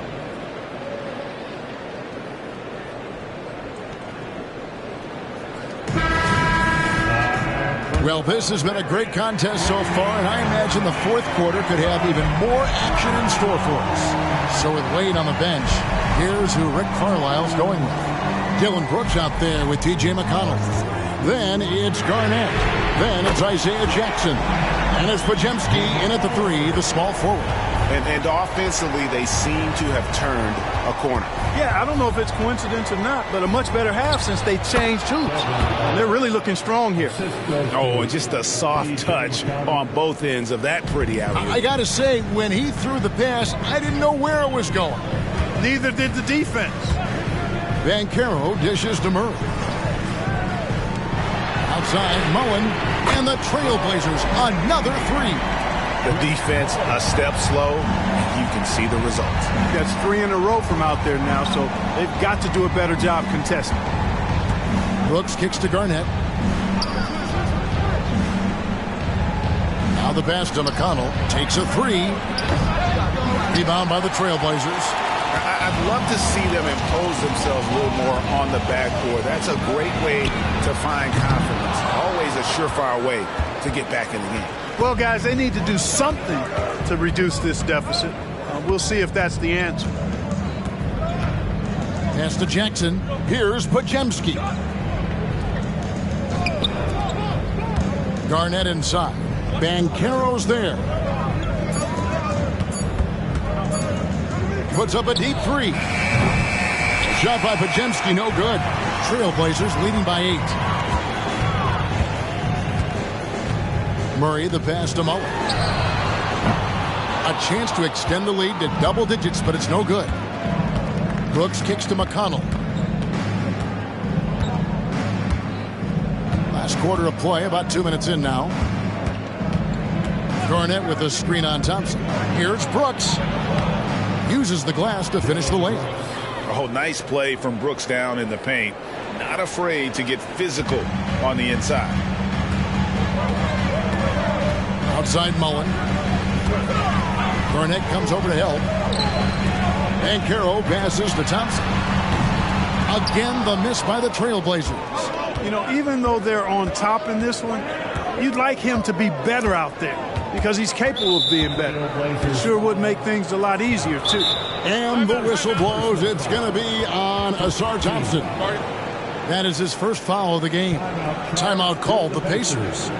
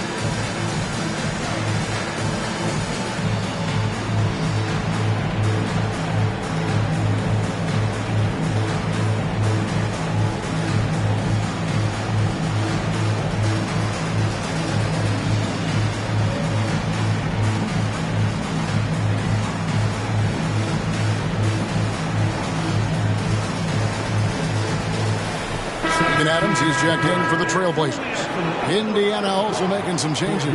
Gobert, he's checked in for Jackson. And it's Vassell in for T.J. McConnell. Getting the latest now from our sideline reporter, David Aldridge. David, it's all yours. Take it away. Hey, Kevin, I heard Rick Carlisle during that last break talking with the team. You wouldn't know they were down from what he was talking about. He was positive with the team. He was calm. He said he wanted to keep them focused.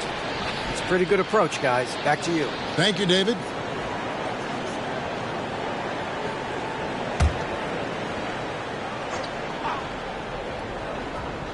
A little over 2.5 minutes have passed here in the fourth quarter. Indiana moving the ball around. Vassell kicks to Brooks. Just 5 on the clock. Garnett with a screen on Thompson. Three-pointer, Brooks. It's hauled in by the Trailblazers. Adams has got rebound number 7 for him tonight. In the corner, Murray with it. And Caro outside. Pass to Mullen. From past the arc. A three-pointer is right on target. Mullen's got the lead up to 9 now for the Trailblazers. And really, as the three-pointers keep dropping, you get the sense that the frustration is mounting for the defense. Yeah, and they either have been unwilling or unable to take that shot away. And since he entered the league, Vassell's playmaking has really come a long way. He is a solid creator. No one near Banchero as he lets it go. Good, and the assist goes to Murray. 12 straight points off of three-pointers, and the D looks shell-shocked. And guys, now that they're rolling from out there, the defense has to really get up into them. You've got to almost be in their jerseys to try to deny those looks. Here's Garnett. Again, Indiana. Draining tough shots on the defense and making them feel helpless. That brings a smile to Garnett's face. He loves that. Murray, the pass to Banchero. Pass to Mullen. Again, the Trailblazers good for 2. Guys, his consistency in terms of shooting has really helped them seize control. The pass to Garnett. And his hot hand continues. 10 of 11 from the floor and looking for more. And I like that they're not settling. Getting the ball on the interior, 8 of their last 10 coming that way. Sometimes you just got to man up and take a tough foul in order to stop these free runs to the rim. Time called here. The Blazers decide to talk it over.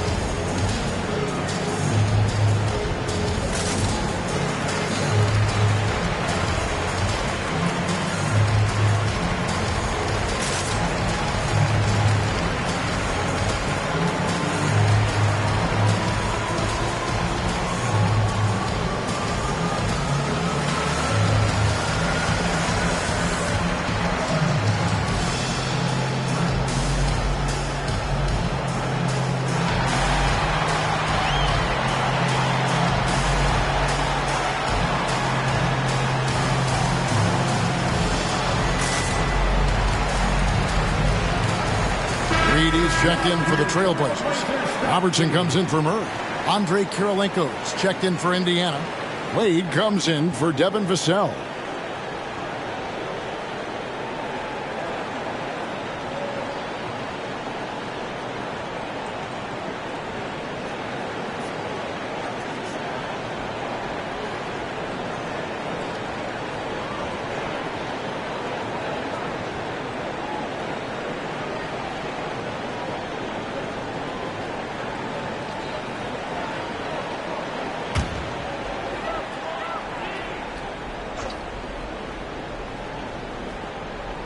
Portland with the ball. And here is Robertson. To the inside. Wade with the block. I tell you what, Wade's one of the best in the history of the game as a shot blocker from the two-guard position, using his athleticism to leap up and turn shots away. Garnett, the screen. Wade against Reed. Shot clock at 6. Lob pass to Garnett. That makes it 10 of their last 12 coming from inside the paint. So it's Portland now. 6-point lead. Wade against Robertson. Here's Reed. Pass to Mullen. Just 5 to shoot. No good that time. Defense made an impact right there. Definitely got him uncomfortable going up with it. Kirilenko dishes to Garnett. Back to Kirilenko. Wade against Robertson. Passes to Brooks. Over Mullen. Brooks misses. Trailblazers leading by 6. Mullen passes to Robertson. Now Reed. Thompson outside. Pass to Mullen. Lets it go from deep. Again, the miss by the Trailblazers. That is fantastic defense on one of the best three-point shooters in the league. Didn't give him an inch of room. Back to Garnett. 1:19 left in the fourth quarter of this one. Misses from short range. Thompson with it. Now defended by Gobert. Thompson the bounce pass. Here's Robertson. They need this one. Garnett grabs the board. And here's Brooks. He'll bring it up for the Pacers. They trail by 6. And Thompson sends it back.